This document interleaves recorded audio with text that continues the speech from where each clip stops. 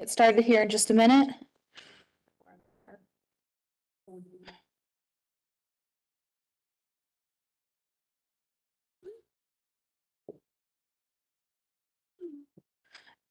Okay, hello, this is the December 13th meeting of the Charlotte Historic District Commission, and we are starting with our workshop.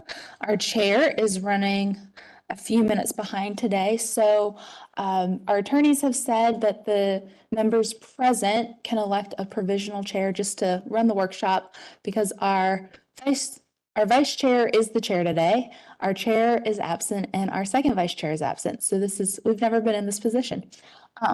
So Attorney Sanchez Myers or Attorney Hewitt, would you walk us through doing a provisional chair? Of course. So the process should be quite simple, provided that we have quorum, which I believe we do. We have 6 members present.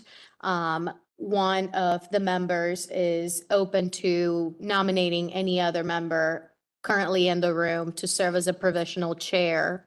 If there's a second to that motion, then you would move to vote, and that would be how you would select a provisional vice chair until Chairperson Parati comes in. Of course.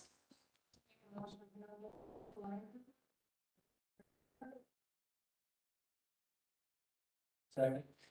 Okay, and do we need a roll call vote? Yes, a roll call vote, please. Commissioner Wojcik, Yes. Commissioner Yes. Walker, Yes. Commissioner Taylor, Yes. Commissioner Bell, Yes. Commissioner Wheat, Yes. Commissioner Lineberger. Yes. Thank you for accepting, Commissioner Lineberger. It should just be for the workshop here.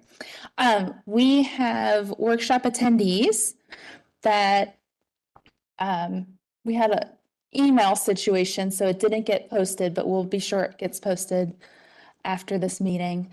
Candace, can you make sure our workshop attendees are able to communicate? I think we have Paul and Carrie and Clark, I believe. Hi, Carrie. Can you hear us?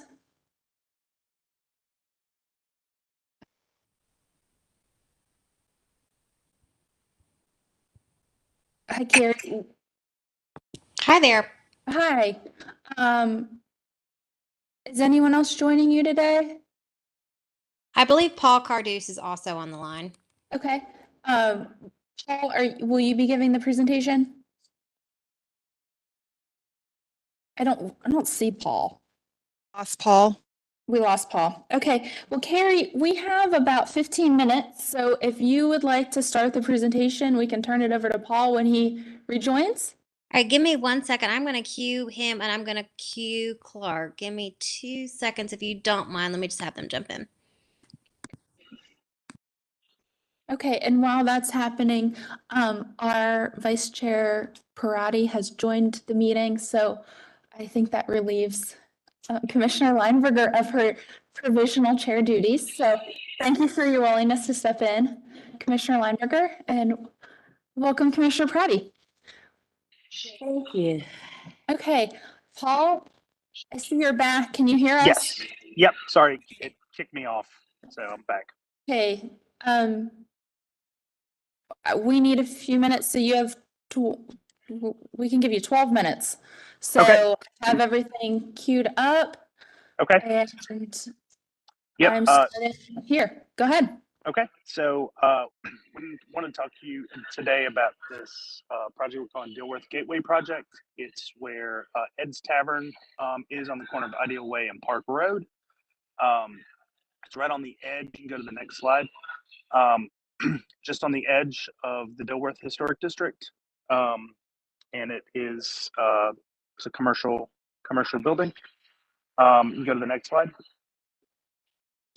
This is Ed's Tavern building today, and there's an empty lot directly adjacent that caught fire many years ago and was torn down. So that's the only standing structure on the site. You go to the next slide. it's kind of the street elevation. You can see where the former building used to be next door. Next slide. And just some more shots of the current building and the parking lot.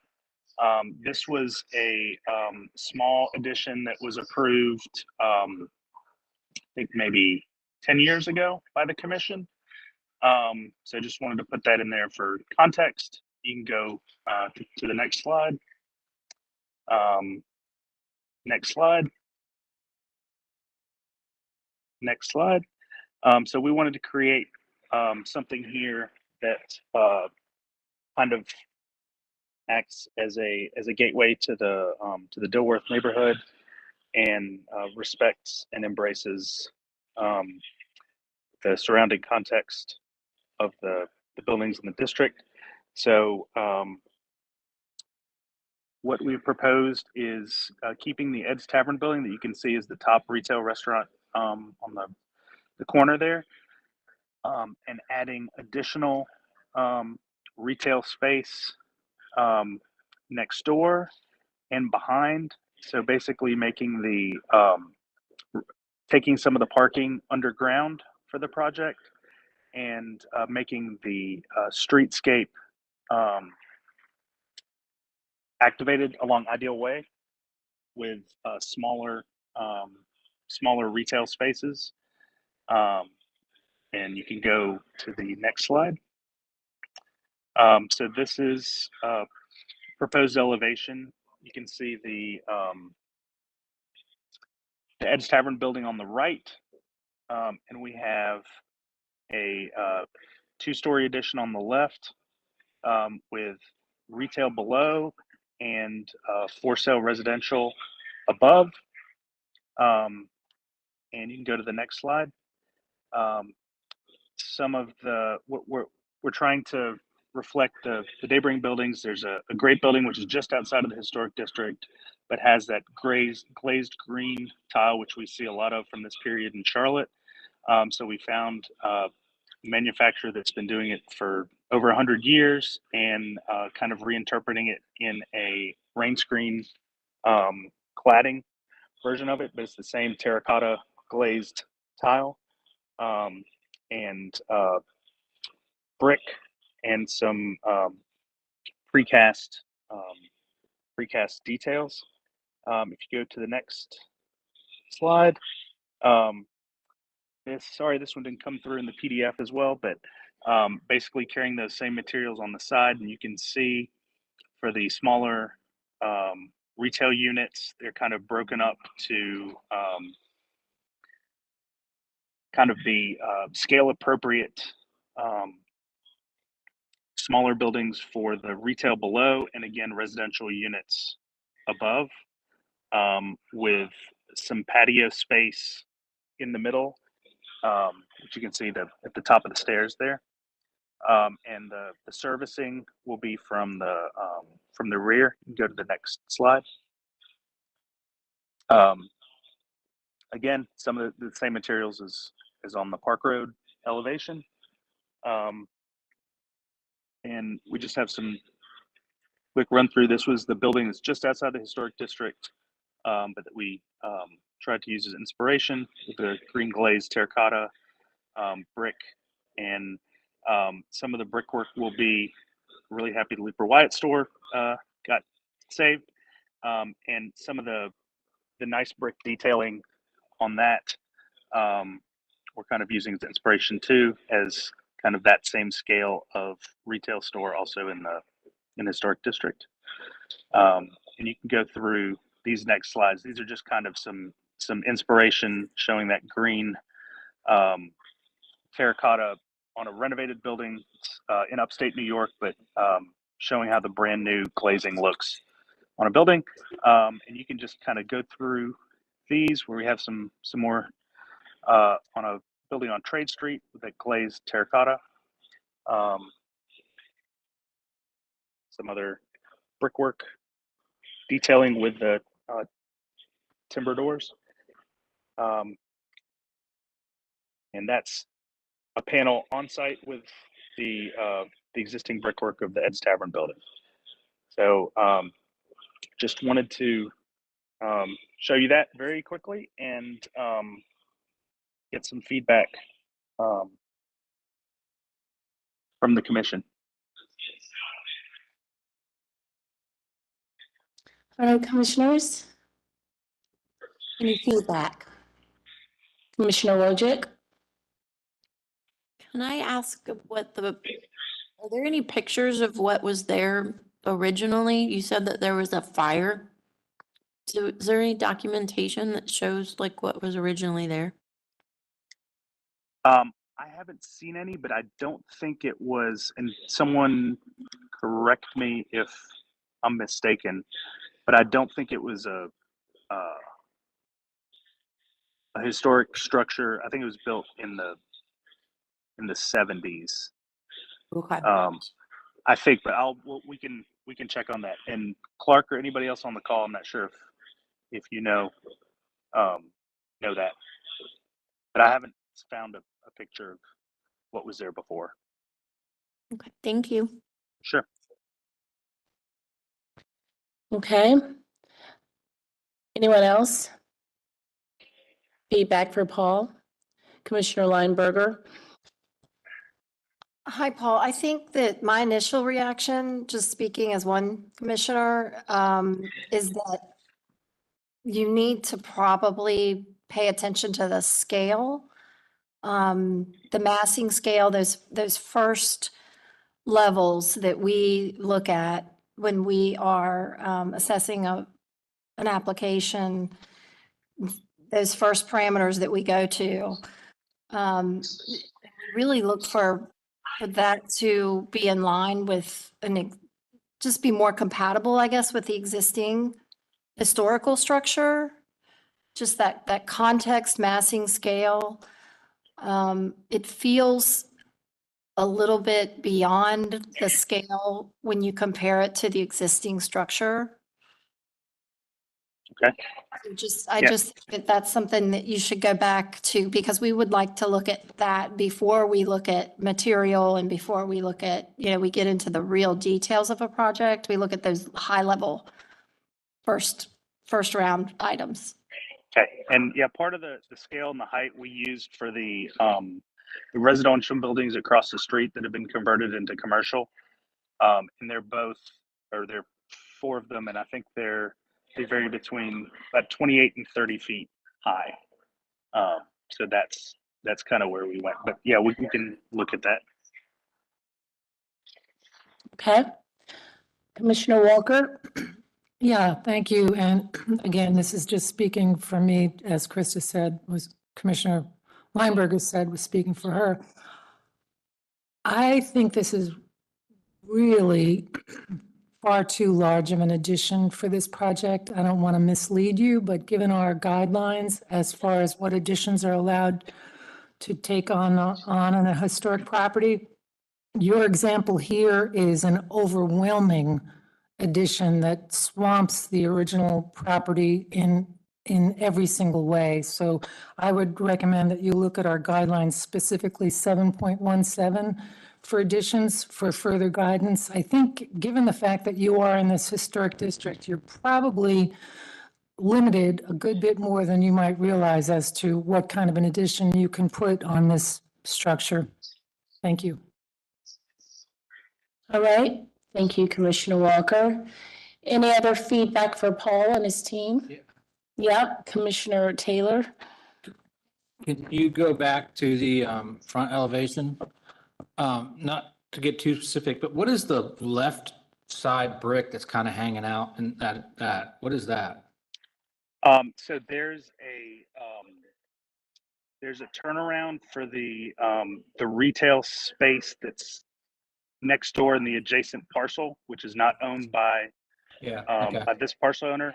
And when they get trucks and things in there, I think they can't really get in and out. So we're just trying to be a good neighbor and give them a little bit more breathing space if something big has to come in that very small parking lot.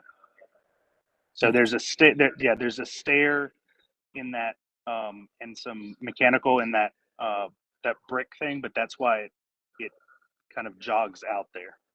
So, All right. I think I follow. So, as one commissioner, when I see Ed's, I see a lot of brick and a lot of glass that's surrounded by brick. And I would pay attention to that. I don't see it that much, as much on this elevation rendering for the addition. okay.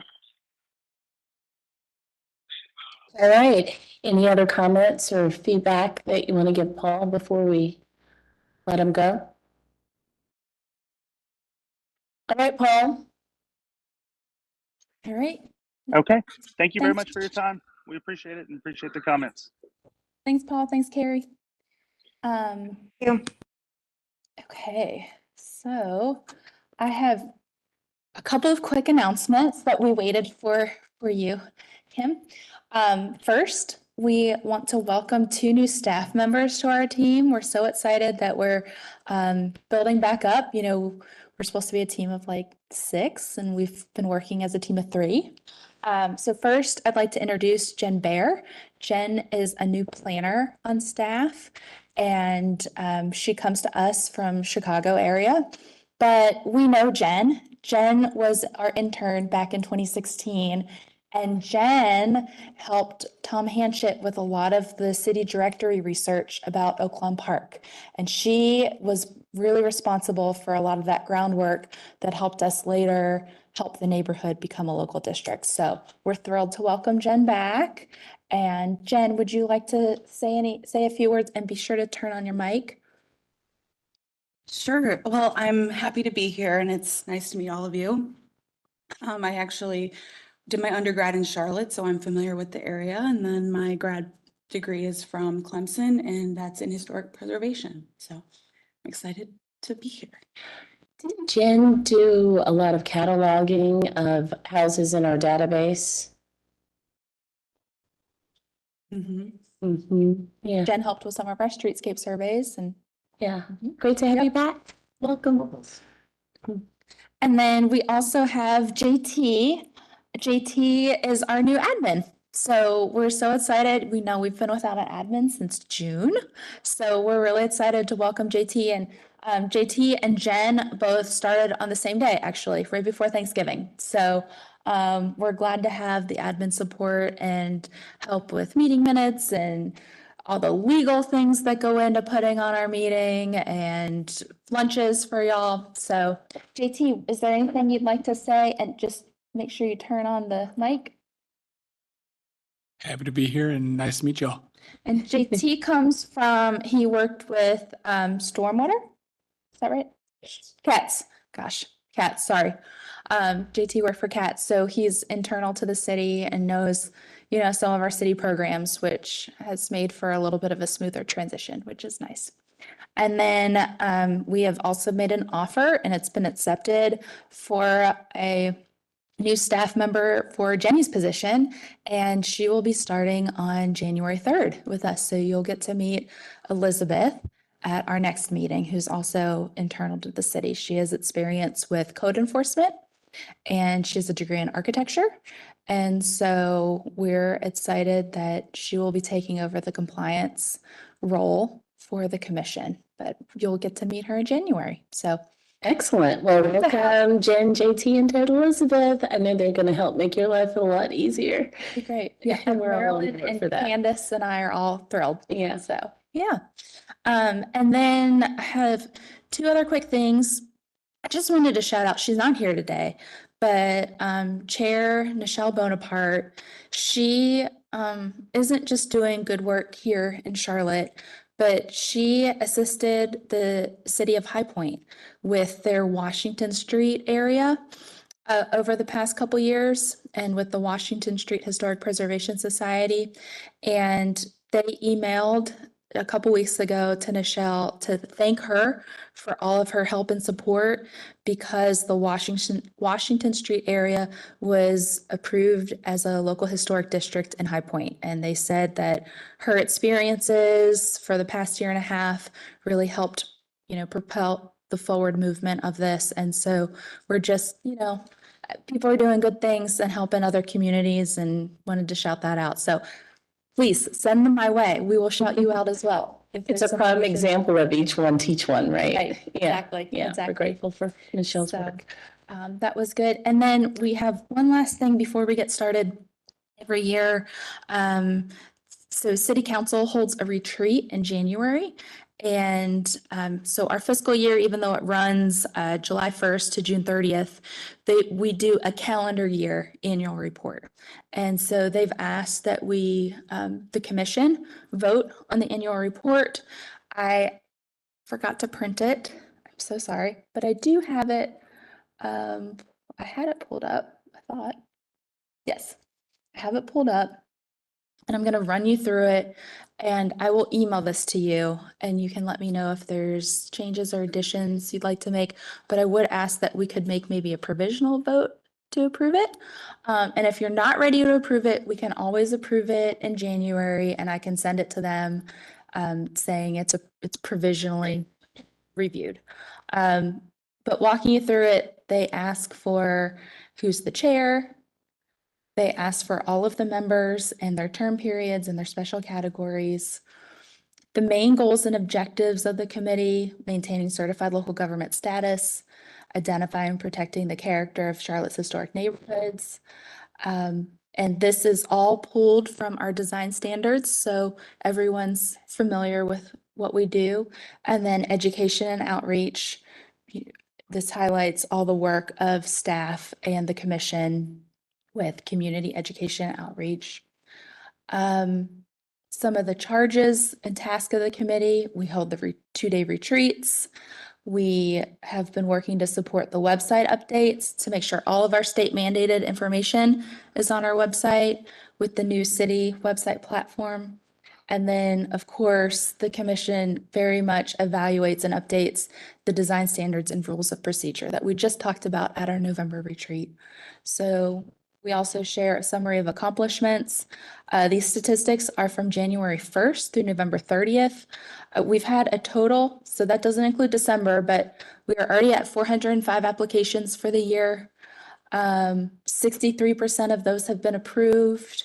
Less than 1% have been denied. 2 out of 405 have been denied. So that, it's education about this commission does not deny everything like we often hear. I've attached the year in review from 2022, and then also shared about how we updated the design standards in April, how we've been working with the UDO and the residential overlay districts, again, that I shared at the retreat, with the street side historic district overlay, all the work about the neighborhood character overlay, information about our role in the National Register of Historic Places reviews, and specific information about our retreats with the alternative materials by Brett, and then the November 3rd retreat with the best practices refresher by the city attorney's office, and our in-depth discussion about meeting procedures, design standards, and succession planning. And then I listed a bunch of the activities that are coming up so they know everything the commission's working on. And then the issue that needs to be addressed is some of the vacancies that we have, and just encouraging them to, even if they know of someone, letting them know that we will be putting people forward. And then also mentioning how much we would benefit from additional members who are practicing architects and contractors, especially with Phil Goodwin's recent resignation. So again, high-level summary of the work of the board. I will email this out to you. Does anyone have any questions or something I've missed? How do you want us to give feedback? It's up to you. Would you like to give feedback now? Would you like to email it to me? Would you like more time with this? Personally, I'd love to take a moment to read it. Sure. So why don't we do this? I will email it to you and you can give me feedback. We'll vote on it officially at our January meeting, and I will send it provisionally to the clerk's office saying it's pending a vote. Does that work? Sounds great. Okay, perfect. Okay. Thank you for your time. All right. Yes. You email it to everyone? Yeah. Okay. I'll send it to everyone, even, excuse me, A even collective commissioners view. who are not here, a collective view to the whole team. Yes.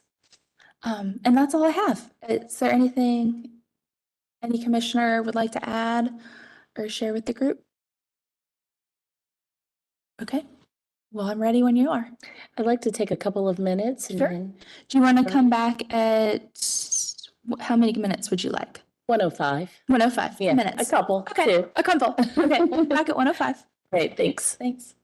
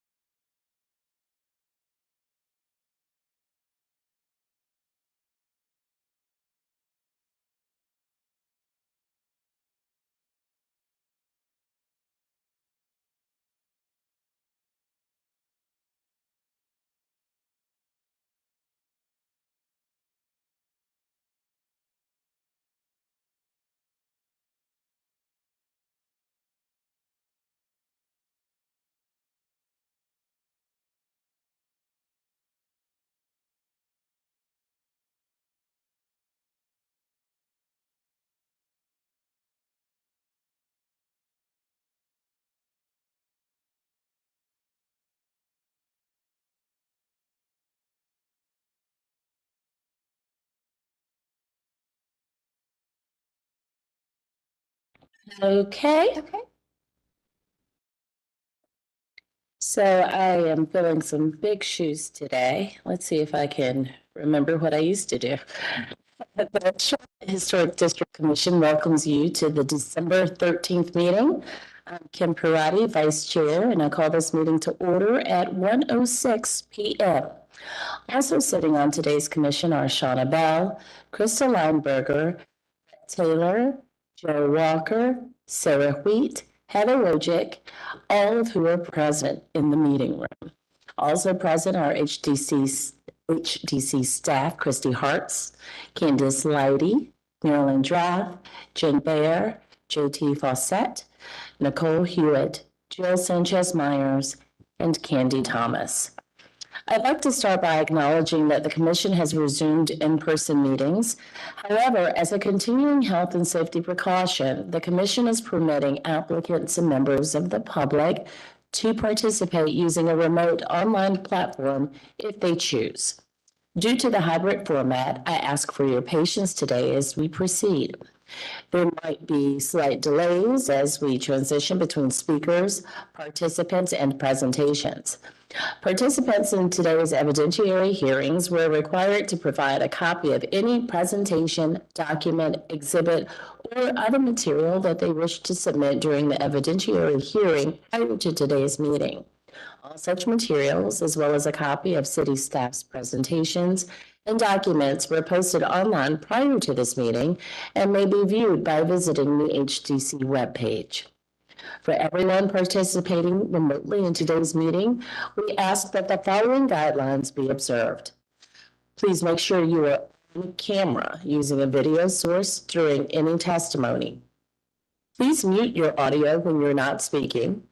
Use only one source of audio, computer or phone, and do not put your phone on hold. Make sure you are in a quiet area. Please turn off or silence electronic devices and do not speak over the person talking, or you will be asked to leave the meeting. Please use the raise your hand tool, and please do not speak unless recognized by the chair or by staff. Because the commission is a quasi-judicial body, any speaker for or against an application must be sworn in. Any individual wishing to speak for or against an application was asked to sign up and provide any additional evidence in advance of the meeting. During the hearing, I will further open the floor to anyone who has joined the meeting today by telephone. When it is your turn to speak, please begin by stating your name and address. The review of each application consists of the presentation of the application and deliberation. The application is presented by the HDC staff. The commission will determine if there is sufficient information to proceed with the hearing. The applicant presents their testimony for the application. Other parties wishing to speak for or against will be given reasonable time to present factual sworn testimony based on the HDC design standards. The HDC may question the applicant and HDC staff members. HDC staff and the applicant will be given an opportunity for rebuttal and final comments. The HDC staff will close the hearing for discussion and deliberation. During discussion and deliberation, only the commission and staff may speak. An HDC member may request the hearing to be open for further questioning. The HDC will craft a motion for approval, continuation, or denial. The majority vote of the commission present is required for a decision to be reached. A final vote by the HDC will end the hearing. If you'll be addressing the commission today, please raise your right hand and respond "I do" to the following question. Do you affirm that testimony and information you are about to give is the truth and nothing but the truth?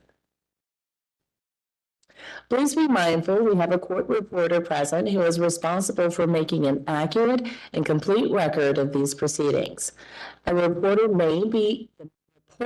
must be able to hear and understand. Everyone present must state their names and addresses before they speak. Speak clearly, loudly, and one at a time. The reporter will interrupt when absolutely necessary to get clarification on what was just said, or to alert speakers that they're having difficulty hearing or understanding. Are there any questions?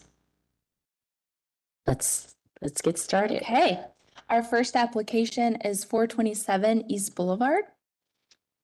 And this is a reaffirmation. So last year, the commission will remember, we extended the deadline to get us final plans from 6 months to 12 months. This was a large new construction commercial project that was under the old 6-month plan submittal. And there were all these things they needed to do. So they're back for a reaffirmation. They have, I have the approved project summary here on page 1. The COA was not issued. The approval has expired. There were a couple of minor changes made to the project, including simplifying the front door design to match the historic building at 429 East Boulevard and expanding the rear entry, both of which staff fully supports. So with that, again, this is on the consent agenda, so I don't think we have any callers. Oh, we have one unknown caller. Hello, if you have called in to the Historic District Commission meeting, can you let us know which property or case number you have called to speak about? So I've called in. This is Jason Schrader, but mine's not for a while. It's for 1607 Dilworth Road West. Oh, okay. I'll send you emails throughout the meeting to give you a better idea of when to hop on. Okay, I didn't. You probably don't want to hang out with us on the phone for that long. But I mean, we No, I welcome do you staying, appreciate but you it. probably have better Sure. things to do. Yeah, Okay. no, my wife and I was trying to consider how long we were going to have to wait. So no, thanks for letting us know. I will start the emails then. Yeah, check your email. All right, thank you. I don't know what you're talking about, Christy. We're loads of fun. Commissioners, any objection to keeping this on the consent agenda? Okay, let's make a motion. I like the motion. Okay, Commissioner Bell? I make the motion to approve this project that it is not incongruous with the district and it meets standards for new construction, chapter 6 and 7. Also that the permit-ready construction drawings are submitted to staff for final approval with the previously approved project items to remain in effect. Perfect. All right, motion made by Commissioner Bell, seconded by? Second. Commissioner Walker. All right, any discussion of the motion? You did say the conditions of the previously approved project Mm-hmm. are to remain. Okay, got it. Thank you. Yep. Okay, let's vote. Commissioner Weinberger, Yes. Commissioner Wheat. Yes. Commissioner Bell, Yes. Commissioner Taylor, Yes. Commissioner Walker, Commissioner Wojcik, Yes. Commissioner Parati, yes. Motion to approve passes 7-0. I have one other consent agenda item today, 2116 Dilworth Road West. It is for changes to an access stair in the rear yard and a new accessory structure. The existing stair project can be staff approved. The reason the project is before you is because of how visible the accessory structure is from the street view. But staff has reviewed the project and believes that the new structure meets all the design standards and will better reflect, so this is the existing dilapidated structure, and the new structure will better reflect the architecture of the main house. And the plans are shown on slide 16, 17, 18, and 19.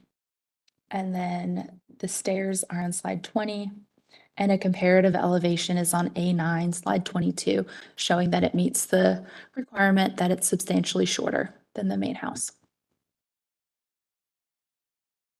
There are a few recommended conditions. Okay. And no one's on the line, correct? No callers. No callers. All right, commissioners, any objection to this remaining on the consent agenda?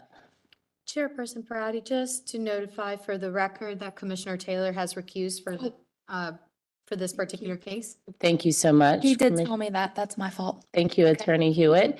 All right, so any objection to this remaining on the consent agenda? No? All right, let's vote. Let's make a motion and then vote. I'll make a motion. All right, Commissioner Wheat. I motion to approve this project because it is not incongruous with the district and meets the standards for new construction for residential buildings, Chapter 6, and accessory buildings, 8.10. And it is approved with the following conditions: that the applicant provide total height as measured from lowest grade, that the applicant provide window and door specifications that meet HDC requirements, provide a window trim detail with dimensions. The shake siding, note that the shake siding should be individually applied shakes, not panels of shakes, and provide foundation details. The recommendation to consider adding a wood skirt and drip cap to separate the foundation from the wood lap siding. All right, so motion made by Commissioner Wheat, seconded by Second. Commissioner Wojcik. Any discussion of the motion? No? Okay, let's vote. Commissioner Lineberger, Yes. Commissioner Wheat, Yes. Commissioner Bell, Yes. Commissioner Walker, Commissioner Wojcik, Yes. Commissioner Parati, yes. Motion to approve with conditions passes 6-0. Let the record show Commissioner Taylor is returned. The next application is 1801 Washington Avenue. And I believe, are they in the office? They are in the room. Hi, hiding behind Jen. Come on up, Tim. Have you been sworn in? Perfect. Let me pull it up here.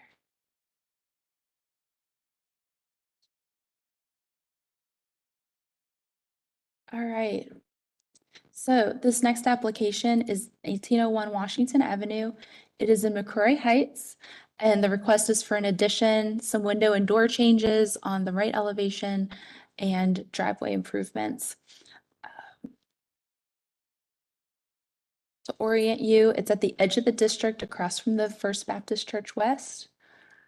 And here is what the current conditions of the exterior are. And context. And with that, I will turn it over to the applicant. Timothy, if you would state your name and, turn on your mic so it hits green. Perfect. And if you would state your name and your address for the court reporter. Good afternoon. I am Timothy McMullen. My address is 190 Baden View Drive, New London, North Carolina, 28127. Thank you. Okay. Do you need last name spelled? Okay, thanks. Timothy, I will scroll through the presentation. You let me know where you'd like to go. The floor is yours. Okay.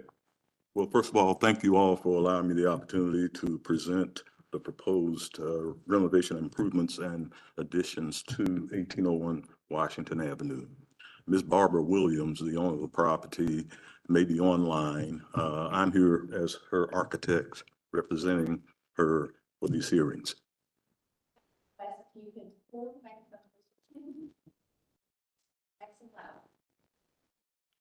Certainly. Again, thank you for allowing me to present the plans for this facility, 1801 Washington Avenue.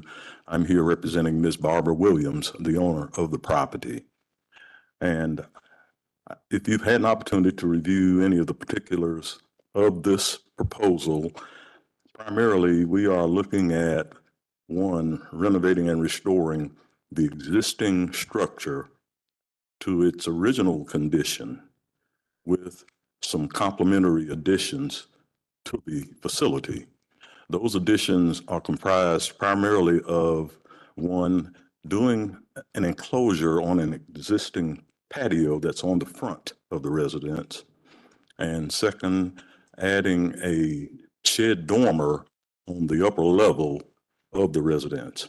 As you all perhaps are aware, homes of this vintage were well accommodating for the times, but as one tries to upgrade, there are certain challenges, and space, outside connectivity, and general improvements are some of those challenges. And what we are proposing would be to enhance the existing structure, hopefully improve connectivity to the community.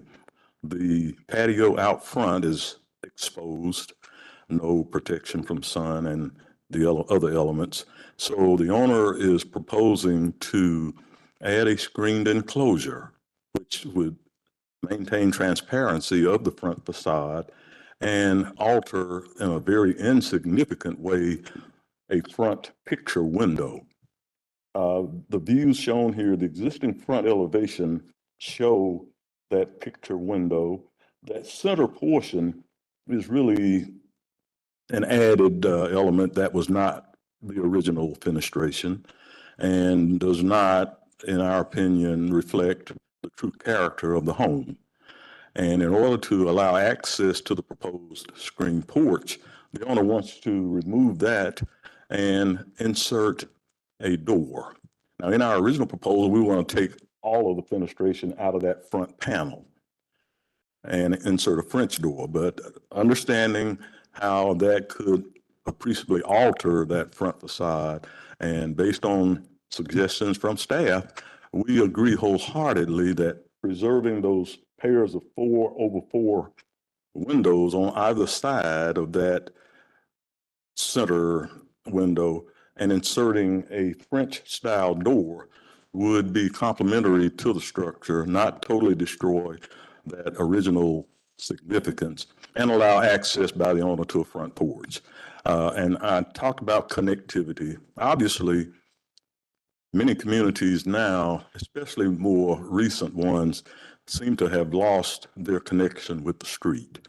Patios, decks, and things are normally placed on the rear of those structures. So there's very little opportunity to engage with passersby, observe activity, and just feel like you're integrated with your neighbors. So we certainly feel that Allowing this enclosure on that front porch will help to enhance the residents, also to improve connectivity with the community and be a benefit to the overall area. The other proposed addition, if you would, excuse me, let me just mention this. The roof over that proposed porch would be a standing seam metal roof, not a crimped 5V barn type roof, but a true standing seam metal roof with caps over the joints at each panel.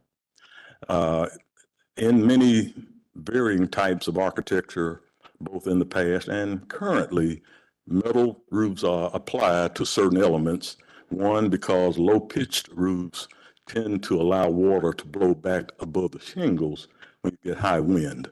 So a continuous metal panel helps to improve its weatherability. Also, that varying material from the typical roof shingles adds interest. And I'm sure you've seen homes with bay windows, dormers, small porches, and other appurtenant items where a contrasting metal type roof is applied in conjunction with regular shingle roofs. So it is our contention that this certainly enhances the structure and is in keeping overall with varying styles of architecture. The other part of that front entrance, I just want to mention the transparency. With screening, obviously, you'd be able to continue to see the original facade, and that would certainly not take away from the total front of the structure. Thank you. Next panel. The proposed shed dormer is around on a side street, Fairfield. That dormer will be visible from the street. However, it's sort of bracketed between the side gable, which is the primary element of that side of the house, and a rear chimney.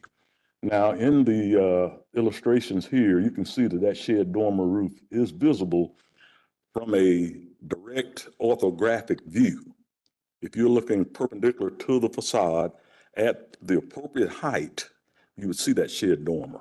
However, based on the angle of view for one who is on Fairfield Street, on the opposite side of the right-of-way, looking up towards that roof, you would not see that metal panel there. And there is an exhibit, if you could pan a little further, where we added a little detail to reflect that particular element.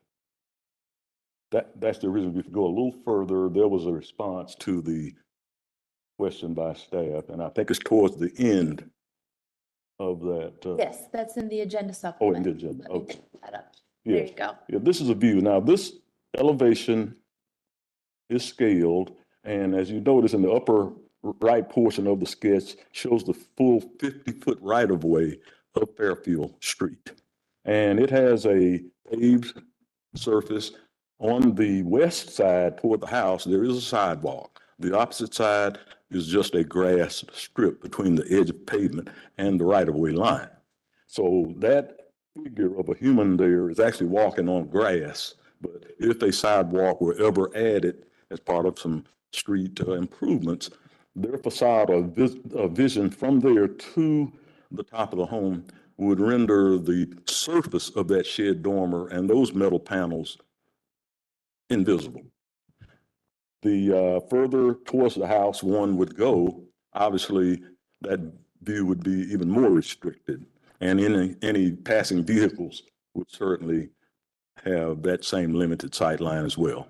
So again, we're proposing a metal standing seam roof for the shed dormer, and the pitch on that roof is only 2.25 to 12, which is fairly shallow, fairly low, and normal good construction practice suggests that any pitch lower than 3 to 12 that has shingles on it could be subject to water blown up the slope and into the cavity between shingles, and ultimately could get into the structure itself. So those are generally the two major elements that we're adding to the facades, both the front and side. We are on the opposite side from Fairfield Street, moving a door and window and reconfiguring that side to allow better access to the interior and adding a small canopy over top of it. Again, we're proposing a standing seam metal roof so that there's some continuity to these pertinent roofs on the structure and to afford protective cover for the owner as she comes and goes.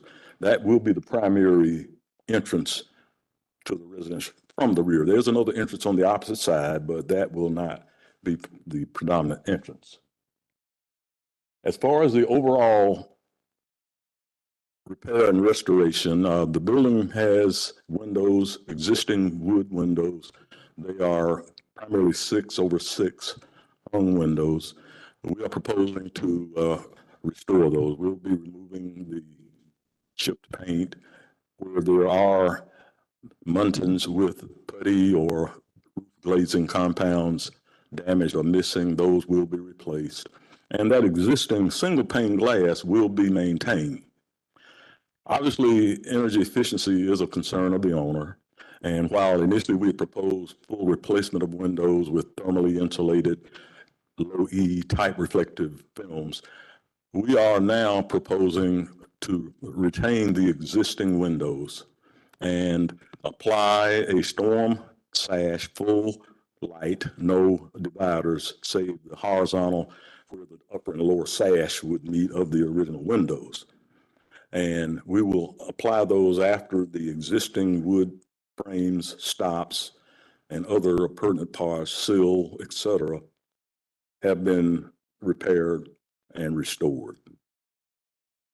So that is what we're proposing for that. As far as the rest of the exterior, we've got panels on the louvers that are missing and will be replaced. There are elements on soffits and limited overhangs, the fascias, and other components that will be restored. As much as possible, we will reuse those existing pieces.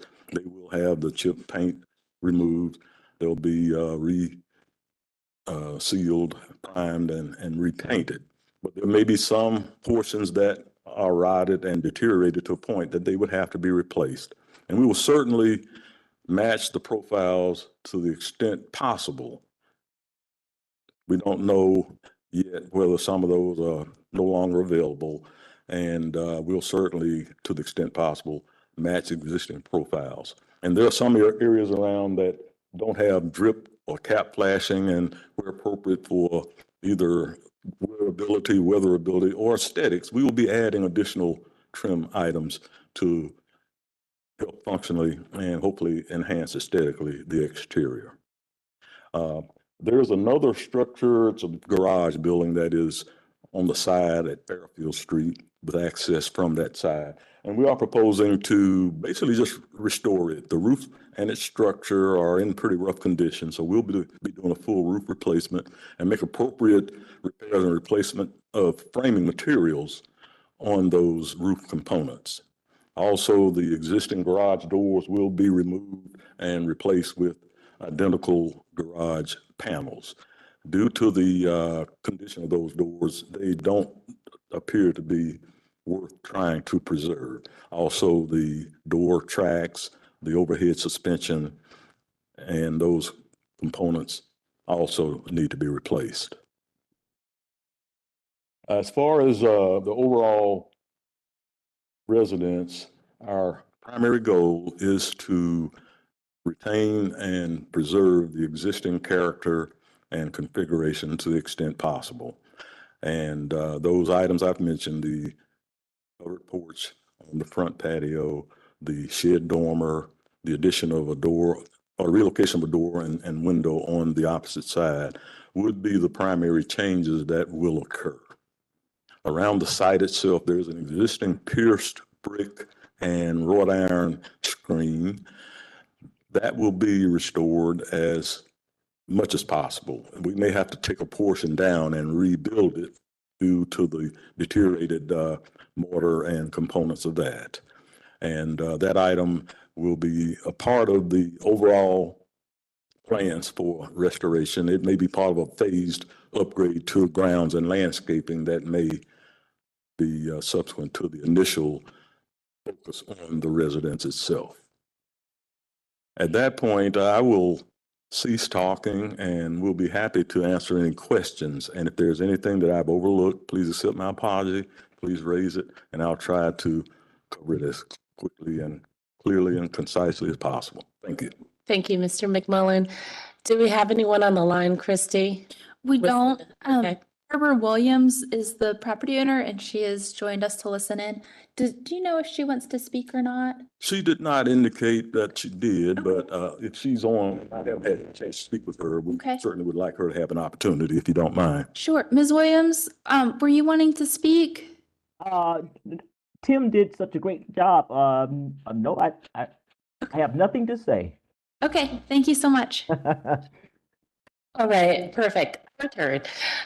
Thank you so much, Mr. McMullen, for your thorough presentation, and to you, Ms. Williams, for breathing new life into the property, restoring it. That's what we like to see. I will start with just some challenges I had so you can speak to them. My initial challenge was with the screened-in porch because when I was looking at the context of that street in particular, I didn't see the context for it. I drove around a little more and there are a few houses on Patton that have a porch or a partial width porch. So I can get past that and look, it's easily removable and it would not harm the house. The challenge that I have is that will not go away is the second door. The second door kind of flies in the face of a couple of our standards. I'm looking at 4.14 in particular. So there is standard number 6, avoid adding new openings or changing existing openings on primary elevations. And then there's another one, it's 4.14, number 14. Let me make sure that this is it. Okay, match window replacements to the height and width of the original openings. And so to your point, with this being a screened-in front porch, you're still going to see the primary elevation. And we try really hard not to change the primary elevation. It is the face of the house. And so putting another door in feels like giving it 2 noses, if you will. So that is something that I'll bring up during deliberation. I want to bring it up now so you can speak to it. Certainly, and thank you for riding through and checking the context. I think you'll find that McCrory Heights has a wide variety of residential structures. Both Ms. Williams and I grew up close by that neighborhood, have friends, relatives, and others who reside there.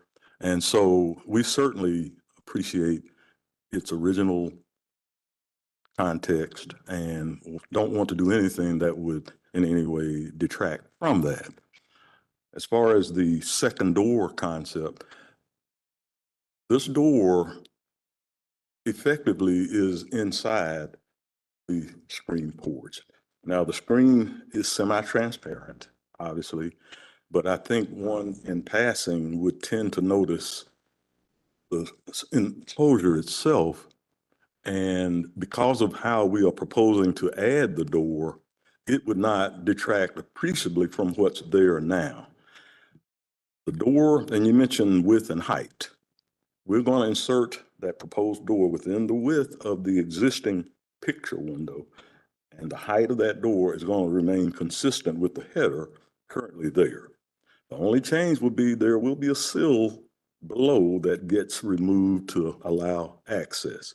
And this is just access from the living space out into the porch. It's not an access to the exterior beyond that point.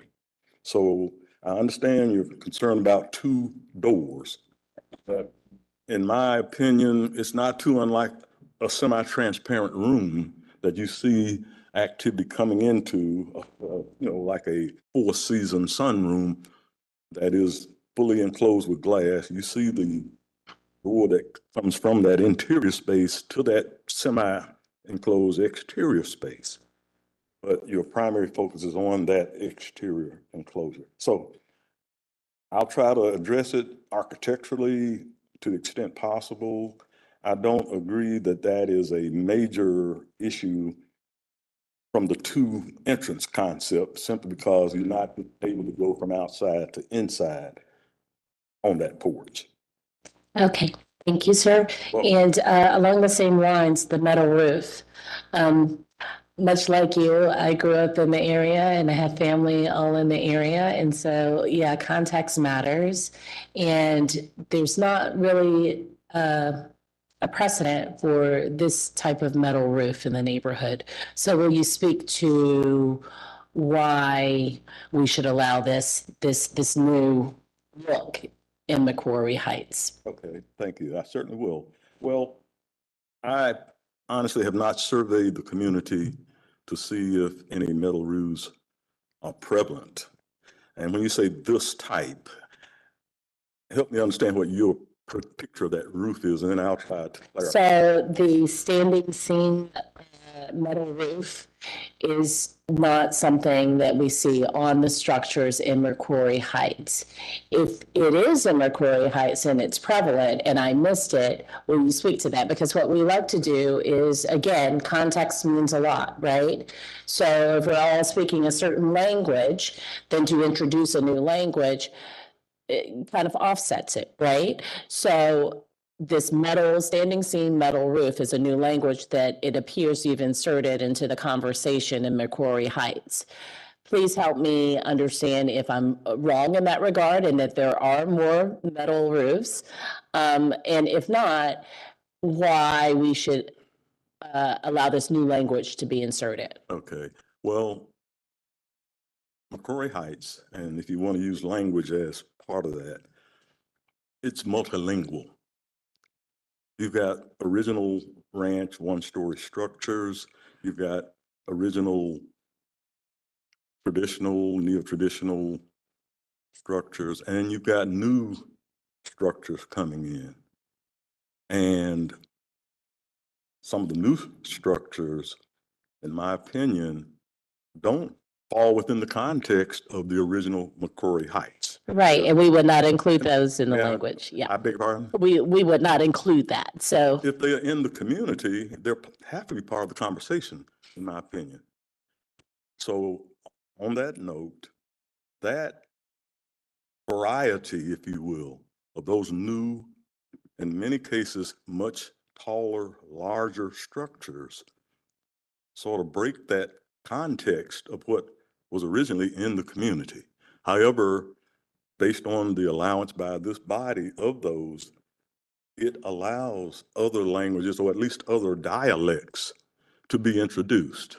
So that singular metal roof panel, in my opinion, is just a colloquial expression that is part of the vibrancy of that community, and that adds its own interest and charm, just like those other larger languages, those other dialects, those other colloquial expressions do. So I would venture that it helps to enhance. And while I know the focus is on McQuarrie Heights, if you look at Miles Park, Dilworth, Elizabeth, Plaza Midwood, that type of roof is not unusual. And it adds to the languages expressed contextually throughout all those communities.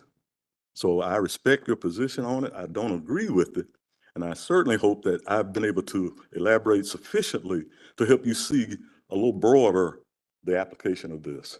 You have, and I think that this is a great opportunity to let people know, because McQuarrie Heights is a relatively new neighborhood for us, a new district, that it is in our standards, this document that we use to guide our decisions, that each neighborhood is something special into itself.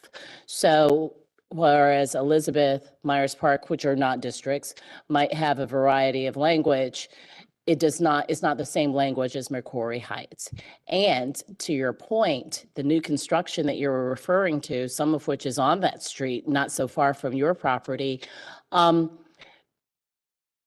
they were done before we became a district, before McCrory Heights became a district. And so whenever we are looking at precedents for something that we do on one of our historic homes, we don't look at new construction. We look at the historic properties.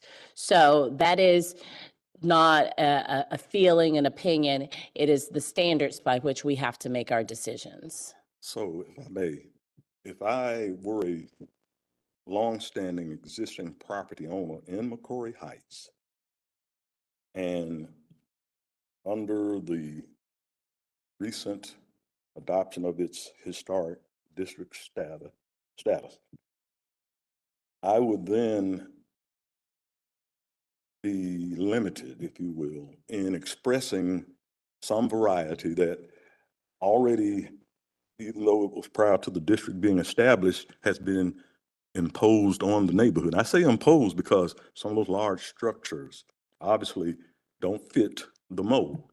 But am I to be penalized because of that, and because a new designation of historic totally straps and suppresses my ability, as long as within the overall context, it's not creating any significant or overburden type of change?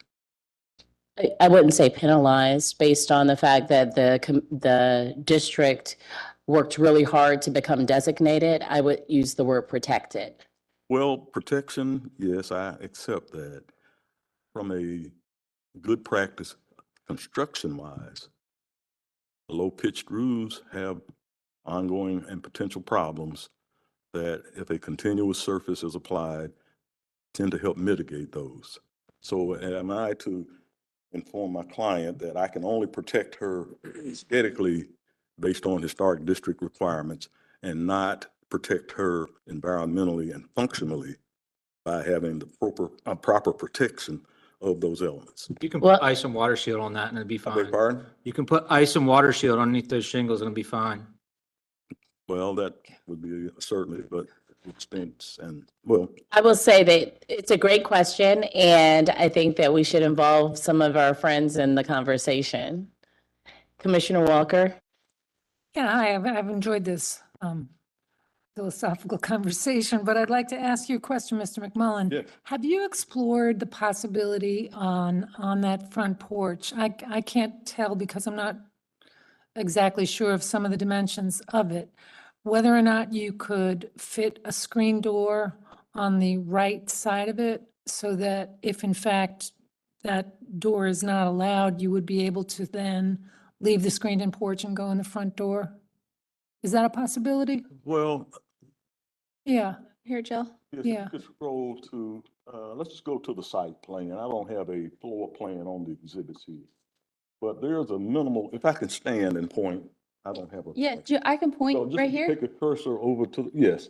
Now, potentially there is enough space for a door, but I think that's, in my opinion, flies in the face of the point made earlier about adding another door on the front of the facade. No, in this case, you would be able to maintain the important openings of the historic front house, that being those windows, and not adding another door, which is out of character to that house. You'd still be able to get into the screened-in porch and just go in the front door.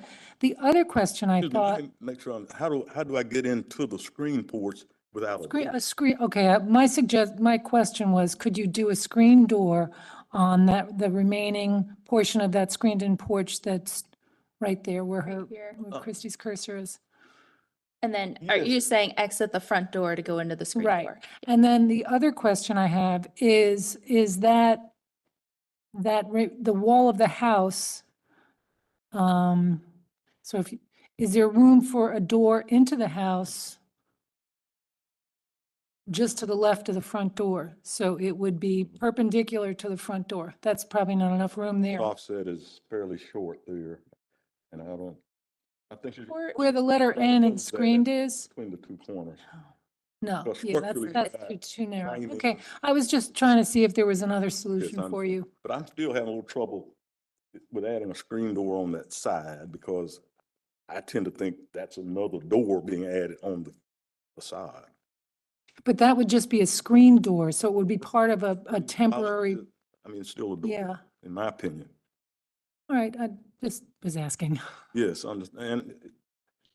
Me and Ms. Williams, if she does not overrule me, are wanting to cooperate and work within the guidelines of the Historic District Commission and its rules. But we certainly want to express our interest and our position. Mhm. And if you oppose it, that's all acceptable and understandable. Okay, And thank we'll you. certainly look at working other alternatives. Commissioner Taylor? Yeah, so can you go to the section detail of the screen? What page is this? Slide 21. That's it, yeah, on that detail there, yeah. So I'm struggling with that detail and how it's going together and the elevation that you have. And so it looks, so how's that screen attaching? You have a baseboard that runs the whole length? And then a fiber cement cap on top of that? Horizontal is obviously part of the frame. Mr. McMullen, do you think you can take your mic with you? Thank you, sir.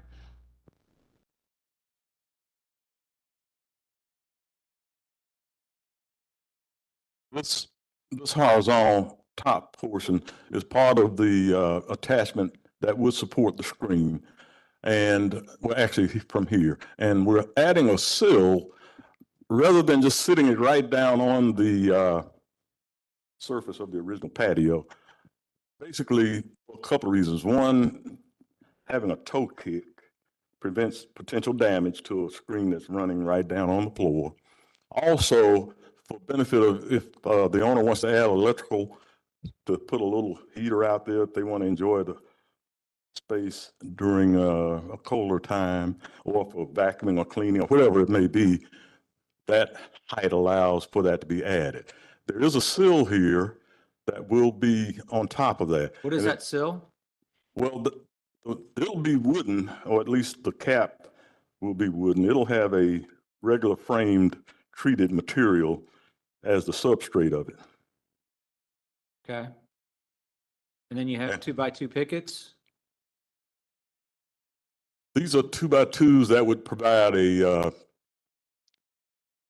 are at 5 inches on 7. These would provide basically a safety area. The porch itself is about 30 inches off the ground. It's not at regular porch height, but as a safety feature. Yeah, I get that. What is, and then you have tile and it looks like brick below that tile that is flush with something? Well, this is the existing patio brick. It's an old brick paver surface that's broken up and deteriorated. The brick facade along the front is existing, and the footing and all are existing as well. And we'll be adding a finished floor surface here and framing the vertical support for the porch.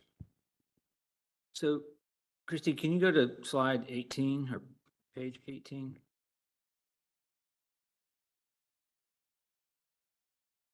So all of that porch is existing behind those shrubs? Yes, the porch extends out a little ways from where the step coming up and landing occurs. And then it runs continuously along here.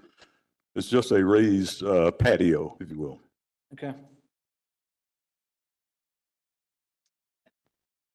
Explains it, yeah. Okay. Commissioner Wojcik?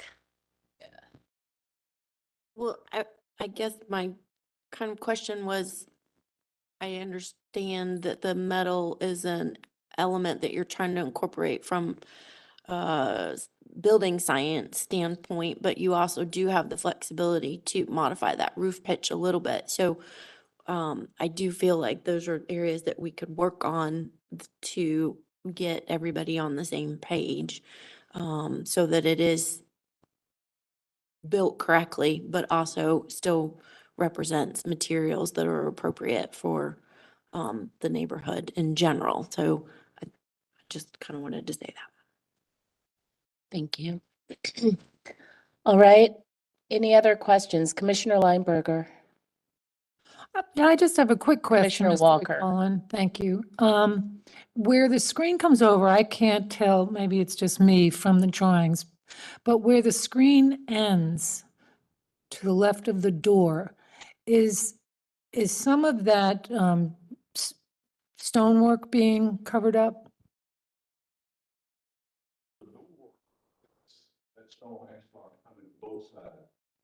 Mr. McMullen, if you'll grab your mic. I know, it's counterintuitive. We want the people at home to hear you.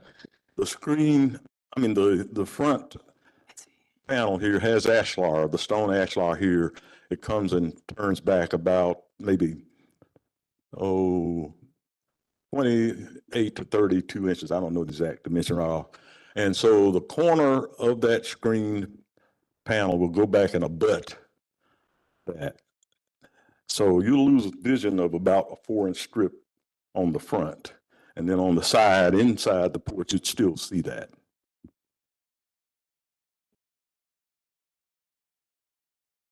All right. Commissioner Walker? Yeah, thank you. Okay. Commissioner Lineberger? I just have a quick question. The existing window that you would like, where you would like to put the door to the screen porch, what is the width of that window? That the window is about 42 inches roughly, sort of, center frame to center frame. So we'll be able to fit a standard 36-inch French style door in with appropriate framing and stops for that opening. Okay, and then how wide is the front door? The front door What's is the width a of the standard front? 36-inch front door. The front door is a 36-inch door? Yes, Thank you. you're welcome. All right. Any other questions for Mr. McMullen? Yeah, okay. Mr. McMullen, is there anything you'd like to say before we close for deliberation, sir? Thank you for your time and consideration, and I'll be happy to answer any subsequent questions today or later in this process. All right, thank you. We will now close for deliberation. Commissioners, thoughts? Chairperson Parati? Yes. Just really briefly, as you guys start your deliberation and look at the standards that you have to consider, just wanted to remind, as I heard some of the conversation steer towards context and the context that you have to consider within the district, looking at 6.20 that talks about additions, that particular standard refers back to all other preceding standards in Chapter 6 and states that the additions, designs for new additions should follow the standards for new construction of the preceding pages for all elevations. So with that, I'll point you back to 6.1 through 6.3 that talks about context, but specifically just in 6.1 where the standard specifically talks about the design should respect and not compete with its historic district neighbors because preservation of the distinctive character of the district is the overarching goal. So as you guys consider the context within which you are evaluating this project, I would just point you back to these standards and point you back to the fact that the context that you're looking at is the context of the historic district itself. Thank you very much, Attorney Hewitt. So with that, I'll kick off discussion and say what I said to Mr. McMullen. I can get behind the screened-in porch to Mr. McMullen's point of view, or not point of view, to his point. It allows for connectivity, which is something that we really appreciate in our neighborhoods. Yes, there are not a lot of screened-in porches. Definitely, I didn't see any screened-in porches. There are some porches, covered porches within the district. Most of them are asphalt shingles. Definitely no standing seam metal roofs. Not for historic, right? So, and I have to say that it will be very difficult for me to get behind changing the primary elevation. And this one has a couple because it's a corner lot, but to Mr. McMullen's point, you'll be able to see through it. It's two faces, two noses on a face. And our standards are very clear about our charge in that regard. As far as the dormer on the side, walking that area, I don't know how you won't see the metal roof, but that's a moot point because, again, I'll go back to the fact that it's just not prevalent in the neighborhood. I didn't see any, even on the new buildings, which are not, to our attorney's point, to be considered when we're looking at new construction. I do have a question about the canopy on the side, on the right side elevation that's over both the side door as well as the window. I'd love to get people's feedback on that. But right now, my sticking points are the second front door, secondary front door, and the materials that are being used on the dormer, the canopy, and the porch roof. Commissioner Wojcik. So when I look through the windows standards, metal roofs, it specifically says that standing seam metal roofs are not commonly found in the districts, and that's a lot of districts, and specifically McCory Heights. And when I drove through there, I did see a substantial amount of front porches, and there is a pretty eclectic style of architecture in that area. But again, metal roofs were not an element that were incorporated in the historic houses. And our window and door openings specifically say that we're not supposed to enlarge or make them smaller, primarily on the front elevation. But so I feel like those two elements are definitely supported with our rehabilitation 4.14 and 4.5. And then porches are actually encouraged, but we do also have the element of some material changes on there as well, that they want to put down that tile. And I feel like the tile is inconsistent with the historic materials that we would typically see, which would be more of the brick. Commissioner Bell. But is that tile noticeable from the street that's on the inside? I agree. That's a great Okay. question. That's what I was going to say. Yeah. But if we removed the screen porch, it would be more visible. If May I just say, go to your guidelines Yeah. for, or your standards for porches and porch flooring. I think you'll find the answer. Okay. While we pull that up, what other feedback or what other thoughts come to mind, Commissioner Wheat, about this particular application? Well, I actually wanted to ask about the right elevation. I know it's not a primary elevation, but how do folks feel about changing the openings there, sort of swapping the door for the window? I don't mind it. When driving by, it was set back a little, and we've done that with houses when it's not on a main elevation, or when you can't really see it as a pedestrian walking through so easily. We've allowed that for programmatic changes on the interior. And I have the same sentiment. I feel the same way. Just wanted to check the pulse. But also, the new, what's it called? Canopy, I guess, is what they're calling it there. It seems also not in line with our standards. Okay. All right. Commissioner Walker, what you thinking? I have a little bit of a concern with that canopy as well. I'm not sure. I believe that's going to be fairly visible from the street, so I'd like to talk about that. The dimensions of it, I don't know how far out it comes, but it's got to be of a nature that would be quite visible. And I did not get a chance to drive by that house, so I'm going to trust that these window and door changes on the right elevation are not really visible from the street. And given that, I'm good with that. Not so visible. I mean, not so visible that I wouldn't, I personally, as one commissioner, wouldn't have a major issue with changing that up like I do on the front elevation. Commissioner Wojcik? And we're talking about allowing the front porch to be built because it's something that's removable. I kind of feel like that's applicable to the right side as well. And that is just kind of an attachment. It's not damaging the structure or truly from that standpoint. Okay. Commissioner Bell? I just have a point of clarification. This might be for Attorney Hewitt. So given that McCrory is new and there is construction that is not unaligned with the neighborhood before the district was formed, if those homeowners wanted to do something now, they would have to come before the district, right?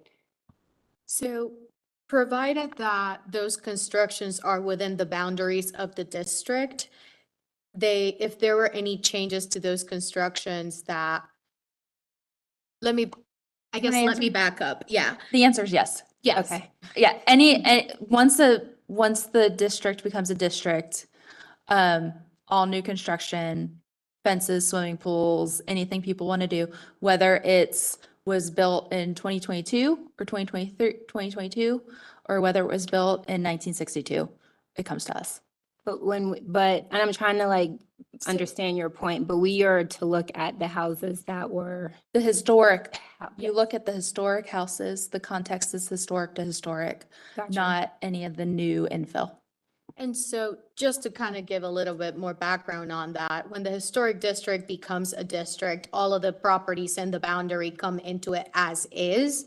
And so, for example, in the historic district, if there were a property that for all intents and purposes wouldn't comply with the standards, but it came into the district as is, it would be what's called a legal non-conforming structure. So we would just let it be. But if the owner of that home wanted to make any further changes now in the district, when that home is part of the district, then they would have to come before the commission, and whatever changes they would propose would have to comply with the standards.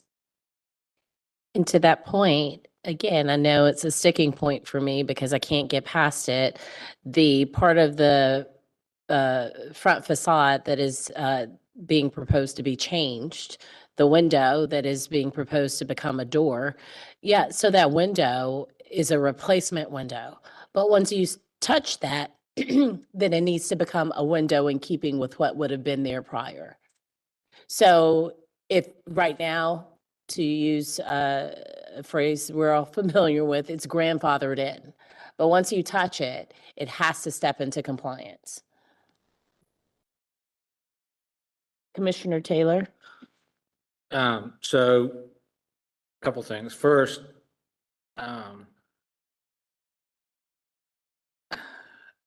think the door is it's a thoughtful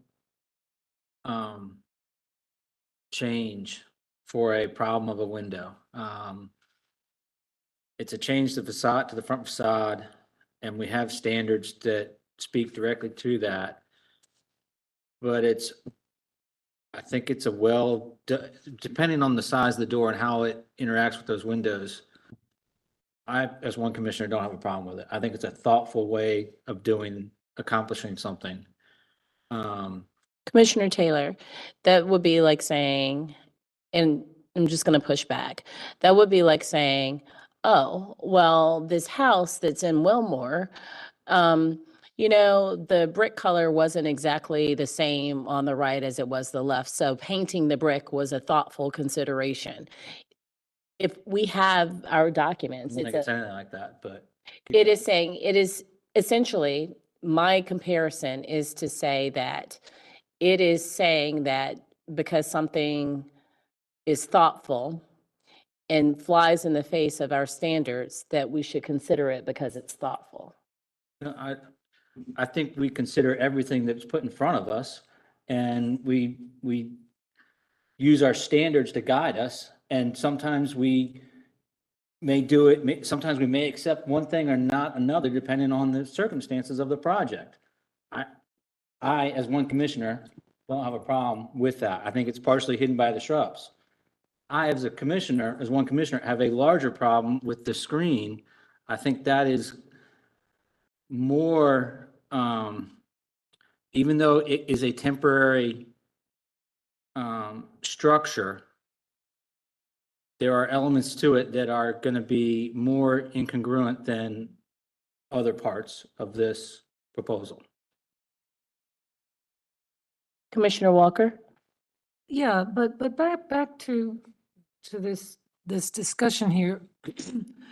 This house has one front door and a bay window on one side and a double set of windows on the other side. So if I'm gonna look at this, I mean, from the mothership, which are the Secretary of Interior Standards, number 2 states the removal of historic materials or alteration of features and spaces that characterize a property shall be avoided. That house has 3 openings in its front, and to turn one of those 3 into another door flies in the face to me of that number 2 in our Secretary of Interior Standards. Even if I ignore all of the guidelines that have been crafted since then, these 10 things to me are kind of like Bible in terms of the strength that they carry. So for that reason, I'm really struggling with turning a window in a house of this, nature into another door. Okay. Commissioner Lineberger? I want to circle back to how you started out our conversation or our dialogue with Mr. McMullen, which was, this is exactly where I started, was 4.14, number 6, avoid adding new openings or changing existing openings on primary elevations. That's the standard.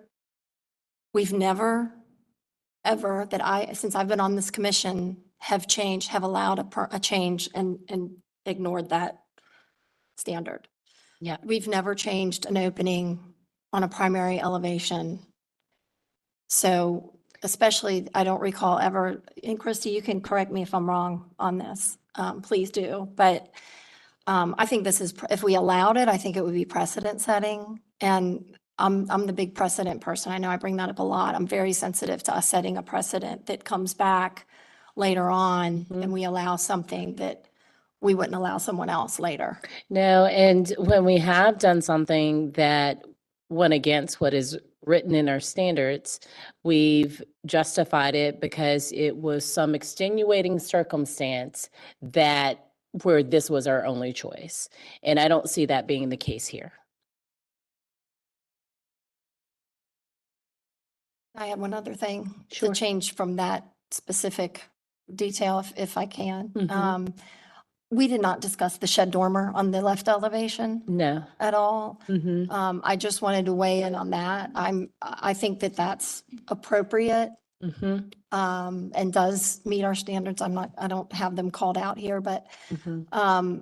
I would just say that the only thing that we would need to address on that is, again, that it looks like the standing seam roof Mm-hmm. detail again, that we would need to discuss. And then the windows, I think, would need to be more appropriate Mm-hmm. and more keeping with the existing window structure openings.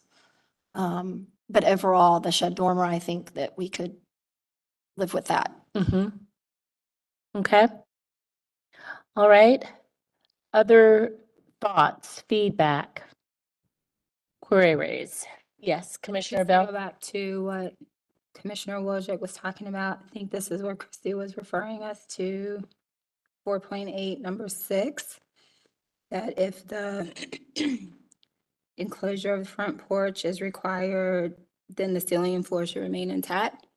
Or the project is completely reversible. So what I don't know is if what was being proposed is reversible. Okay. All right. So we need to address that. There was also our attorney alluded to it. I think I don't know if she read it, if this is the one she read, but I want to, where is it?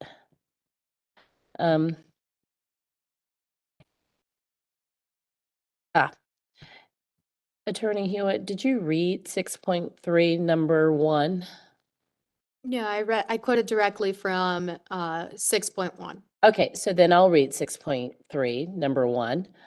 Non-historic buildings within the historic district and in the context of the proposed new construction are not considered as context for any new construction. Non-historic buildings within the historic district are not considered context for the new construction. So just, again, these standards are our foundation. And so I think it always helps to share this information so that we can move through in an informed way. Okay, so why don't we go through the proposal? It's in 2 parts, and it sounds like one of the parts we don't really have a problem with. So let's get to it. Hold on. So, part 1 of the proposal is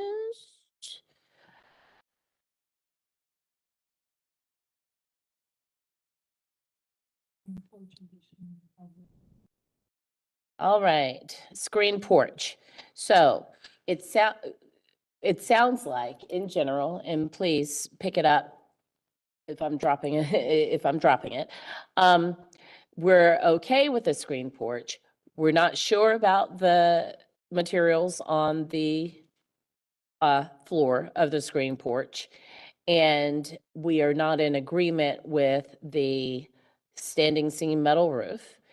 And I, for one, believe that the secondary door flies in the face of our standards.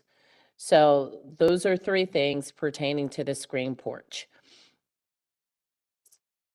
What do we say to that? Because we could very well break this up into different pieces so as to allow Mr. McMullen to move forward. Yes, Christy. He also, the applicant also threw in about the garage doors on the accessory structure, which you might want to consider. Should I pull up, a picture?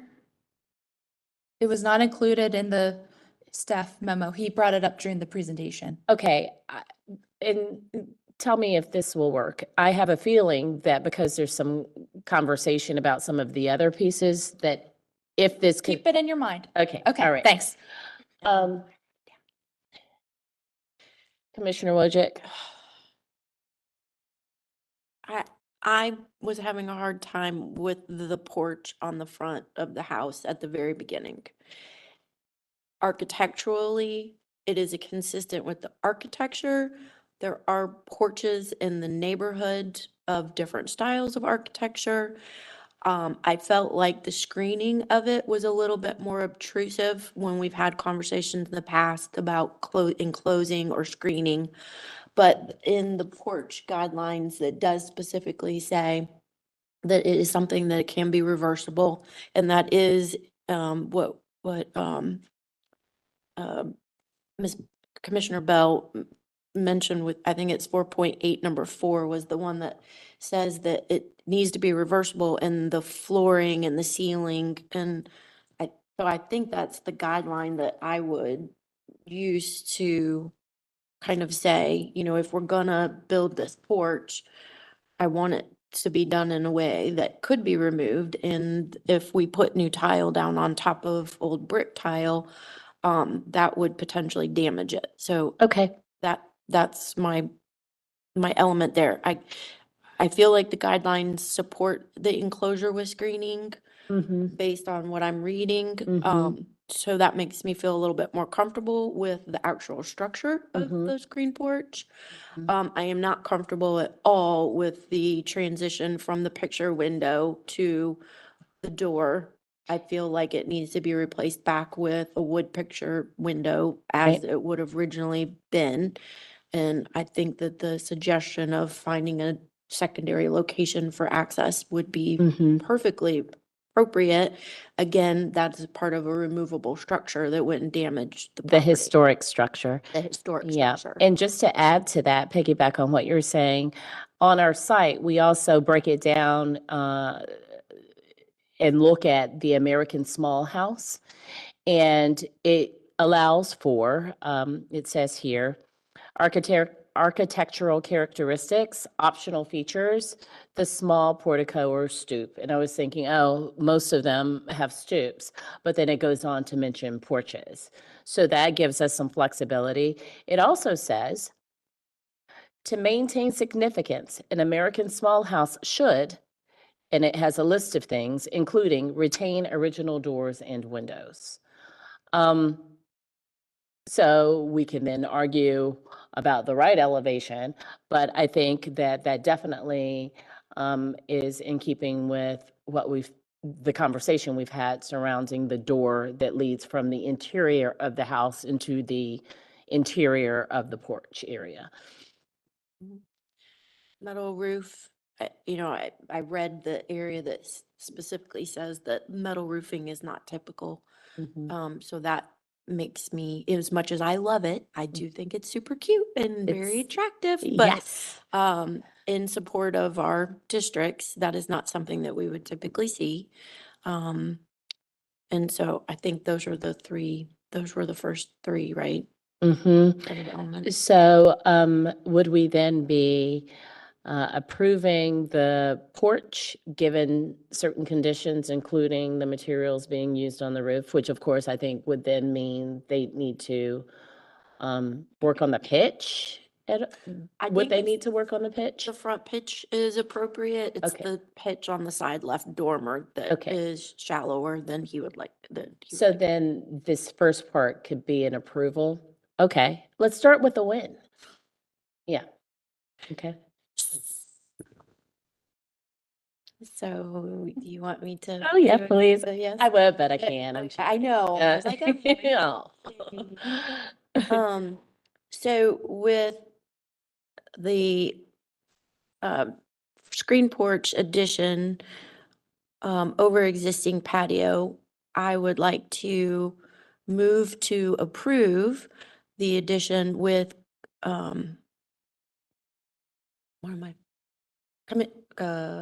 conditions, with conditions. Yes.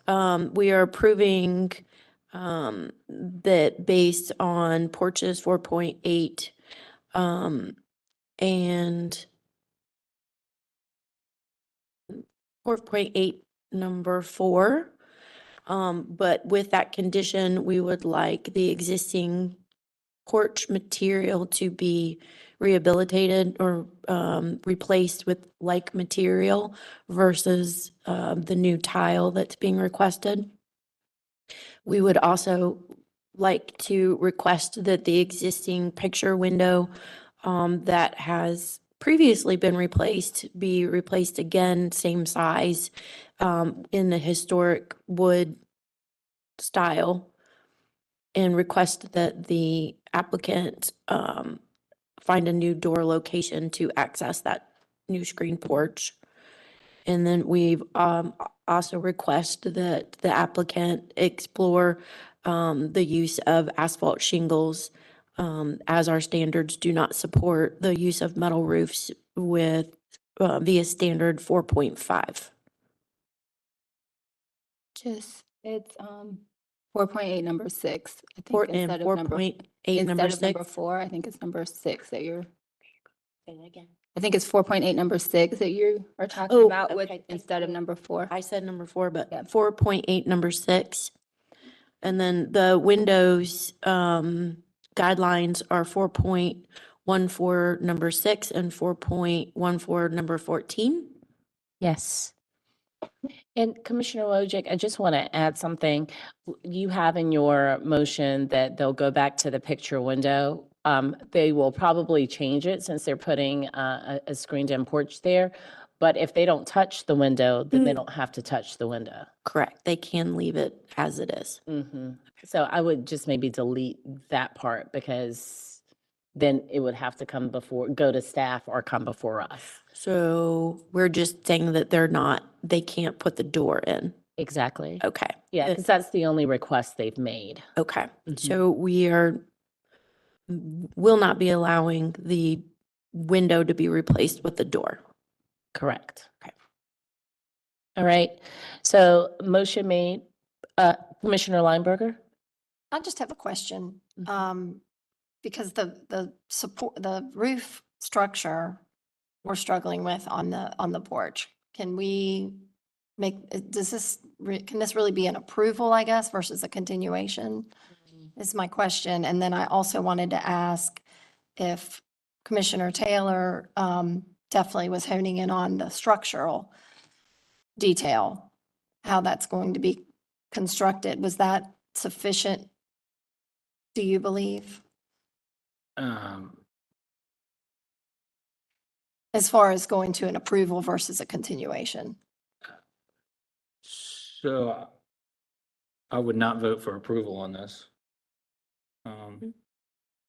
So I don't think there's a. So you think it's more of a Fine. continuation? Okay, so no approval on the front porch. And will you just give us some more of your feedback, Commissioner Taylor?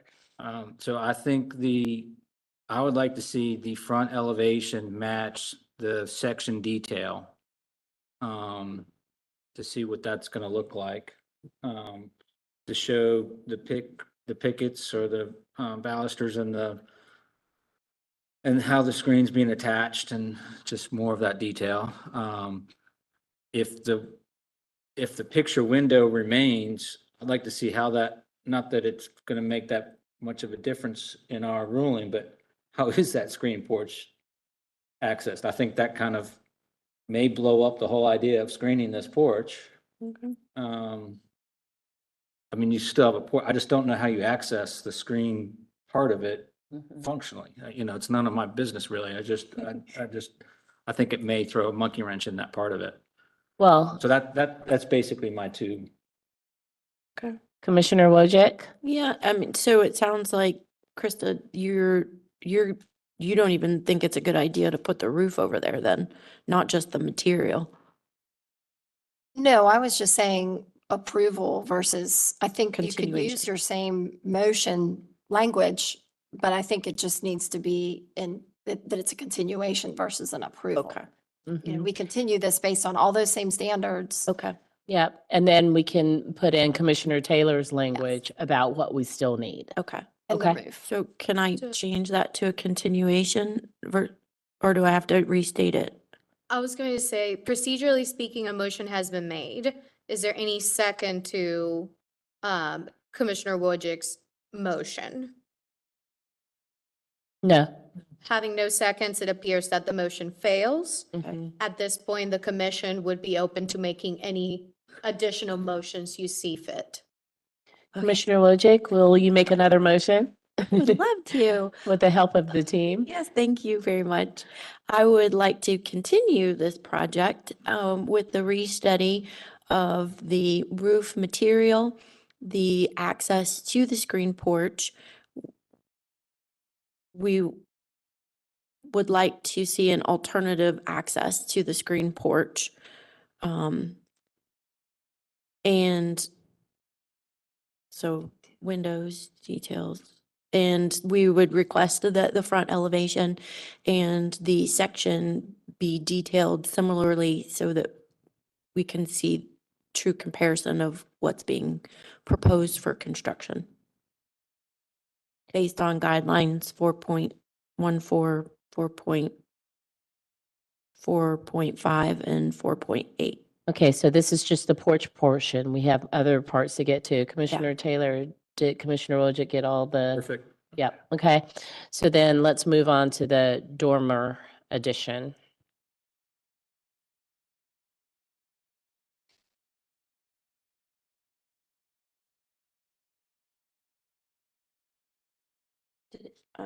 I mean, I think Krista, Commissioner Lineberger, responded with her thoughts. Did anybody else have any thoughts or concerns?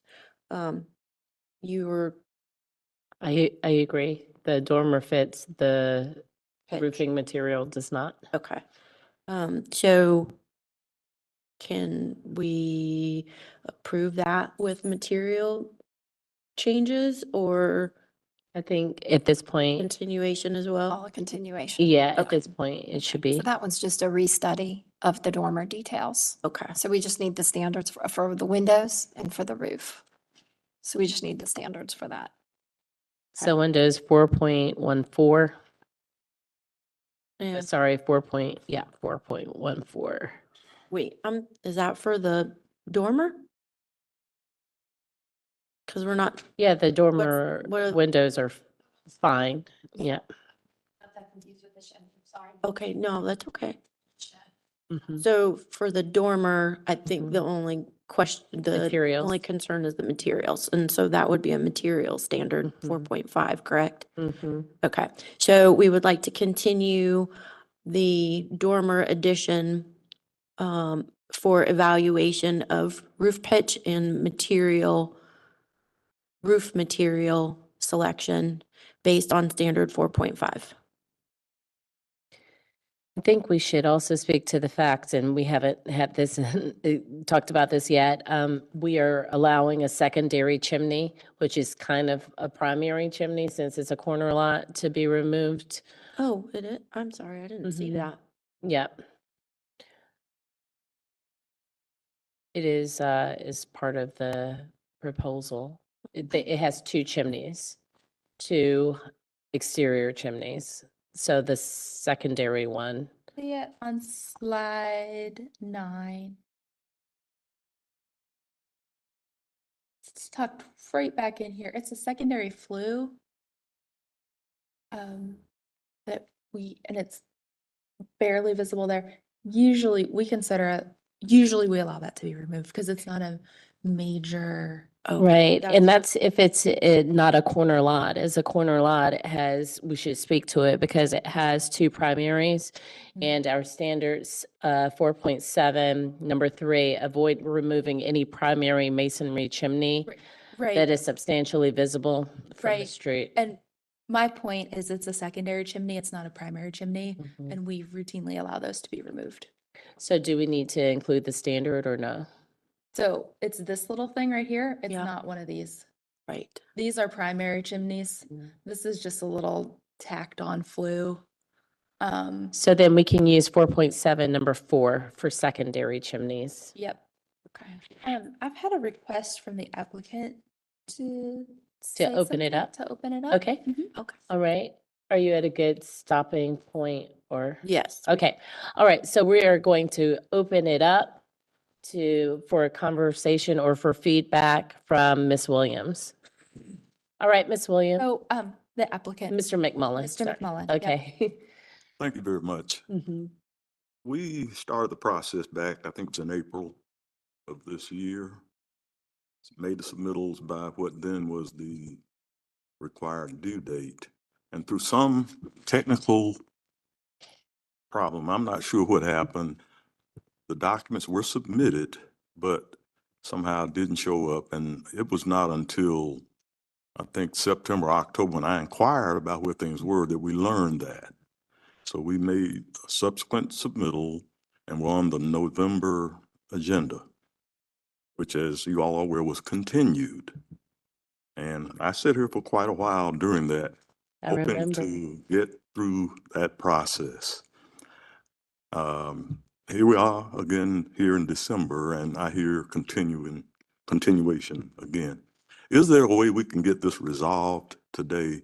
Ms. Williams is online, and I think if we could work through your concerns and come up with a reasonable meeting place, I'd love to try to move forward with this. I mean, we're not talking about a lot of issues, but time does cost.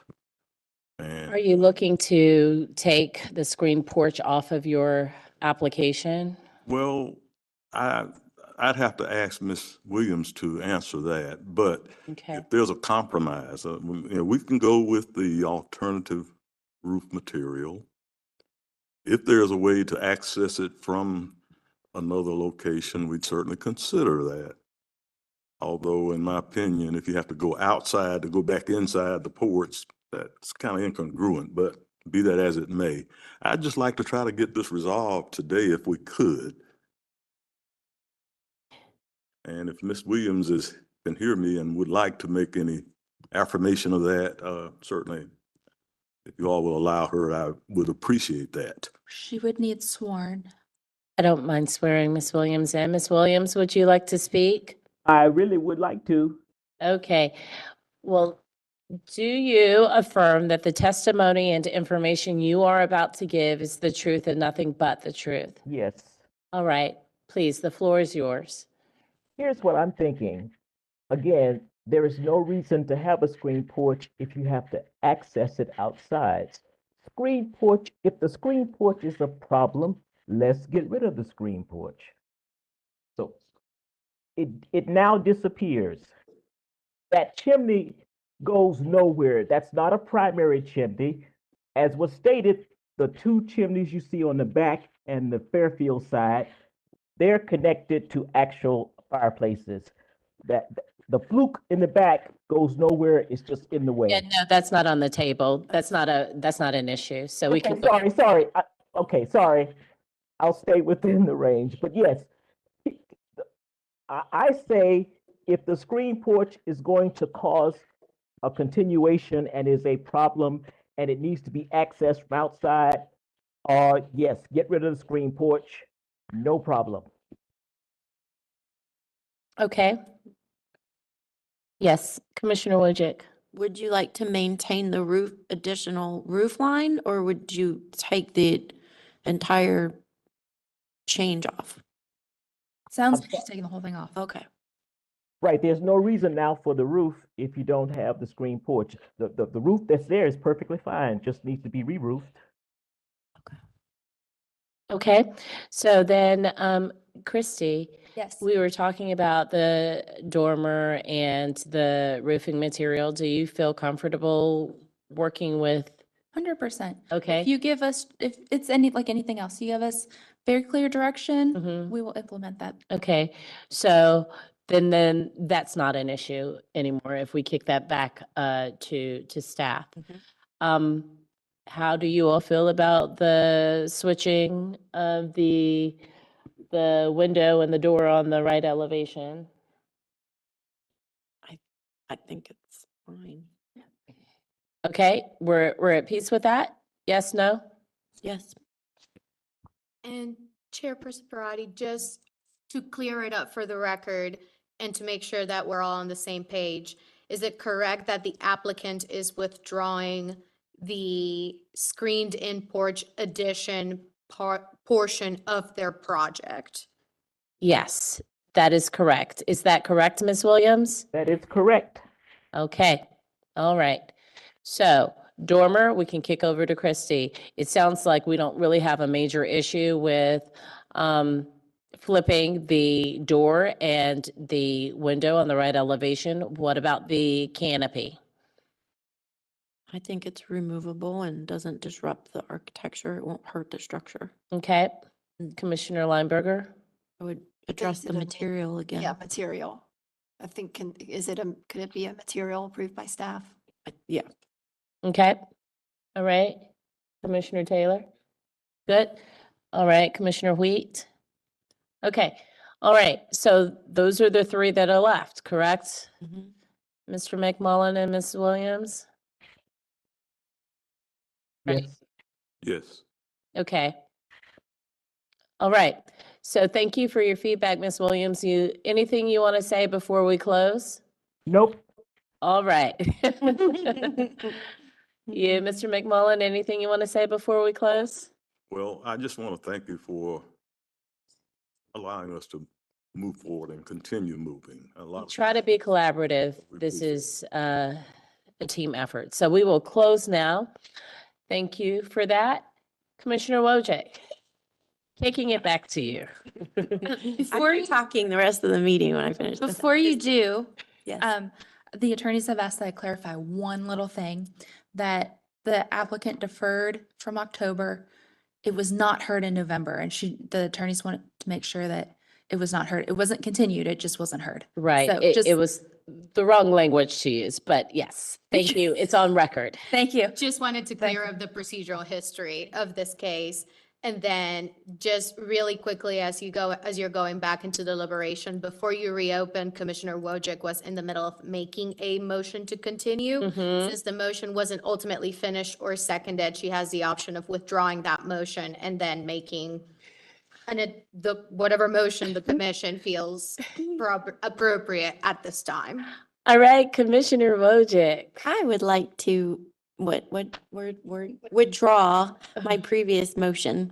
Take 3. Yes. All right, let's see what we can do with this one. Third time's the charm here. My goodness gracious. I would like to make a motion to approve the revised proposed scope of work. Do I need to say anything about the screen porch being removed? No, it's not on the Okay, thank you. list. Yeah. We are approving the dormer addition on the left side of the house, the right elevation changes, and the storm window with repair to existing windows and new storm windows, and all trim soffit roof materials to be repaired as in the scope of work.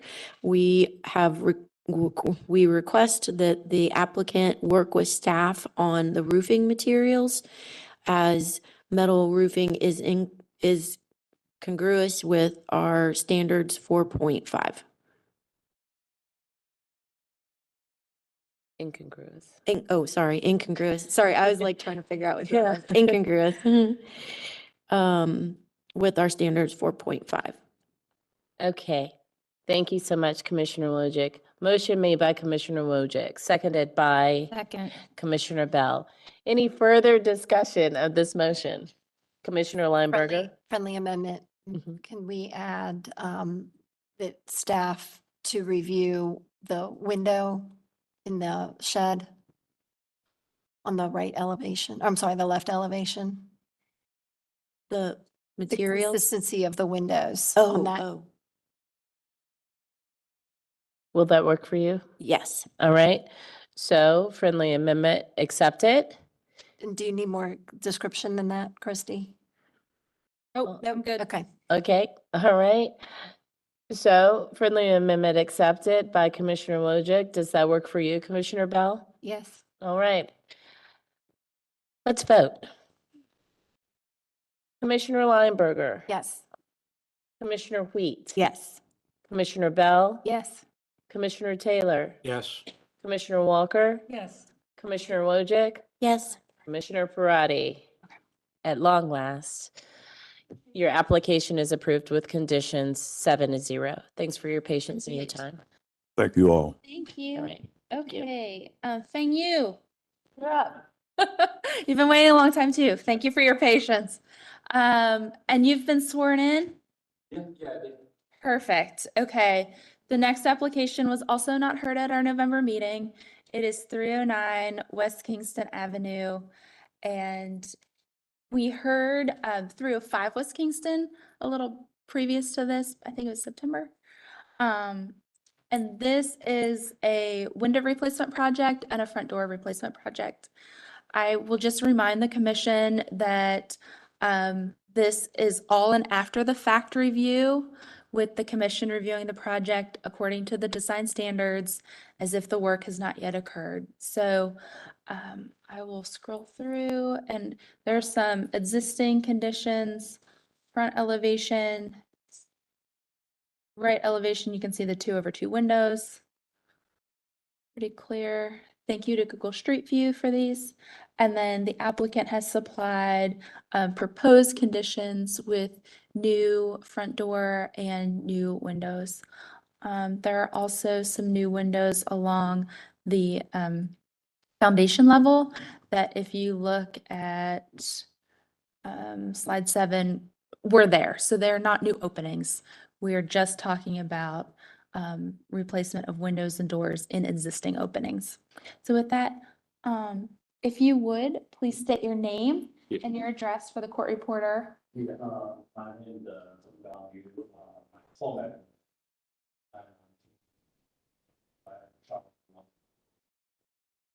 Thank you. And you've been sworn in, so feel free to proceed. I'll just start wherever you want me to start. So I'm on slide 6. Yeah, first of all,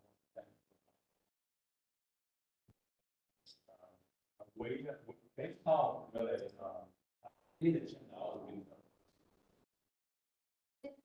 And so it's green. yeah, There you go. correct, yeah. Great. So Thank you for the opportunity. This house, I really didn't change all the windows.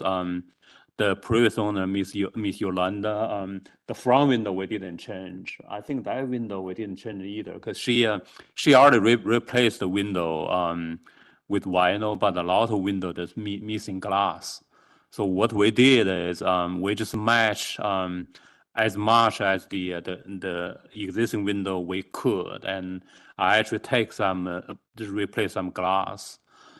So that's pretty much all. The front door is not operational, so we have to remove it. We try to find the same front door before without lock. So we just use this window, and my worker liked that color, so they painted that color. So that's pretty much what we did. We didn't do anything else. The house still look like 1942. They want to paint the brick. I said, no, you cannot do anything. And even the porch, we maintain that color. That's the original color Miss Yolanda has. So that's pretty much we did.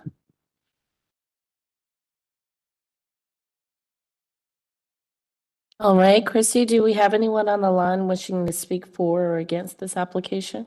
We have one unknown caller.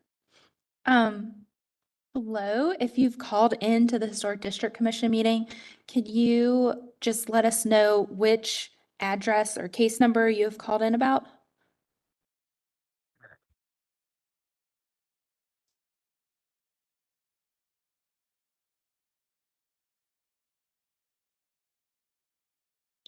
Okay. All right, thank you. Commissioners, questions for the applicant? Commissioner Lineberger? Okay. No, you go. Mr. Yu, Yes, can ma'am. you walk us through why and I'm sorry if I missed it, why the windows were replaced, what condition the existing windows were in? So she replaced the window long time ago, but there's a lot. The house wasn't maintained well.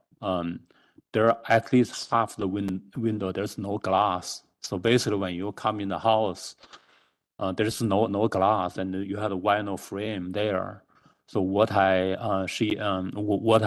told my worker, because we're in a historical building, we cannot change the frame. So some of them we just take the frame out. I went to the window company, so they replaced the glass.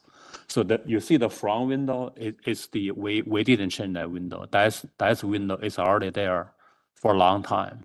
When you say a long time, can Yeah. you give us is there a reference, is this the? I think current- she told me she changed it early 2000, so probably like 23, 24 years. So before this was a historic district, Kristen? Yeah, they're in West Kingston, yeah. No. The Google map images it varies depending on the time of year to get a good picture. So these are from January and March of 2019. This is from March of 2020. And then these are also from March of 2020. So during COVID. So sometime in so the last sometime 3 between- years, they've been Yes, replaced. yes. So one thing we're missing in the application is what about the rear? The rear elevation, the The windows. rear I didn't change. The rear they're all good. But when you say good, are they the original windows? Yeah, they are. I really cause I learned lesson from 305. I just you cannot replace anything. So I just keep as many as I could. Okay, so our standards, we're pretty particular about upholding our standard for not replacing original windows. But also, when that is proposed and requested, we require pretty detailed information on the current condition of Yeah, those yeah, windows. So it's just a challenge for us. Yeah, I understand. Yeah. Okay, all right, Commissioner Wojcik, questions for Mr. Yu? Ms. Lineberger already asked them. Thank you. All right, any other questions? Mr. Yu, is there anything you'd like to say, sir, before we close? No, I really thank you for the opportunity. All right, thanks Thank for your time too. All right, let's close for deliberation. Commissioner Lineberger? Well, I'm not sure we have sufficient information to fully review. We don't know what condition the rear windows are presented, but what condition they were in prior to replacement. How would you all feel about allowing Mr. Yu to return with that information if he can find it? At least giving him the opportunity to do so. Like, look, the windows have already been replaced, but as we all know, we have to treat this as if it had never occurred, right? And if it was not already done, we would not allow it unless we had this documentation that you're talking about. So, If we had the documentation, I will also go ahead for the record say that we would likely deny this application, yeah. even with the documentation, just because the replacement, the door is not congruous with the standards. We don't allow fiberglass door, Mm-hmm. and we don't allow vinyl windows. So neither of those things are, if they were presented to us as if the work had not been done, Mm-hmm. we would not approve this. We would deny this application. So, And I see Commissioner Wojcik shaking her head yes. All right. So anyone disagree with what's been said by Commissioner Lineberger? Okay. Commissioner Lineberger, do you mind making a motion for us? Okay. I had a feeling you were going to ask. So I make so does everyone feel this is a continuation for, to present more information and present replacement, or? I think what you said was absolutely right. You have, what we have here doesn't speak to what we're charged with replacing it with. So they can't have that. Right. And if they decided that or if they could track down information on these other windows and doors, then at least they can prove that they were beyond repair, perhaps, and then come back with the correct windows and the correct door. All right. So I don't think it needs to be continued. So what? I don't think it needs to be continued. Okay. So I make a motion to deny this application as the front door and window replacement details are not congruous with the standards for front doors and entrances, 4.10, numbers 2, 3, and 4. Nor are they congruous with the standard for windows, 4.12 to 4.14, numbers 10, 17, 18, and 19, which includes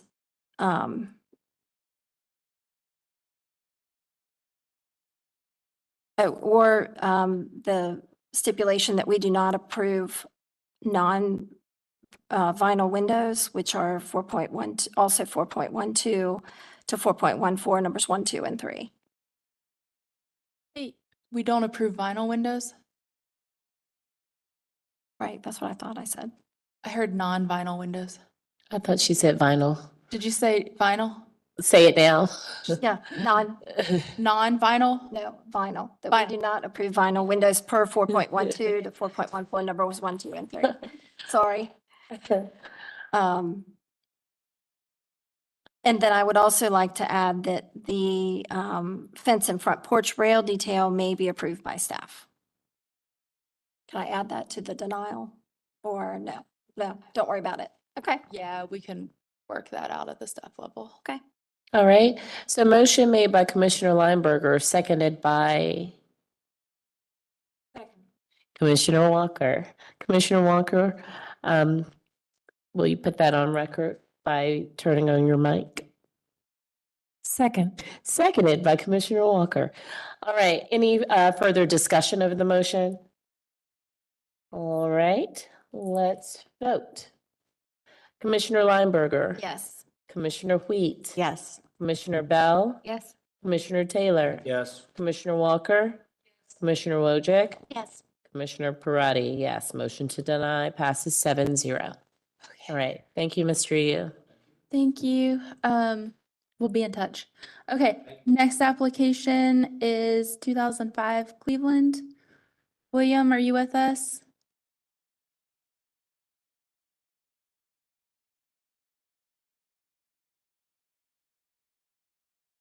Hi, Will. Have you been sworn in? I have not been sworn in yet. Okay.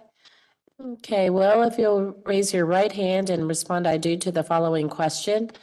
Do you affirm that the testimony and information you are about to give is the truth and nothing but the truth? I do. Thank you, sir. Okay, yes? Just prior to the presentation of this particular case, just wanted to take a moment and say that through the review of the materials that the applicant submitted, it came to my attention that Commissioner Walker had a prior involvement with a previous application that was made before she was a commissioner. I just wanted to ask her a couple of questions about her previous involvement so that we can so that the commission can have that information as well as the applicant. And Commissioner Walker, can you speak briefly to your previous involvement with the prior application in this case? Yeah, sure. I believe it was 2015 or 2016. I advocated for the property itself to be allowed to have its front stairs replaced, despite the fact that zoning regulations since the house was built changed in a manner that would prevent that. So I went before City Council to see if we could confirm that historic district guidelines supersede underlying zoning. And they in fact affirmed that. Now, with that in mind, do you have a business relationship or other financial interests with the applicant or any affected parties in this current application? None at all. Do you have any fixed opinion that is not susceptible to change regarding this particular case? None at all. Have you had any undisclosed ex parte communication with this applicant or any affected parties regarding this case? None. Do you have a close familial, business, or other associational relationship with the applicant or any associated party? No. And do you know anything about the current project other than whatever's been provided to you in the application? No. Is there any reason you would feel that you wouldn't be able to be fair and impartial in this particular application? No. Does the rest of the commission have any concerns regarding any of the questions that have been asked? No. None. Does the applicant have any questions or any concerns regarding any of the questions that have been asked? No, thank you. And just for the record, since that was very low volume, I believe the applicant said he does not have any concerns, correct? That's correct. I did not have any concerns. Sorry, I'll try to speak up. That is correct. Okay, thank you. Just for the record, I do not believe there is a conflict of interest. There is no need for Commissioner Walker to recuse herself. And unless there are any other issues, the board may continue. All right. Thank you, Attorney Hewitt. And again, thanks to Commissioner Walker for advocating for the restoration of the front porch. It led to a text amendment with the zoning ordinance that allowed our zoning administrator to approve similar circumstances across all of our districts. So many thanks to that. Thank you, Commissioner Walker. So this is a straightforward demolition. It is the last remaining mill house that was associated with Atherton Mills. The applicant has provided a Zotwall survey, a property survey from 2015, so that predates the front porch addition. Digital photos of the building, digital photos of details, and then instead of elevation drawings of as-built drawings of the structure, he provided plans from the plan book from which this structure was originally constructed. So all of those are here. So slide 7's the 2015 survey, the plans from the plan book, And then photos are on slides 9 through 13. Will, is there anything else you'd like to add about the project? Not much. I will add, I also included an engineer's report on the structural condition of the property, which is included as well. The survey came from the due diligence documents that were obtained by the Historic Landmark Commission. The Historic Landmark Commission actually put this property under contract, and they ultimately chose not to attempt to preserve the property, which allowed me to purchase it. Yeah, happy to answer any questions, but I think that should be about everything. Thanks, Will. And I'm so sorry, I forgot. If you would just state your name and your address for the court reporter, please. Sure. It's William Lovelet and 2005 Cleveland Avenue, Charlotte, North Carolina, 28203. Okay. We have some callers.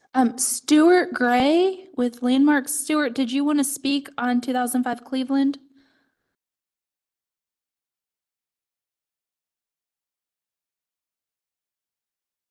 I think he's calling in for the other Cleveland project, but I just wanted to check. Okay. And then we also have the same unknown caller. If you have phoned in to the Historic District Commission meeting, can you just please let us know if you are calling about 2005 Cleveland or another project?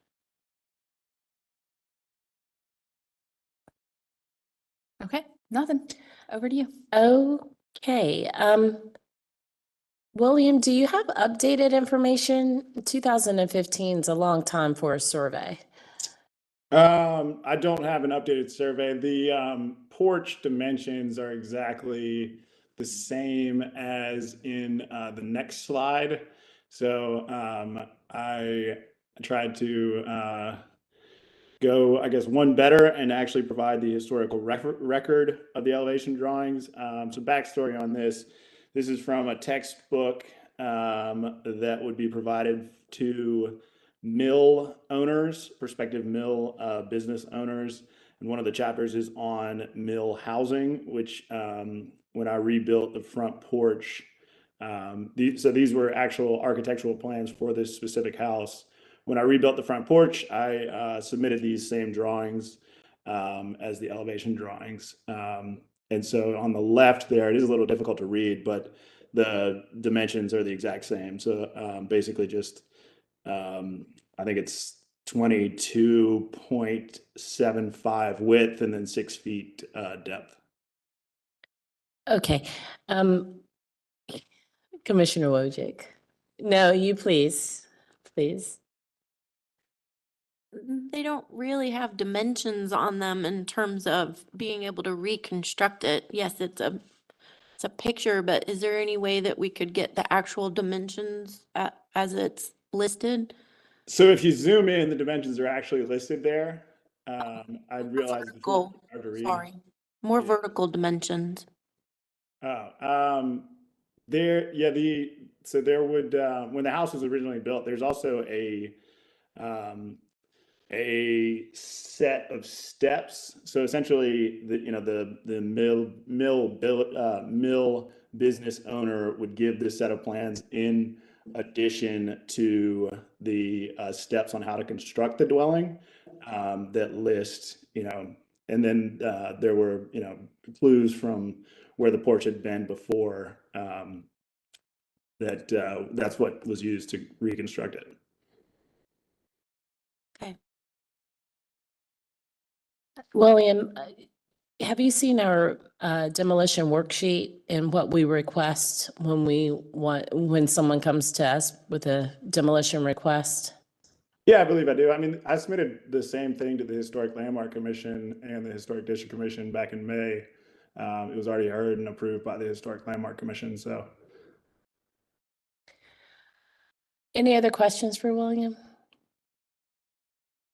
William, anything you want to say before we close? No, I think that should do it. Thank you. All right, so we'll now close for deliberation. I don't think we have the updated information that we need, that we request from people who are looking to demolish a historic property. So I'll go on record and say that. Anything else? Any other comments or thoughts or feedback?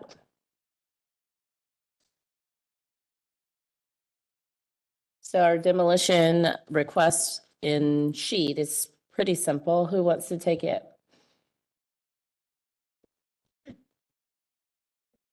Well, do we, Well, go step by step. So what's the first step say? right, well, I was just gonna ask, do we feel like it's incomplete?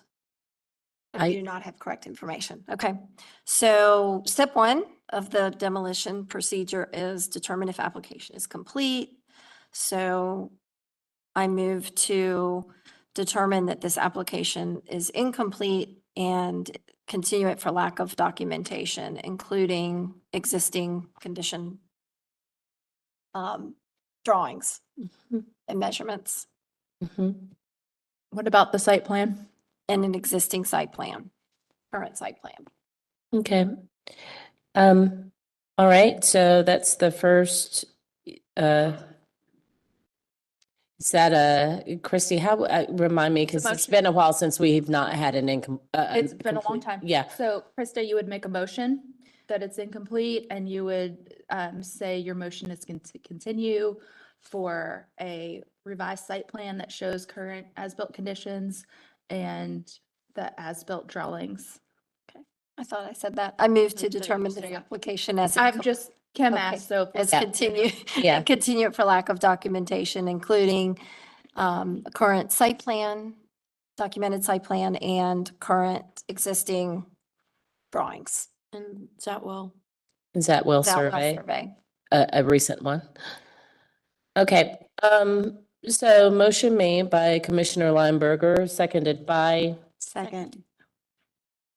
Commissioner Wheat. All right, any further discussion of the motion? All right, let's vote. Commissioner Lineberger, Yes.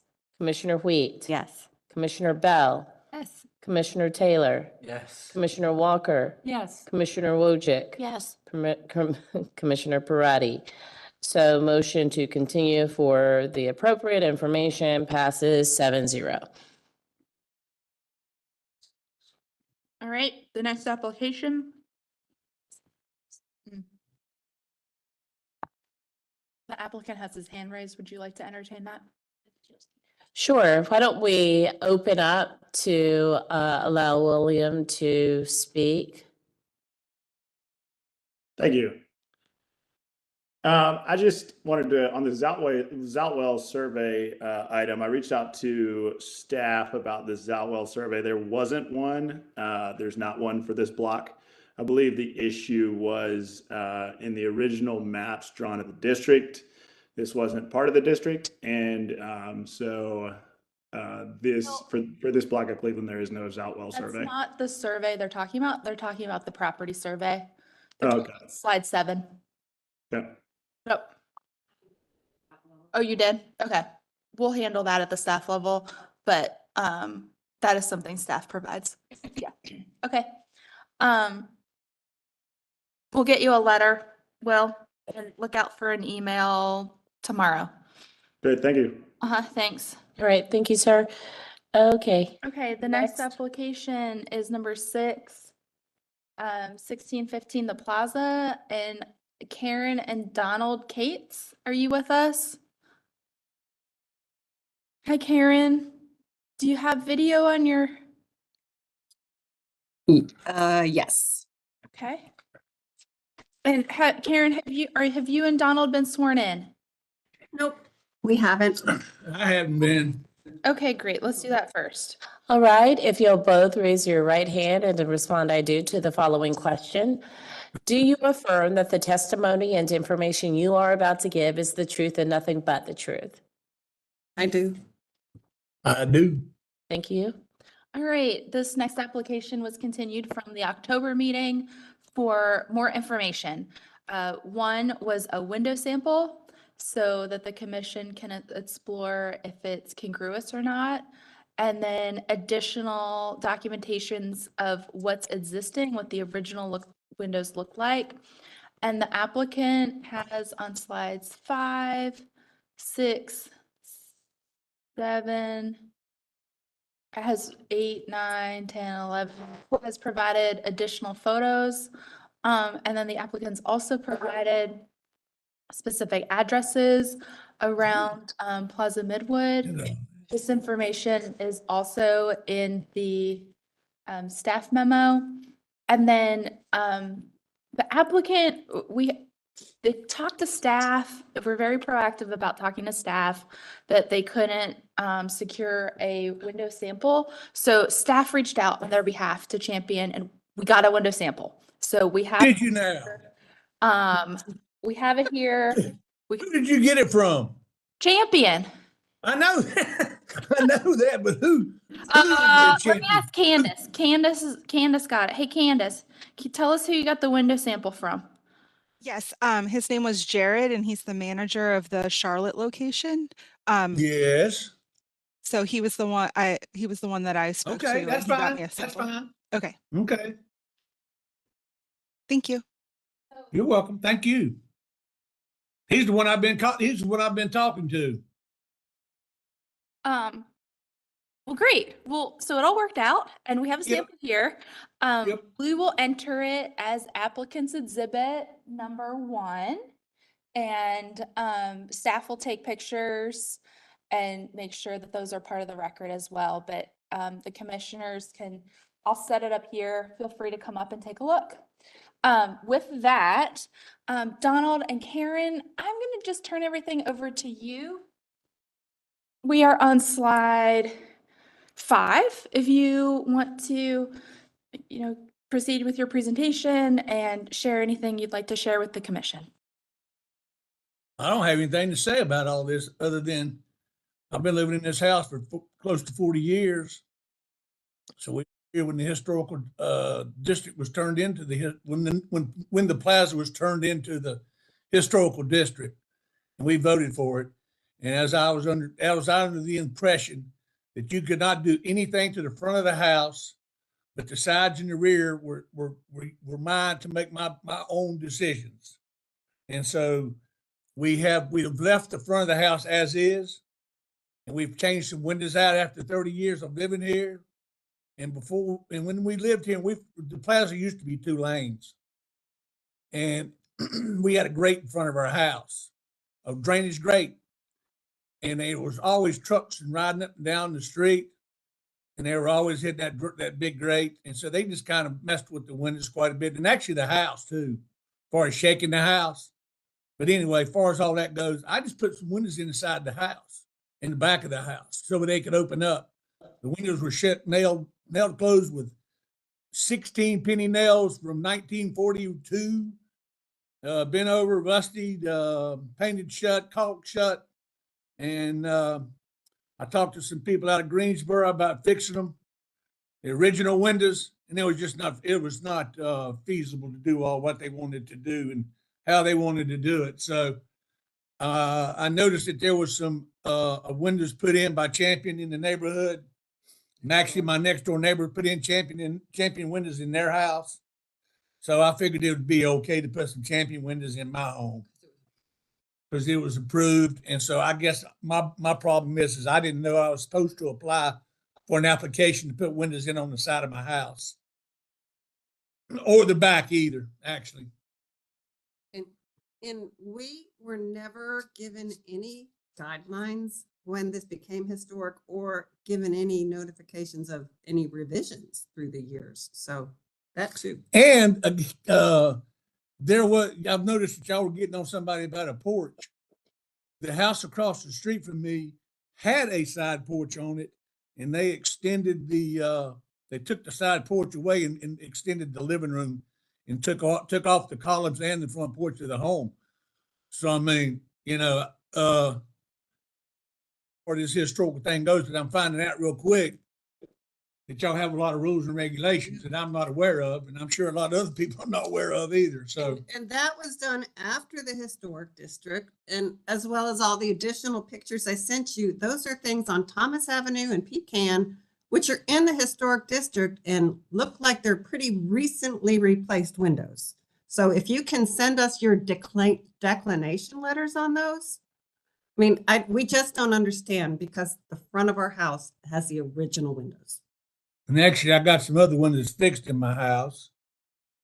And I mean, these things have got ropes and pulleys and all that business in here. I'm not that kind of guy. And the windows that are new, Yes, that we we put in buttons in there so they look like the original windows. So I don't know what the problem is. They have wooden Other than I didn't apply for an application. Yeah. And that's all I know to say. So what you see in front of you, your sample, is probably not what's hanging on the sides and the back of our house. It is. Because we put some wooden muttons on those. At the top, whatever, one of your people, some lady that came out here, she's no longer with your group. She left and went back to Winston-Salem. She came out and looked at it and said, this is what Jenny. we need to probably get done.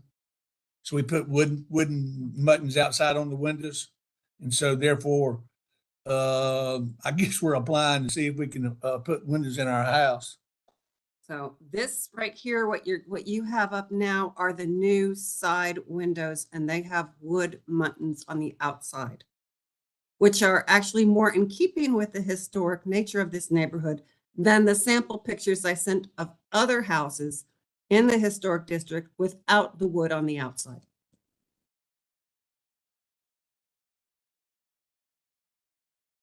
All right.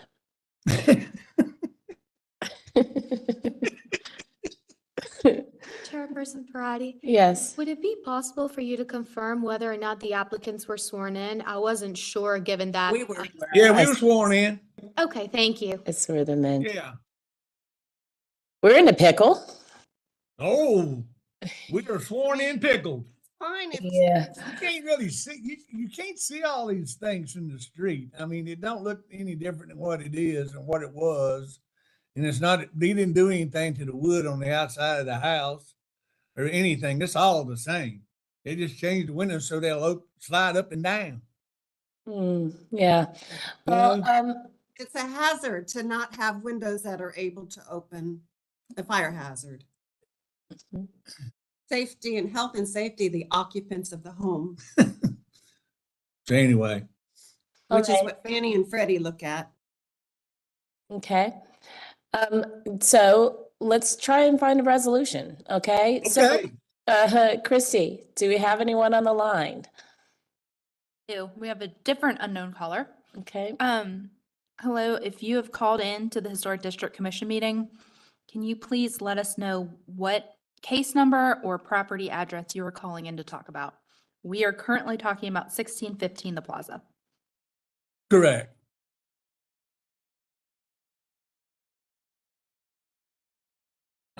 Here, anybody?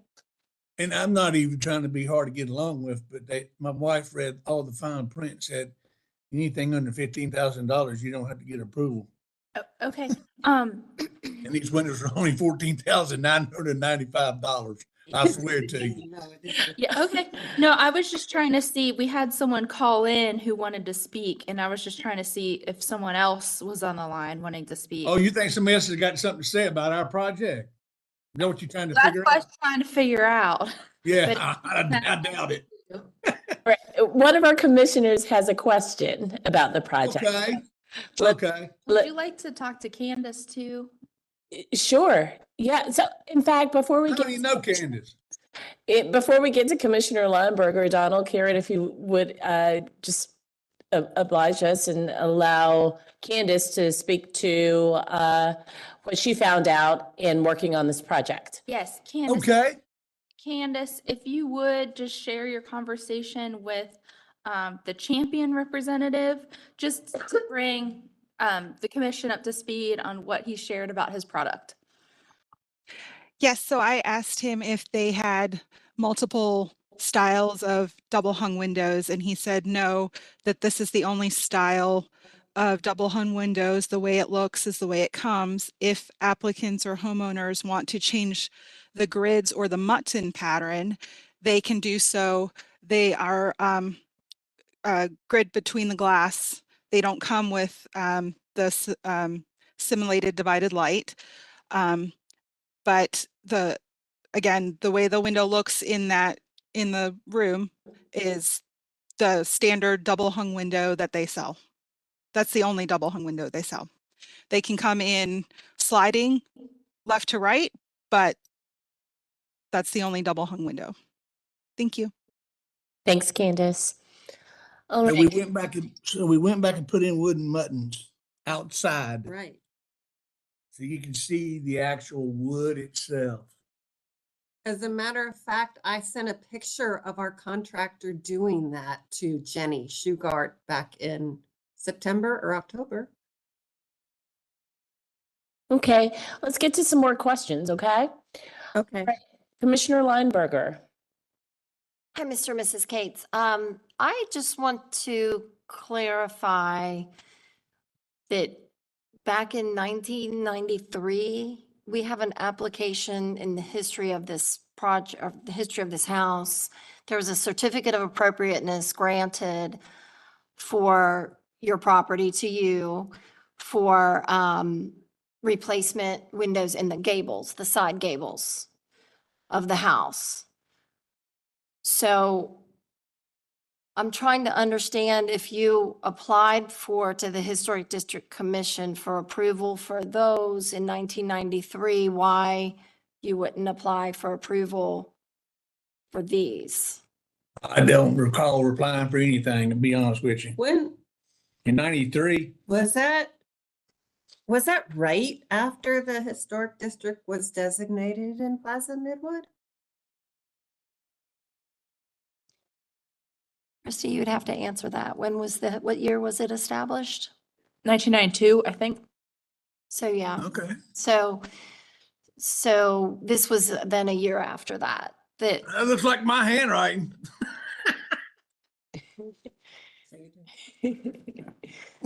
And you know what? I think he probably did, and he didn't do it a couple years ago for these because of the project that was No, I don't know. I don't. right next door, because they got their windows from Champion. Yeah, it looks like my handwriting, but I don't know how. I don't know about applying for it. Somebody must have handed that to me. Well, 93 was some I time. don't have any idea. I'll be perfectly honest with you. Okay. I don't have any idea when or what I did, why I did that or anything else. But I guess it must not have been approved. Or there were windows upstairs, and they were old too. They leaked. I mean, this is an old house. I mean, there's what do you call it, plaster walls in here. And when these windows start leaking, it wreaks havoc on plaster walls, and it just is a mess. Then replace the plaster and the windows. They leak. Okay. Well, we're going to get to our next set of questions. Do you have more questions, Commissioner Lineberger? I just have one more comment I wanted to clarify on the cost of a project is not on our purview. That might be a parameter for permitting purposes, but it is not a parameter for our Historic District Commission review and to issue a certificate of appropriateness. So that conversation we can't even have about the monetary, how much the project costs. Whatever. Is that a recent change in the last 2 years? It's always been that way. Always Your published guidelines in 2020 did say that under 15,000. If it's not necessary, things that need to come before the board. That's what it said This is Christy. No, it don't make any difference. No. We're good. We got your Program first manager. letter The, during um, COVID. It is the Okay. building permit that was under $15,000. So they might have changed their requirements, but our requirements for historic districts never had any cost thresholds. Okay. All right. Hey. Okay. So Commissioner Wojcik. I'd like to get clarification from Candace, since she spoke with the rep.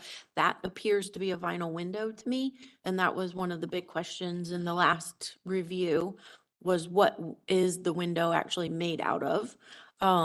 And so could Candace clarify that information for us? Sure, it's a vinyl double hung window with grids between the glass. Okay, thank you. Thank you. All right. Any other questions? Mr. and Mrs. Cates, would you like to say anything before we close? No, ma'am, I don't have anything else to say. All right. Well, we will close now for deliberation where only the staff and commission may speak. Commissioners, If I may, yes.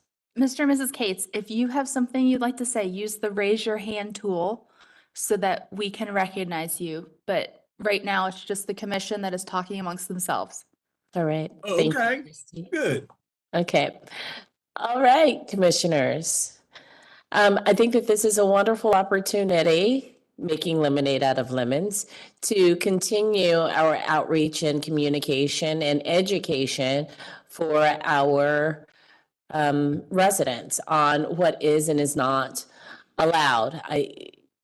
If you are in a historic neighborhood, go to Google, just Google Historic District of Charlotte, and there you will find our standards. So if there is any time that you are doing anything to the outside of your house, Google Historic District of Charlotte, and you will, by clicking on a few things, find your way to our standards, and that can save you from getting in the pickle that we now find ourselves in. But now that we're here, what do we do, commissioners? What we typically do is review the original condition of the windows that are being asked to be replaced and whether or not it's viable for them to be repaired. Well, yes. And what we did just a few applications ago was we said, with the state of things now, the state of things in that other application being vinyl windows, that's not something that we would ever approve. So we have to deal with what is there right now, which are the vinyl windows, and act as if it had never happened.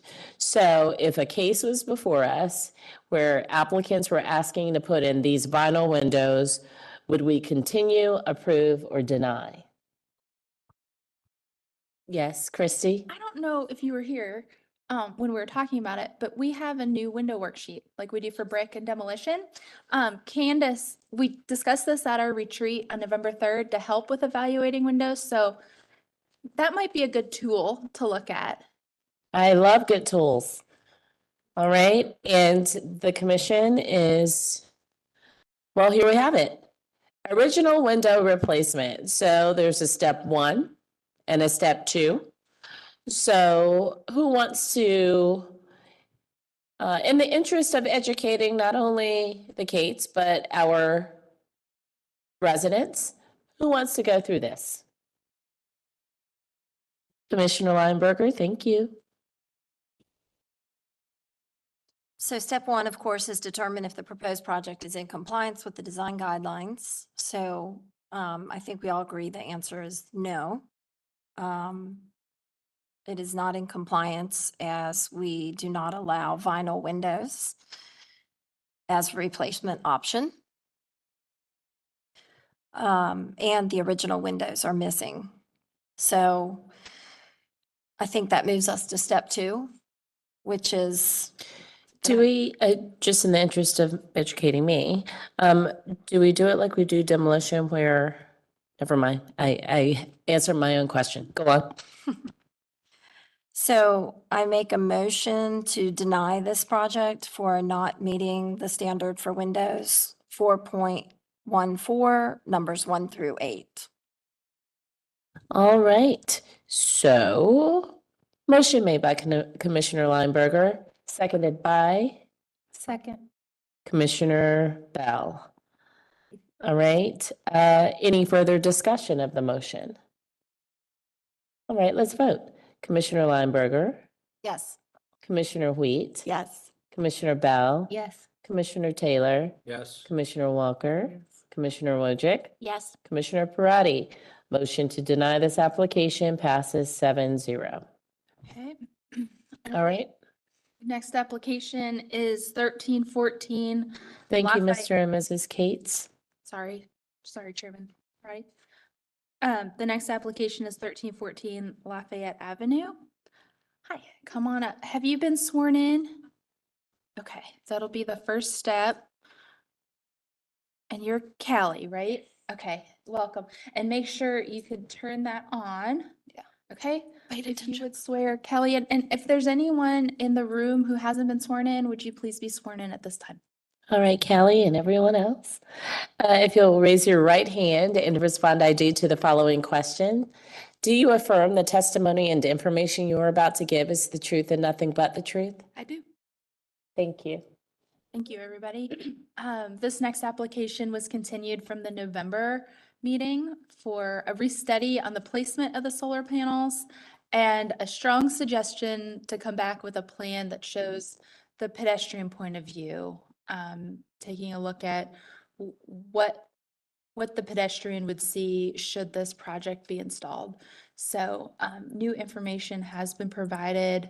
If you will see on slide 7, showing new locations. Originally, the solar panels were going all the way up to the front, and they have taken them and shifted them to the interior slope and the rear slope of the roof. But with that, I'll let Callie explain a little further. Callie, if you would state your name and your address for the court reporter, please. My personal address.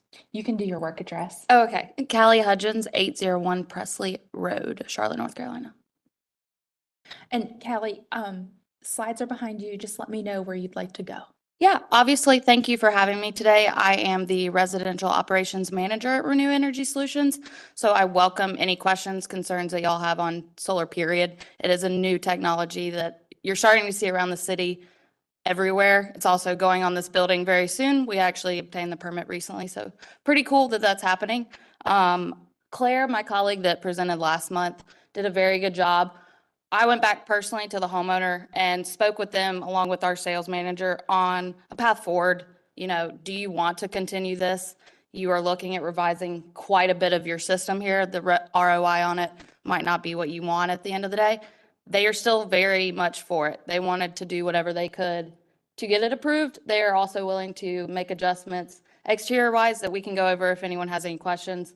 But we took 19 panels on the west-facing roof plane that you do see and move them to the interior portions. We couldn't technically move them all the way to the back. There was a tree that was recently planted back there that's kind of close that would shade. There's also a vent. As you kind of see, it's a little dot and it doesn't accommodate but 1 or 2 panels from an installation standpoint. Just doesn't make much sense. So they were willing to accommodate that. From the road point of view, I don't think there's probably, maybe slide 6, Christy. I'm not quite sure if there's like a good road fit. No, that's the neighbors. Go. Sorry. If you actually go to slide 8. So as you can see, we have removed all 19 that were from the chimney to the road.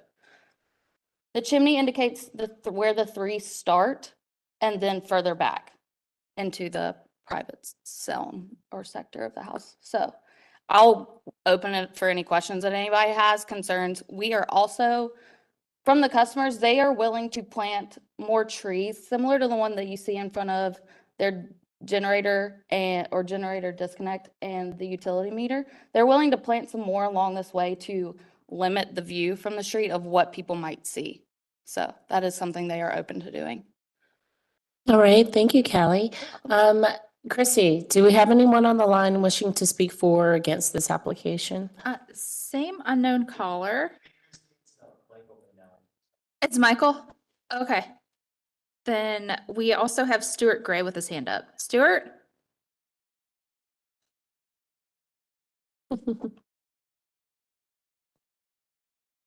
Did you hit the hand button by accident? Have you approved solar on a landmark? I think it's an accident. Okay. Okay. Callie, thank you so much for the work that you're doing and in helping to ensure that we're working towards a sustainable planet. One of the reasons we continued this application is because we really wanted to understand the pedestrian point of view. And that was number two of the only two reasons why we continue this application, the two things that we requested. And so I didn't see the pedestrian point of view in the application. Did I miss it? So from a pedestrian standpoint, it's really hard to put into a CAD resource what solar is going to look like that's not there. You know, we can place little lines on the thing, but that's not, at the end of the day, probably going to show you exactly what it's going to look like. It's a rough drawing. It could change. Y'all could come back later on and be like, that's not exactly what those lines showed. So it's a really hard thing to indicate visually on an image from a CAD standpoint or a layout perspective. That's why we did our best to kind of mark on the drawings exactly in relation, because I know it was discussed last time, of maybe looking at removing them from the front portion to the chimney. I can't remember exactly who said it, or removing them altogether. So that was kind of a landmark that we went by. Okay. Commissioners, any questions for Kelly? Yes, Commissioner Walker. Yeah, thanks. I wondered, you talked about the applicant being interested in planting materials along that side of the house. Would that not shade the solar panels? It would to an extent, and it's something that they're interested in taking into account. They're, at the end of the day, wanting to go green. They want to do this project almost regardless at this point. They want solar on their house. They've had it on other houses in the past in other states, not North Carolina, but they're eager, you know, and at the end of the day, they want to bring any options. And granted, it would not be a tree that you see similar to the front yard. Obviously, it would not be that high. Obviously, I'd probably have to get approved by you guys. And it'd be similar to potentially the ones on the side that you see to the right of the pavers, that it wouldn't cause that much shade, but maybe early in the morning as the sun starts to come across the horizon. But it's something that they're willing to accept. And then I do think that it could be possible to see a view of the placement of these solar panels, even if there were just a photograph of the house from where a pedestrian would be on the sidewalk seeing, and there could just be a marking on that photo that just shows, you know, from here back is all solar panels. With the pitch, I just have a question on that. With the pitch of the roof, though, from that angle, as you can see, we are more than open to trying. It's just, if it was a steeper pitch, it might be a little easier, but we can, by all means, do our best to try and show it. But at the Yeah, end of the because where you would, can you go back to that photo? Thanks, Christy. Because where you would see it is if you continued walking to the left and you look back, you'd see that whole side of the roof there. And that's kind of where I think the commission is curious about how this is going to be seen from the street, I think. Commissioner Wojcik? That was what we talked about last meeting, and the view is actually more standing in front of the house to the left-hand side was where we could actually see that roof line. And then that was the discussion of, well, do they need to go away completely, or is it a portion of them? So I actually think, and if you can't see it, that's even better. But I think it was the view being in front of the house on the left, looking back, and that's kind of what we're asking for, is what will we see in that position? Okay. I mean, that's something we are open to Nope. trying. Okay. Obviously, time of year comes into play as well with trees. Which that's good. That's good too. Right? I mean, all of those things help us kind of visualize what the neighbors are going to see when they're in that space. Does that make sense? Oh, yeah, I hear you. Okay. All right, Commissioner Taylor? I need some orientation here. That is the front of the house, Correct. and that chimney looks like it's wider than it is deeper. And then if you go to the slide of the side of the house, the chimney looks like it has the same orientation. Is it? It's two different chimneys. There's two different chimneys. Okay, so Yeah. which one? Here. Um, So this one, this square right here is that one you see from the front, and this one right here is the one you see from the side. okay, okay. Yeah. Really see it on that. I really As I see it said, on the- that left side aerial view, Christy. I guess it's 5, maybe. Or the rear from the there drone you are. footage. Yeah, that one. If you scroll up just to slide 6, I believe, maybe Six. 5. The rear, yes, there you go. There's the, oh, yeah, that's good. Right, yeah. This is the one on the front and this is the one on the side. And so the So panels are starting So kind of panels are starting there back. here. Correct. Yeah. So they were open to, as you see the 2 trees on either side of the trash cans, they are open to planting ones very similar to that, yes, it would cast a shade very early in the morning, but at the peak of the day, it doesn't do much. Right? Yeah. Okay. Thanks. Thank you. So any other questions? Anything you want to say before we close for deliberation? No. Okay, thank you. We are now closing for deliberation where only the staff and commissioners may speak. Commissioners, we had 2 points we included for continuing this. One of them happened, the other one didn't. Now, look, this is a shallow roof and there's a lot of vegetation around it. But we were, and our standard says less visible, not invisible, right? However, we asked for the pedestrian perspective because we wanted to gain a better understanding of what less visible might mean on this particular house. And we don't have that, but it sounds like we can get that based on the testimony Callie gave. So I guess the question would be, do we still want that information or no? Yeah, Commissioner Wojcik. I feel like that left side aerial view helps quite a bit because you can see the relationship of the neighboring house to the left. And if you're looking proportionately how far back on their property they're proposing to start it, I mean, it's engaged with the other neighbor's backyard. So, I mean, that helps me. Yes, Commissioner Taylor. Yeah, so I mean, I think they made a very large change from the first proposal. So I'm feeling better about it, but it seems like we asked for something, we didn't get it. I mean, we should just get that, and it looks like it's headed in the right direction. Just need a little bit more information that we asked for. I agree. Anyone else?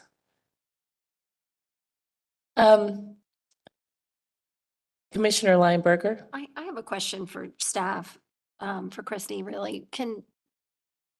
Is there an option where we approve it and do a final approval by staff? Like if, for example, if they were to come back with a photograph that shows that you can't see this, you can't see these panels from the front, standing on the sidewalk in the public space.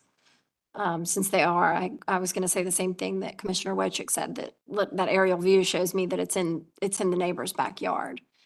To me, that almost eliminates it as a side, elevation, seeing it from a side elevation. So I have 2 thoughts to that. One, this would be a staff approval if these weren't there on this elevation because it would be interior to the lot. 2, we've never done that staff approves things, but we do have our executive board that can sign off on things. And I mean, I don't know how you feel about that. I don't know if our attorneys, how they feel about that, with not having that, completely outlined in our rules for procedure. Or if that's something that we should look to incorporate in the future as an option. I can tell you as one of the executive members of that team how I feel about that. Yeah, absolutely. Tell us. We talk about precedent setting. We ask for not a lot, 2 things. So I'd like to see, to Commissioner Taylor's point, that second thing as a team. Okay.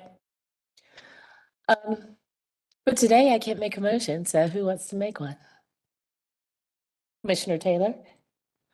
I make a motion to continue this application on the basis that we did not receive a item that we requested from the previous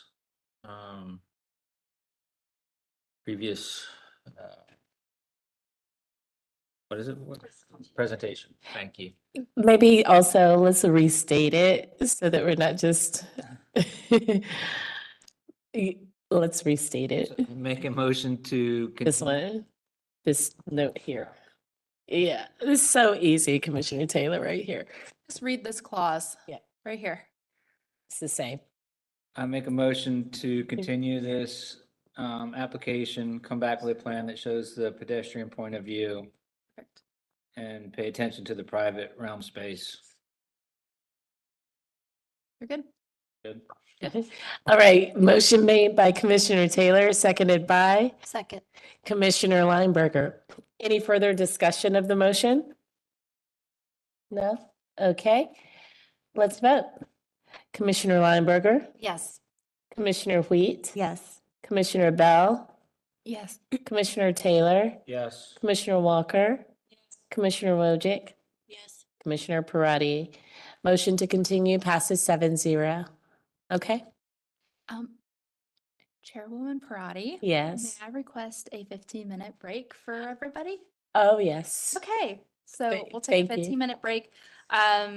Be back at just before 4 o'clock. How's that Yes, work? that sounds great. Thank you. Thank you.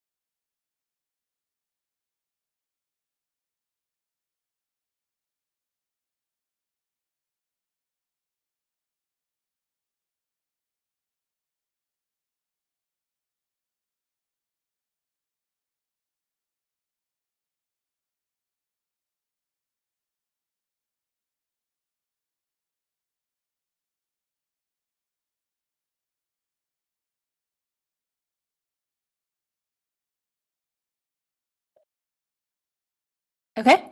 The next application, we're back from break. The next application is 1823 Cleveland Avenue. I know we have lots of folks online and in the audience wanting to speak about this one. And you both have been sworn, wait, Dawn, you haven't been sworn in, right? Okay. And then anyone new that's joined us in the audience that wishes to speak for this case or any future case, if you would be sworn in at this time, please. All right, if you'll all raise your right hand and respond I do to the following question. Do you affirm that the information, testimony, and information you are about to give is the truth and nothing but the truth? All right, thank you. This application was continued from the November meeting for further study of just the third floor rooftop addition for some simplification. So I'm not going to do any more introduction, but I'm going to turn it straight over to Dawn and Jeff. And if you would state your names and your addresses for the court reporter, please. Donald. And Oh, let sorry. me- You want another one? Oh, you know. Thanks, Chris. All right. Donald Peden, 1950 Abbott Street, Suite 603, Charlotte, North Carolina, 28203. Jeff Tony Dandel, Tonidandel, 1712 Winthrop Avenue, Charlotte, North Carolina, 28203.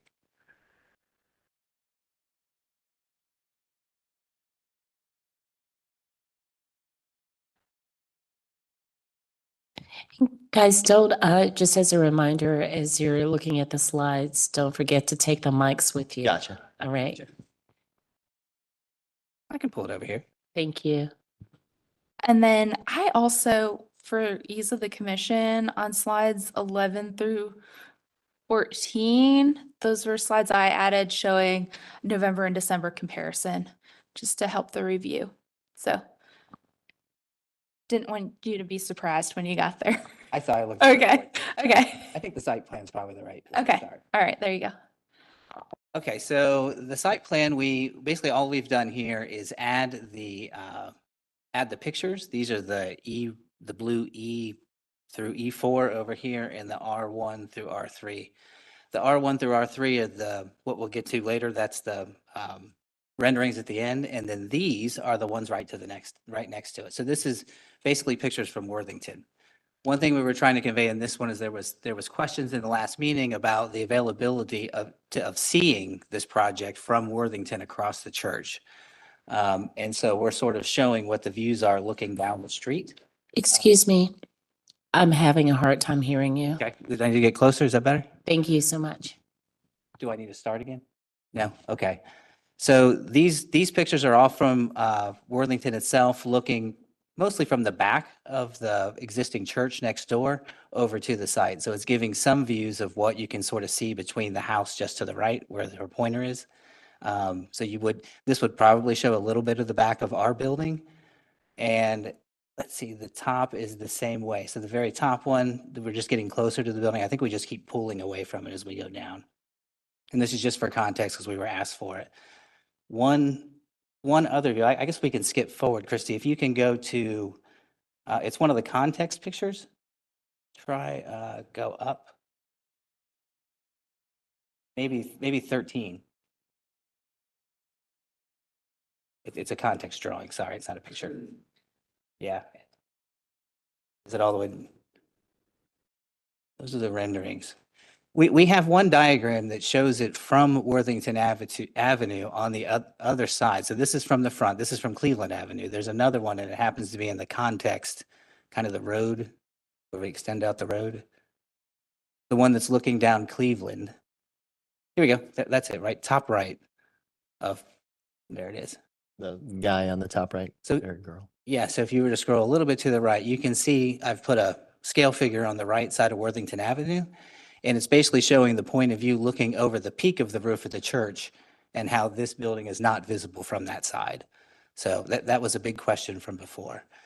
So now going to the building, I think it's probably good to go to those elevations.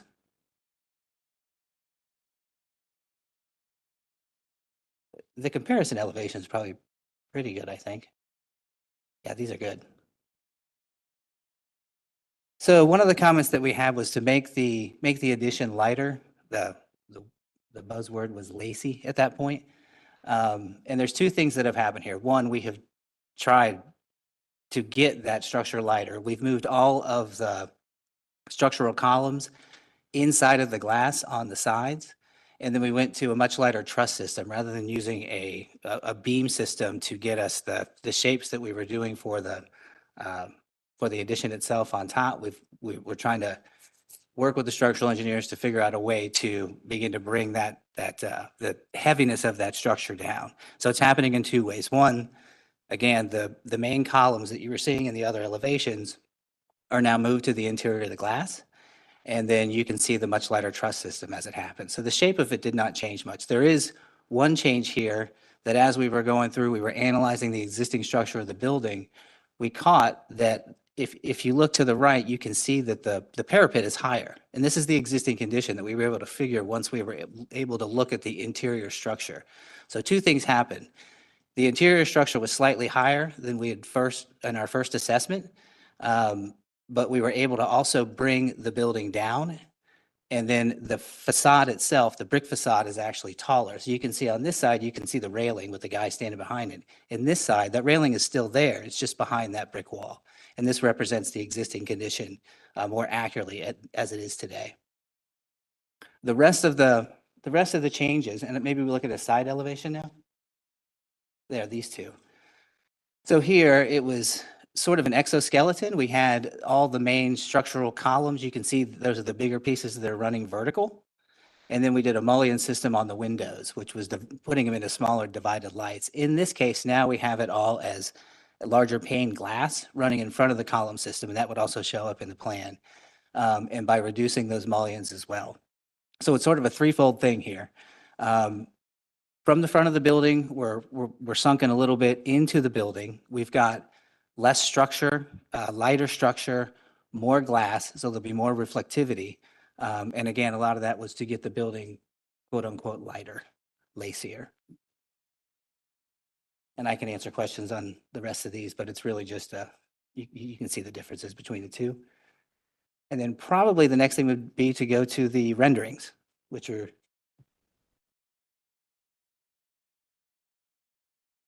here we go. And I don't think we have a comparison. You didn't do a comparison here, did you? Yeah, that's okay. Sorry, I didn't. Well, before we had the heavier structure up top, but there was a lot more of it seen. So it felt much heavier on top of the building. And this is looking directly across the street from it. So we're standing on the other side of the road in Cleveland, looking back at the building. The other two renderings give more side renderings. I tried to reduce more of the trees. So you can see that tree still there. We had a tree thing last time, so I was trying to fade those out. And it starts to show the scale of the church next door. Now you can see the scale and sort of the lighter feel of the structure on top of the building. Also that it's sunken more within the parapet. And one thing too, I think that, even with these renderings, if we're trying to go through these fast, I believe that the reflectivity of that glass will be much more than what you're seeing here, because it's kind of giving us a full view through all of the structure, that those trusses that are there. The columns still exist, they're just inside the glass now. I think, do you have anything else to add? No, I think you hit on the big points that we were trying to correct. Okay. All right, Christy, do we have anyone on the line? I believe we have people in the room, but do we have anyone on the line? We do. Do we want to start with the people in the room and then switch to the phone? Based on the way you asked that question, I'd say yes. Okay. Well, I just think, I don't want to, we almost forgot the gentleman in the room, and I wanted to give him first dibs this time. Okay, let's So, give him first yes. dibs. All right. Would you like to come on up? Yes, sir. Mhm. Well, I didn't want to make the same mistake twice.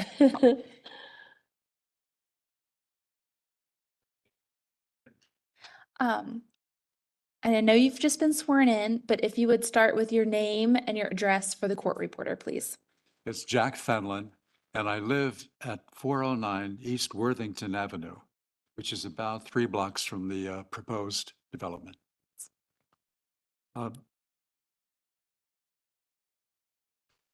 Being a resident of this historic district that I live in, I want to preserve the historic character of that area in this Dilworth neighborhood.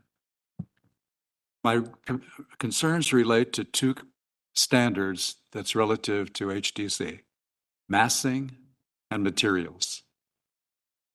The concern with massing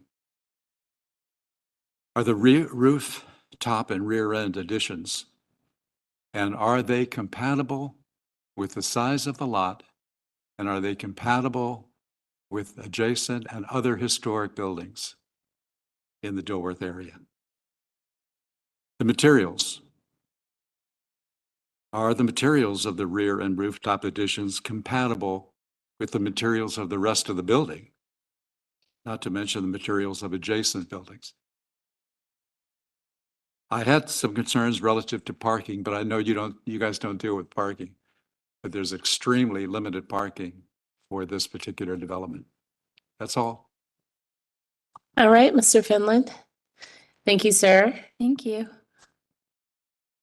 Is there anyone else in the audience who'd like to speak? Come on up.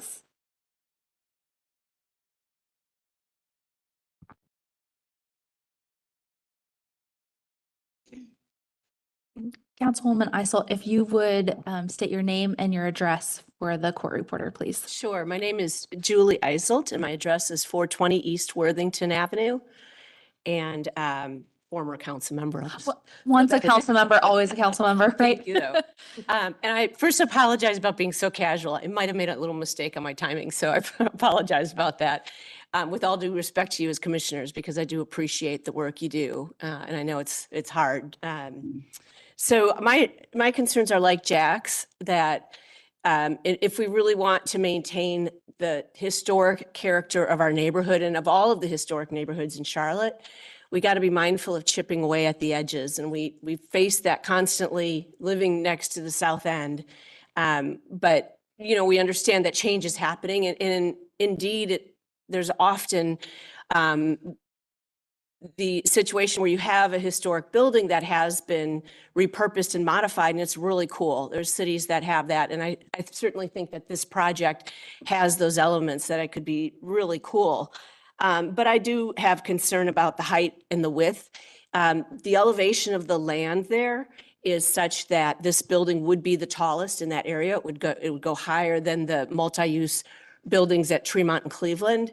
And that's been a little bit of a problem in Dilworth. We have a house behind us that has an ADU that the proportion is by code, but because the land is higher, because it slopes down to Tremont, it's a lot higher than all the other houses there. So that's the concern with this building, is that it's what you look at. Even though it might technically be accurate in terms of what the height is, this is a higher elevation than when you go down the street to Tremont, where some of those other buildings are. So that just the form of it itself, I do have concerns about. And secondly, as Jack mentioned, the glass and steel structure, it's not as big of a deal for me, but it does change it is without context in the neighborhood. So I think that that's something that has to be kept in mind. And then lastly, and I guess I realize this is out of the realm of what you all talk about in here, but it goes back to my zoning days. When we make these changes, it changes the precedent, right? And I assume it's by law, because that's how zoning works too. It changes it. So the next project that comes along also has the right to ask for those kinds of changes. And that's where we see projects getting chipped away in our city little by little, because the history of how we do these projects, we are transactional. And, you know, now we've done this UDO and the comprehensive vision plan, which is supposed to be what we want to see in the future. And when we can continue to do things transactionally, case by case, we end up chipping away at what the intention was for preservation. So I just ask that you all keep that in mind and hope that there's a way to continue to do this to get to the end product that would be a great addition for the neighborhood. Thank you. Thank you. Is Thank there you. anyone else in the audience? I think they're all future cases. Okay, we have a bunch of callers. Let's see here. I'm going to start with the people who have signed up. So Jennifer Ray, are you with us? And we also have information in the agenda supplement about this case that the Rays submitted, Redwood Development Group submitted a letter.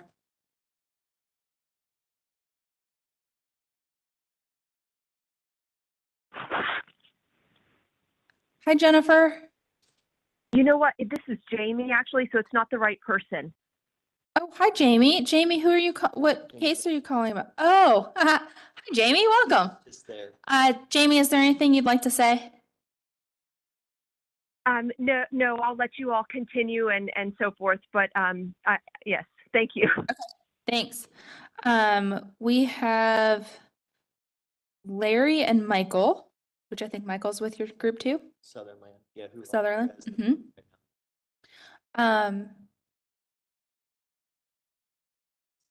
Michael, would you like, oh, I see. Wait, hold on. Back up. Jennifer popped up. Hi, Jennifer. Christy, can you hear me? Yeah. Do Okay, you sorry, have I'm on the video phone. or not? I know you were probably I don't. traveling. I'm in a school parking lot and we have terrible cell reception right here. So I've tried it 15 times and I cannot get the video to come up. Understood. Jennifer, have you been sworn in? I have not. Okay. If you would be sworn in, and Larry, Michael, Jessica, Susan, and Stuart, if you would also be sworn in at this time. All right, if you'll raise your right hand and respond, I do, to the following question. Do you affirm the testimony and information you are about to give is the truth and nothing but the truth? I do. Thank you. All right, Jennifer, you know the drill. If you would state your name and your address for the court reporter, please. Yes, Jennifer Ray, 1913 Cleveland Avenue. All right, and feel free to proceed with your comments. Okay, I'm Jennifer Ray, and my husband Scott and I are the owners of 1913 Cleveland, which is one block over from 1823 Cleveland. As we stated in our November meeting comments, while we fully support the move of this building to the 1823 site, we do not support the rooftop addition that is being proposed. We acknowledge the applicant's continued efforts to revise the design of the rooftop addition, but we do not believe the rooftop addition complies with HDC standards, Section 4.5, items 3 and 6, or Section 7.17, items 1, 2, 5, and 6. We believe the basement and the rear addition elements of the project are fully compatible with the standards. If additional square footage beyond those additions is necessary to make this project viable, we believe that square footage should be added to the rear of the building, not to the roof. The glass and metal structure currently being proposed to be built on top of the historic landmark building is about 850 square feet. Gaining that additional square footage could alternately and more cost effectively be achieved by extending the rear addition across the full width of the building and housing any building equipment on the roof, as is common for most flat roof style commercial buildings. We do not believe a non-essential 850 square foot rooftop addition post relocating this building could qualify for special consideration to the HDC standards. We think that all elements of the project should be considered precedent setting, and we do not believe that the HDC would consider this type of addition to any other historic building in the Dilworth Historic District. To again pose the question that we asked back in November, how would the commission respond if you were considering the same type of addition to Dilworth Tasting Room, Ed's Tavern, Paper Skyscraper Building, or any other flat roof historic building in Dilworth? We believe the glass storefront and brick parapet details of this historic landmark building are its defining architectural elements. Limiting your approval for this project to all elements other than the rooftop addition would ensure that the storefront and parapet elements continue to be this building's focal points and that this project complies with all HDC design standards. Thank you. Thanks, Jennifer. Hey, Jennifer, before you leave, we see Scott's online too. I think he was just in case I couldn't get through, so we're good. Okay. Just wanted to make sure he didn't want to speak. Okay. Thank you so much. It looks like the other person that signed up, Susan Morrow, is not online. Michael, did you want to speak? Hi, Michael. Have you been sworn in? Yes. Great answer. Thank you. If you would state your name and your address for the court reporter, please. Michael Wilson, Wilson. The owner of 304 and 308 East Worthington properties. Okay. Feel free to proceed. Great. So we also live in Dilworth over off of Ideal Way. So been in the community for quite a while. I'm not concerned at all about the height of this structure. I think the look of it just adds something. I know we want to keep it historic, but I mean, we look at other historic buildings. I mean, you look at the Louvre, I'm sure they weren't too happy about these awesome glass pyramids out in front, but now these are iconic.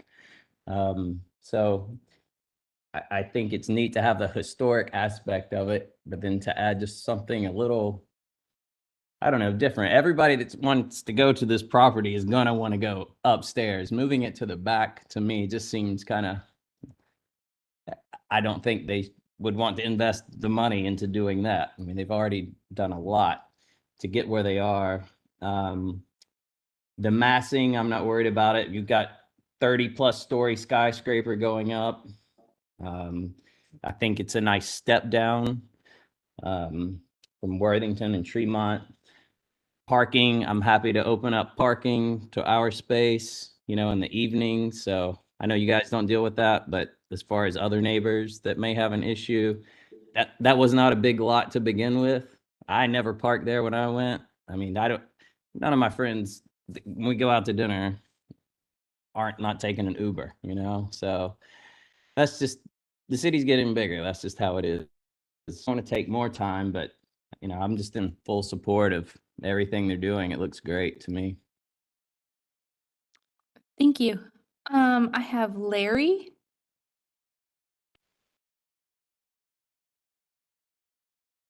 Hi, Larry. Have you been sworn in? I have. Great. If you would state your name and your address for the court reporter, please. Larry Powers, and I live at 1918 Ewing in Charlotte, 28203. I have an office at 1920 Cleveland in Charlotte, you know, half block away, and we own the parcel caddy corner at 216 East Worthington. Feel free to proceed with your comments. I think Michael put it, you know, perfectly. You know, I guess I would maybe start by just applauding the commission on collaborating with Jeff and Jamie. I think it seems that it's developed nicely. And personally, I am a fan of the, you know, the jewel box, if you will, addition at the roof level. I think that is a great touch, and we are fully supportive of the project from every perspective. You know, a resident of Dilworth, an office occupant, and you know, a developer. Which I would add that maybe we're not from the best position to talk about height, because our site is zoned for up to 100 feet and unlimited, you know, as we travel further west. So this to me feels like a very small project, but nonetheless, it fits into the context in our view. And I would just, one last point, this may not be your concern, but we have, we're so supportive of this project that we have indicated to Jeff and Jamie that we would accommodate the move of this building across our parcel. We have about a 2-acre parcel that's right in between the current Leaper location and the proposed. And so we're kind of checking in maybe a little bit anxiously to see how this is progressing, because I'm a little worried that we may have overpromised depending on how long this process normally takes. We've not been through this process before, so but, you know, we're kind of sitting on the sidelines hoping we can keep that promise. So that's really it. Thank you again for giving it your attention. Thank you, Larry. Jessica Heineman.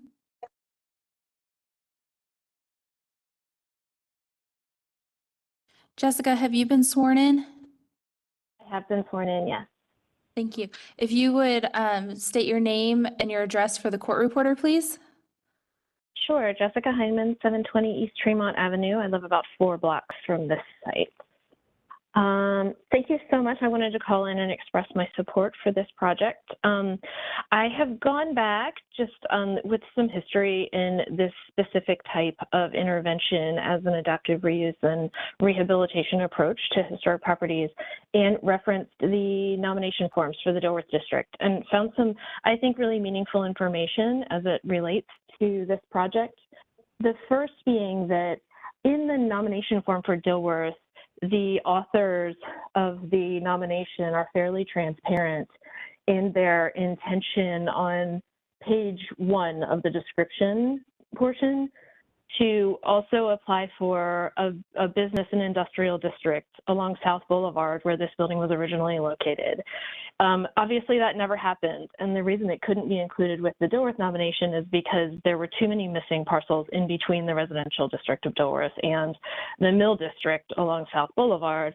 But they're very clear in the nomination form about how the stories are intimately intertwined, and that the story of the development of Dilworth is really the story of the development of the mills and the people who worked in the mills. And they cite a lot of the buildings in this immediate area, in the Cleveland Avenue, Euclid, Fremont, Worthington area by address. And it's impossible to separate this little store from the development of the area, and it's so disappointing that the South Boulevard district never happened and probably doesn't really have the threshold of inventory that it would need at this point to be a district, although I think Landmarks is doing a beautiful job preserving those properties. This particular property reminds me of other efforts we've made in Dilworth to mediate the sort of the leaking development into different areas to preserve the residential districts. And the one that I think of often is on Park, just off East, where Landmarks put covenants on a couple of properties for preservation, and those have successfully kept the transition between commercial development and residential development along that first row of alleyways from East into the neighborhood. And it's of great value that this has created an edge to define how this development is bounded. And I think we're recognizing more and more that Cleveland Avenue is the border of the district, and it's really a gateway. And it's exciting to me that the relocation of this building, it reinforces that edge in such a contextual location in the small, fine-grained commercial area of Dilworth in that East Boulevard, Cleveland area. It's a really exciting move for me. I think the applicants have demonstrated a commitment to adaptive reuse and rehabilitation all over the city that I really respect, and I think this is a really visionary approach to reinforcing that edge of Dilworth to, protect the edge and the boundary and the gateway into the district. That feels very contextual to me. I also referenced the National Park Service brief number 14, which is the brief that we referenced when we were looking at Dilworth Animal Hospital further down the street, for a similar type of adaptive reuse and rehab project with the glassy connectors between the buildings. The National Park Service issues these briefs to elaborate on the intention and application of the federal standards for rehabilitation. And this brief number 14 goes into great detail about rooftop additions. There's a ton of diagrams, there's a ton of photos, and this application and the changes to this application since November are really straight textbook interpretations of the way the federal guidelines read. And they cite number 9, that it's compatible but differentiated, and number 10 for this glassy rooftop addition, that it rests lightly on the historic building and has a very soft touch, which by nature makes it clearly reversible. You can tell what the old building is, you can tell what the new building is. So I think the National Park Service brief number 14 is a really important supporting document for this application. As far as the changes go from November, I think they're absolutely beautifully done. I think they're very thoughtful. I think the nature of the glass on the top of this building is that it will dissolve and disappear. It's just going to reflect the world around it. It's going to be blue sky and treetops. And in this particular location in Dilworth, with the angle from the pedestrian viewpoint, it's really going to disappear from view. I don't think that it's going to have a presence from the pedestrian right of way. I think it's a beautiful intervention. And it also reminds me of several other types of adaptive reuse projects seen, with similar interventions. And the one that most prominently comes to mind is in Soho in New York City. It's really just a spectacular rooftop garden like this. And you would never know that it existed until you get up into the building and you get to the roof, and it's just the most shocking, you know, urban garden oasis with beautiful views. And it's such a hidden secret because it's just completely invisible to the pedestrian right of way. And it's such a beautiful approach to the adaptive reuse of the building. So that's everything I have to say. And I hope that the preservation brief number 14 and the nomination document are meaningful to my support of this project. Thank you. And we have one last caller, Stuart Gray. Stuart is who? Hey, everybody. Do I need to video or is it okay just hearing my... If you can, we'd love to see you. Okay, there it is. Hi, Stuart. Welcome. Hey, everybody. Stuart, I know you need no introduction, but if you would, state your name and your address for the court reporter and just confirm that you have been sworn in. I have been sworn in. My name is Stuart Gray. My address is 2100 Randolph Road, Charlotte, North Carolina. And feel free to proceed with your comments. Well, two things. If we can comment on other comments, Jessica's comments were so spot on and so compelling that, you know, my further rambling about it may not be necessary. But I do want to echo one thing she said, which is that there was no historically differentiation between the Leeper Wyatt store and Dilworth. It was part of Dilworth. And the boundaries that were set for the Dilworth Historic District were, you know, to some point political and some point driven by the fact that the integrity along South Boulevard, as it was interpreted at that point, which was decades ago, was determined to push the boundary back into what, you know, from the edge of Dilworth back to a new boundary to define the historic district. So it is not a strong wall that we look at it historically, that where Dilworth stopped. This building was part of Dilworth. This project to save the Leeper Wyatt store from destruction is so important for Dilworth and for what's now called South End and for Charlotte that I feel compelled to argue for the approval of this COA to allow for the saving and relocation of the historic building to move forward. The point of the HDC is to safeguard the heritage of the city by preserving the historic buildings that embody important elements of its history. That is why we are here. And the Leeper Wyatt building, which could also be called the Atherton Mill Village store or the D.A. Tompkins store, does embody important elements of the history of Charlotte and especially Dilworth. The design review process that we are now taking part in is in place to preserve the buildings associated with the city's history and not to be an obstacle to their preservation. But another delay in the approval of this COA application could potentially doom the building. I've heard opposition to the project, and the opposition did not sound to me, and I've spent decades concentrating on historic preservation in Charlotte. It did not sound to me like their concerns were grounded in the preservation of Charlotte's history. It'd be wonderful if the HDC would approve this project and thus help secure the preservation of the historic building. I heard about precedent, and I wouldn't be too concerned about precedent in this case. This project is exceptional. I do not think you'll be faced with the prospect of moving another designated commercial building into, which also happens to be a landmark, into the district. Rooftop additions. I heard some concern. It seems like that's where we've landed about the rooftop additions, whether they're appropriate or not. Rooftop additions are generally an encouraged option for historic buildings across the nation, in that they allow for the viable reuse of a historic building by enabling a sustainable use that allows for its preservation by allowing square footage with an addition that does not add to the footprint, an addition that is generally secondary to the historic architecture and is, as in this case, well and appropriately differentiated from the original portions of the building. As for the concerns expressed about the proposed rooftop addition in November, it's my opinion that at this location, with a narrow street cross-section, the addition of the currently proposed rooftop addition would not have a significant impact on the historic character of the building or streetscape, but that instead the historic two-story facade would appropriately become the focal point for pedestrians and those in vehicles. Thank you very much. Thank you, Stuart.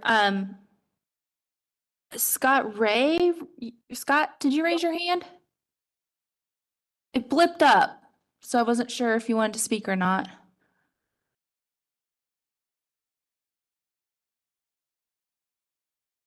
Scott? Hear me? Yeah, Hey, can you Scott. hear me? Were you sworn in? Hey, sorry. I was. Oh, perfect. If you would state your name and your address for the court reporter. I'm sorry, I thought Jennifer was speaking for you both. My apologies. She misspoke. I did want to speak. I had my hand up earlier, but I couldn't get it unmuted. All right. So it's Scott Ray, 1913 Cleveland Avenue. Okay. Go ahead. And I just want to say real quick, I think that we're ill-advisedly coupling the saving of this building and the rooftop addition together. I think that everybody's in favor of saving this building and preserving this building and moving it to that property. I know Jennifer and I are really in favor of it. We'd love to see it happen, but that does not mean that the rooftop addition, which takes away from the facade of the building, meets your guidelines. And unfortunately, the HCC has one job and one job only, and that's to adhere to their guidelines and not alter from those guidelines, because those guidelines create legitimacy for the HDC. And so if you guys approve that rooftop addition, you are actually violating your own guidelines. And that's all I have to say. Thank you. Thanks, Scott. Okay, so not Michael Wilson, but there's another Michael online who, Michael McNally. Michael McNally, are you with us? Yes, I'm here. I have not been sworn in. Perfect. If you would state your name and your address for the court reporter, please. He said he has not been sworn in. Oh, sorry. All right, we'll swear you in quickly. If you'll raise your right hand and respond, I do. Do you affirm that the testimony and information you're about to give is the truth and nothing but the truth? I do. Thank you, sir.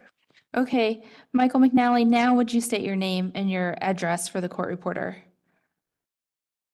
Yes, Michael McNally, address is 3990 Hillsborough Pike, Suite 400, Nashville, Tennessee 37215.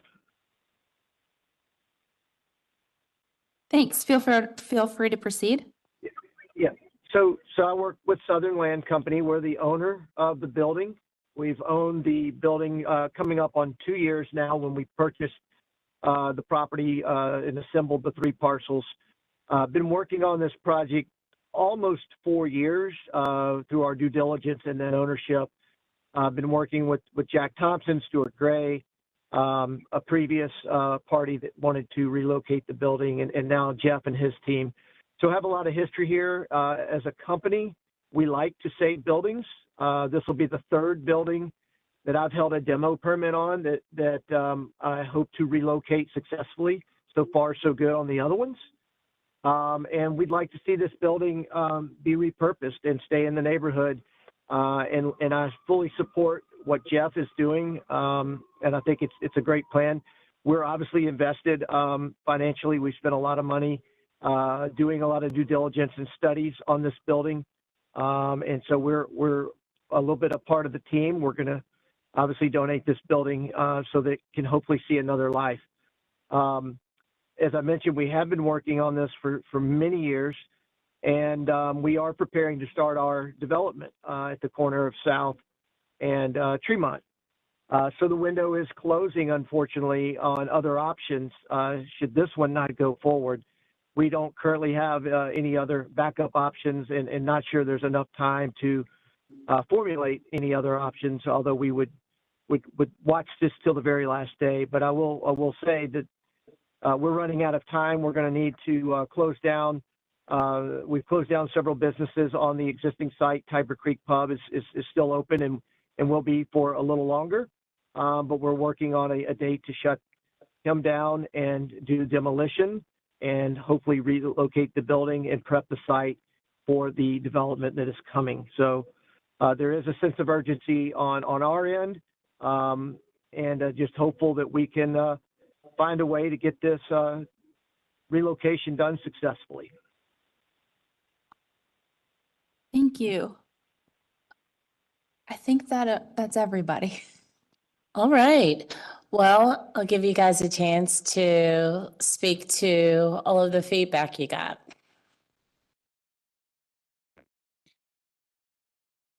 Most of anything I have to say is really just trying to reiterate what Stuart Gray had said, and I believe Jennifer. I've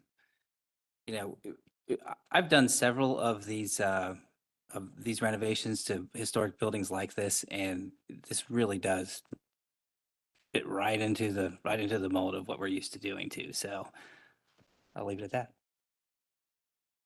Cool. I will just really quick. This is a passion project for Jamie and I, and saving old buildings, putting restaurants and businesses in them is a big part of what we do in our story, and we really love it. That's why we're going through this. I think this process has been great, and we've actually gotten to a better place by going through the process. And so I appreciate all that you guys do. I just want to reiterate just kind of what Stuart and Larry were touching on, that our partners in this move, that we can't do this without them.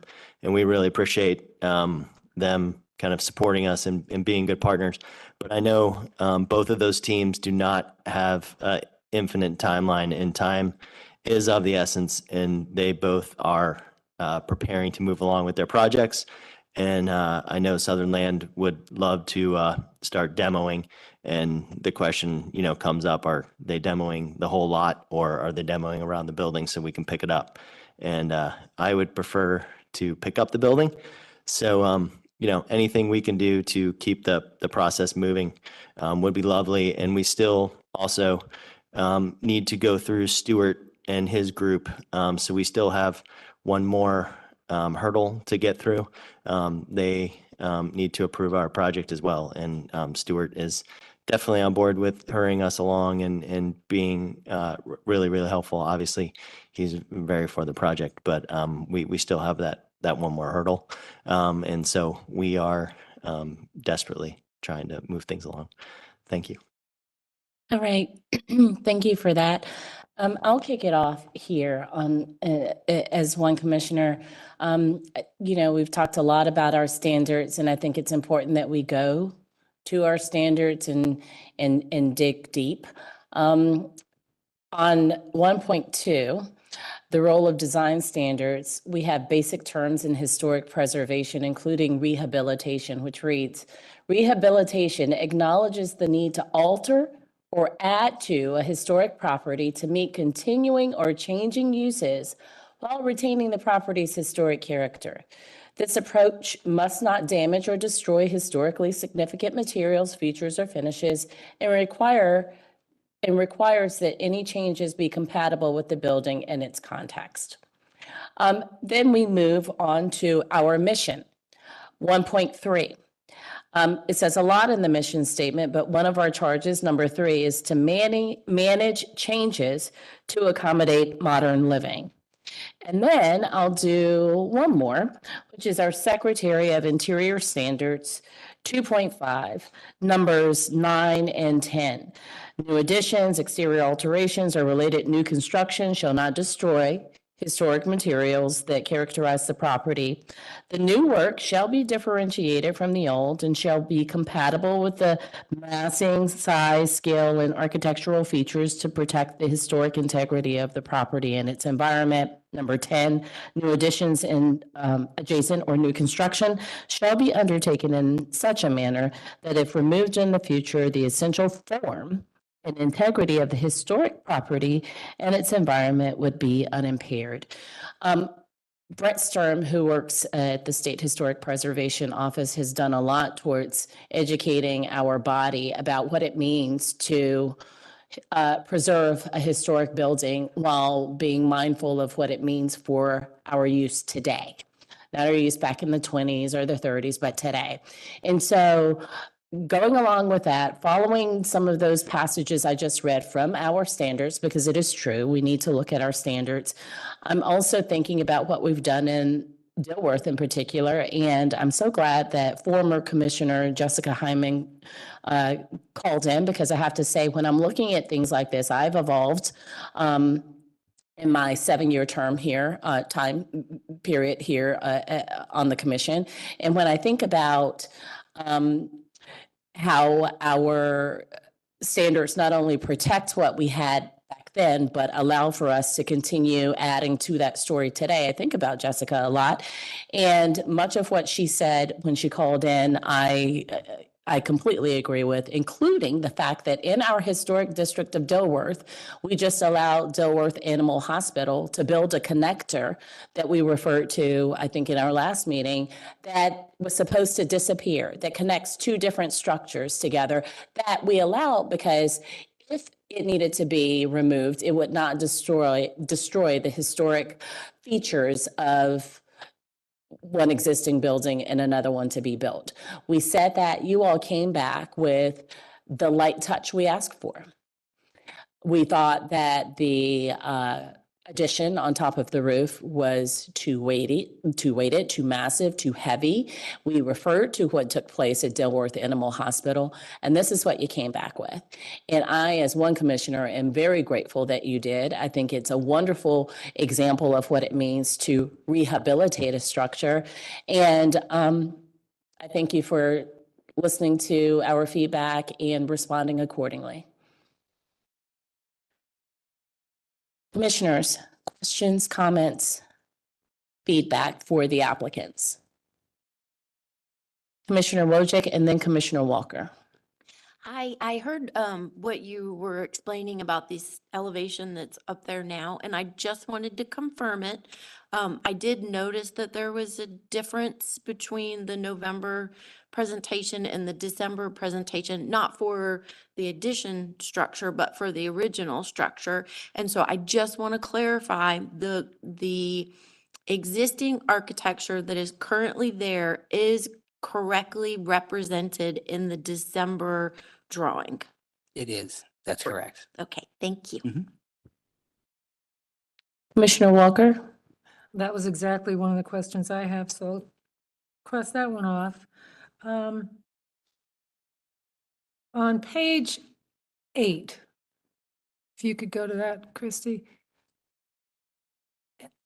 On the site plan, it shows two trees at the street, and I think it says that one is being saved, but I don't think I saw that on the other one. Could you clarify for us those trees? Which two? The two that are right here on the screen? I'm not sure which trees were. Yeah. Are you removing any trees from the street side of the property? Go ahead. I don't have the total 100% moving package. We're still waiting on that, but the tree in front will definitely have to go as the building moves on to the site. That the trees on Cleveland, we probably have some pictures in there, are not the like super huge old historic trees that we have on Worthington. They are smaller. The crepe myrtles, I believe, right? I think. I guess for me, So- for the trees that are of a significant size, I would like. to They're not of understand- they're not of significant size, and of course when doing it, we would have to replace them after Yeah, they are small. Right, but I think that that should be part of our plan that we would want to see is where the trees are that will be removed and what the replacement plan is Mhm. for them, given the fact that most of this site is going to be covered in either building or blacktop. I think might help clarify, Commissioner Walker. Are these street trees that are in Yes, the tree, it's median? tree lawn. So they're not on the parcel, There's they're one small tree in the parking lot. in the, but the other ones that Commissioner Walker is talking about, I think they're street trees that aren't in our purview. Because if they're in the median or the right of way, it's urban forestry's purview. But yes, I do agree that an accurate trees and, staff can approve anything ornamental. But it looks like all of the big trees are in the alley, Mhm. which would also not be in our purview since we don't review those. And we also don't review any street trees. So, does that help, Commissioner So Walker? both of those street trees are remaining? Is that what I'm hearing or? One of them, I mean, depending on how the building is going to be driven down Cleveland and then turned onto the site to get there. So that tree The single tree is directly in front is of you. in front is that's in the tree lawn is going to have to be removed to move the building there. But it's a street tree. It is. But a it's street tree. it's I hear that. I understand it's not in our Okay. purview. But- I think but- it's something to But you're- consider for me But as well. to Commissioner Walker's point, it is labeled as to remain on the plan. on the plan. Yeah, Okay. yeah. Thank So, you. Yes. Accuracy is important. Okay, and then another question. What is the height from, if you're standing on the top of this building, what's the height from the floor that you're standing on and the parapet wall? I guess what I'm getting at is, are you going to be needing to build a guardrail around that? Partially, yes. So where it says roof level 28 feet, that is the part that you stand on. And so what's the difference between the height of that rail? I think something, I don't know, can I take this with me here? Let me do this. If you go back to that drawing, you were just looking at that front facade? Sure. I thought the side might help too. It does. This line right there, keeps moving on me, Sorry. and that line right Yeah. there, I think this line right here for everyone at home. those are the tops of the guardrails. So the roof level is down here. You're standing behind this brick parapet. And then if you looked at the side, that guardrail would continue down the side and you would see it. So if you went to that side elevation that you were looking at, there it is. So it's being shown over the top. You can see the parapet comes through it. And those are where it turns into gray is where it hides behind the parapet. Does that answer the question? Help? Yeah, I didn't understand that in the drawing. But we as well. were able between the last time we found that mistake and this time we were able to, find a few more inches and drop that down to lessen that front view, I think a lot. Yeah, so the parapet feature of the building on the street side will be somewhat hidden by those guardrails? No. The No. parapet is on the outside of the guardrails. Okay, So you will see the brick. All right, You would yeah, I- only see a little bit of the guardrail tell sticking that. above the existing parapet the way it is today. It's this little line right here, right? Is that right? That's right. This is like that top handrail just poking above the parapet. Those lines would be where if I walked up, I could put my elbow on it, and then the parapet would be in front of me as I looked out to the street. that's good. Thank you. That was all. All right, any other questions or comments? Commissioner Lineberger? Not for the applicant. Okay, Commissioner Wheat? Commissioner Bell? Taylor? Okay. Nope. Okay, anything you guys want to say before we close for deliberation? I think I made a mistake when I started all this. I said Jennifer, and I should have said Jessica. That was a big difference between what. Thank you. Anyways, thank you very much. Okay, we will now close for deliberation. All right, there are a few reasons why we had this application continued. Let's make our way there. And I'll just read them off and then we can start our conversation. So we wanted a restudy of the third floor rooftop addition, including the roof form and materials, massing and complexity of form, height and width, and of course, because it's an addition, we also referenced additions. So we had a restudy. The question is, does that satisfy our body and our standards?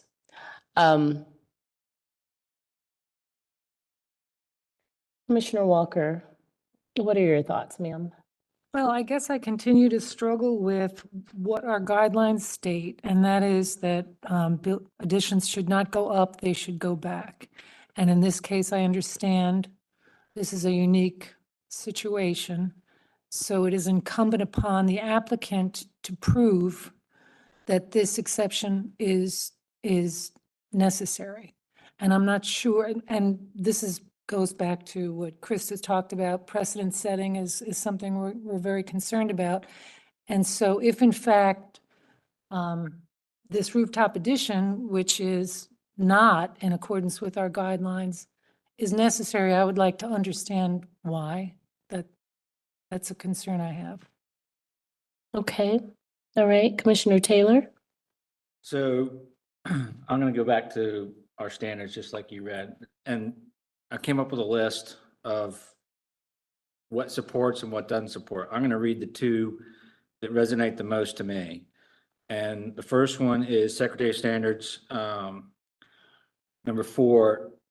Most properties change over time. Those changes that have acquired historic significance in their own right shall be retained and preserved. For me, most properties change over time. I mean, that's a fact. I mean, it happens. So we got to deal with it. And our standards help us deal with that. The next one is 7.176.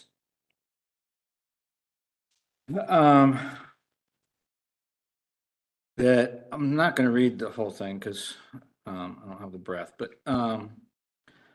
it is, well, we'll read the whole thing. Make sure that the design of a new addition is compatible with the existing building. The new work should be differentiated from the old while being compatible with its massing, form, scale, directional expression, roof forms, materials, foundation, fenestrations, and materials, period. The next sentence, the style of the addition may range from a contemporary compatible design to a more traditional aesthetic expression. To me, that's what we have here. I mean, we've got a historic building that has a more contemporary design on the top of it. And I think this standard, it just nails that. I mean, so I struggled with it, but that standard just, it says, you know, this is part of what we allow. So that's all I got. Thank you so much, Commissioner Taylor. Commissioner Wheat? I'd just like to say I had that same standard pulled out, Commissioner Taylor. I was going to read it, but thank you for reading it. And I would like to add, because there was some discussion in the public comments about us adhering to our standards. 7.7 number 2 says to limit the size of the addition so that it does not visually overpower the existing historic building. I think that is also accomplished in this design. Okay, thank you, Commissioner Wheat. Commissioner Wojcik? Yeah. Well, I think that it's pretty obvious that I've supported this the whole way through. I just think that the concept of the adapted use and the way that they've incorporated it kind of sparked something. And I think that it's a great representation of what our guidelines support.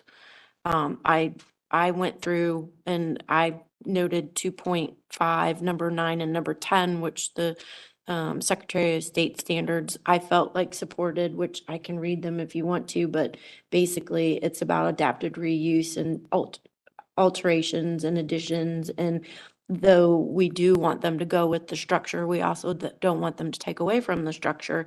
And there needs to be some flexibility, in the way that we view these buildings because they were built over 100 years ago and it's different. The world is different now, and I just don't want us to lose the opportunity to do something that truly could be beneficial and interesting because we can't see that it could work. But I love the rework over the time that they've presented to us and listened, and Jessica's standards for the federal level with the national parks. She said brief number 14, number 9, and number 10. And then for addition 7.17, number 2, number 3, and number 6, which everybody's kind of gone over. I mean, they just keep adding for me. Mm-hmm. Yep. Okay. Commissioner Lineberger. I'm going to weigh in here on I feel like what we're talking about are building specific, and I wanted to just clarify the difference between, I heard Stuart Gray speak a lot about the building itself, and I don't know if this was intentional, but to not give weight to the concerns of the neighbors of the historical context and the fact that this is a historical neighborhood. That is our purview. It is a historic district, and it's how this fits into the context of the neighborhood, which has been my concern all along. I think it's wonderful. I mean, independently and the building being reused and saved, totally support that. And I think everyone supports saving the building and reusing the building and the power behind that and the significance of the building. But I think that we're justifying the comments I'm hearing. We're using standards to justify the building itself and not necessarily talking about the historic district. For example, mine that I keep going back to is 7.7 number 1, which is relate massing to those of existing adjacent historic buildings. For instance, if a street contains historic commercial buildings with simple massing, do not introduce a new building with a complex massing. Yes, I agree. It's light on top. It's lighter. They've come back and given us more. They've responded to our requests and have come back and changed, made it lighter than we preferred before, and that's what we struggled with. But it's still higher. There's still the massive stair addition on the back that's 4 stories. I know, and I do appreciate the addition of the photographs from Worthington, because that's been my concern, is how that 4-story stair tower will look from Worthington, because you will see it. And if you look at those pictures, and if that was actually allowed to be sketched into those perspectives from those angles, you would see it. You're going to see it. You're going to see that 4-story brick stair addition. So, and it will be. I need to interrupt. The stair isn't really part of the discussion. That's already been deemed okay by the commission. It was continued for the rooftop addition. Okay. Yeah. So I don't know that I remember that we approved So the items of continuance were strictly limited to the 3rd story. There was a restudy of the 3rd story rooftop addition. Everyone agreed last time that the stair addition was appropriate. That you didn't vote to approve it, but you moved past that in your discussion. So I just, in the interest of time, didn't want to readdress something that's already been addressed. Okay. So anyway, I just didn't want to ignore the fact and that it's the context of this being where it is in relationship to the neighborhood and everything else around it and the overall height. All right. Thank you, Commissioner Lineberger. So we look at historic buildings as context, right? We just approved a building that would be larger than this building on Cleveland. Why?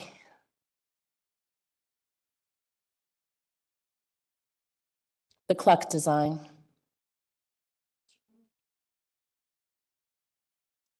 And it's larger than this one. My mouse is just struggling to get there.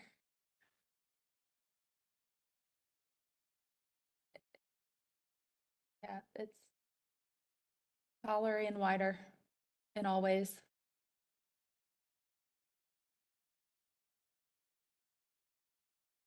I'll go back to what I said, and there's a lot about this building that I love. It's just the precedent that's set because our guidelines state you should not go up, you should go back. I would, And if in fact that's what's going to be done, I think that needs to be explained why that has to be. That is also what our guidelines state.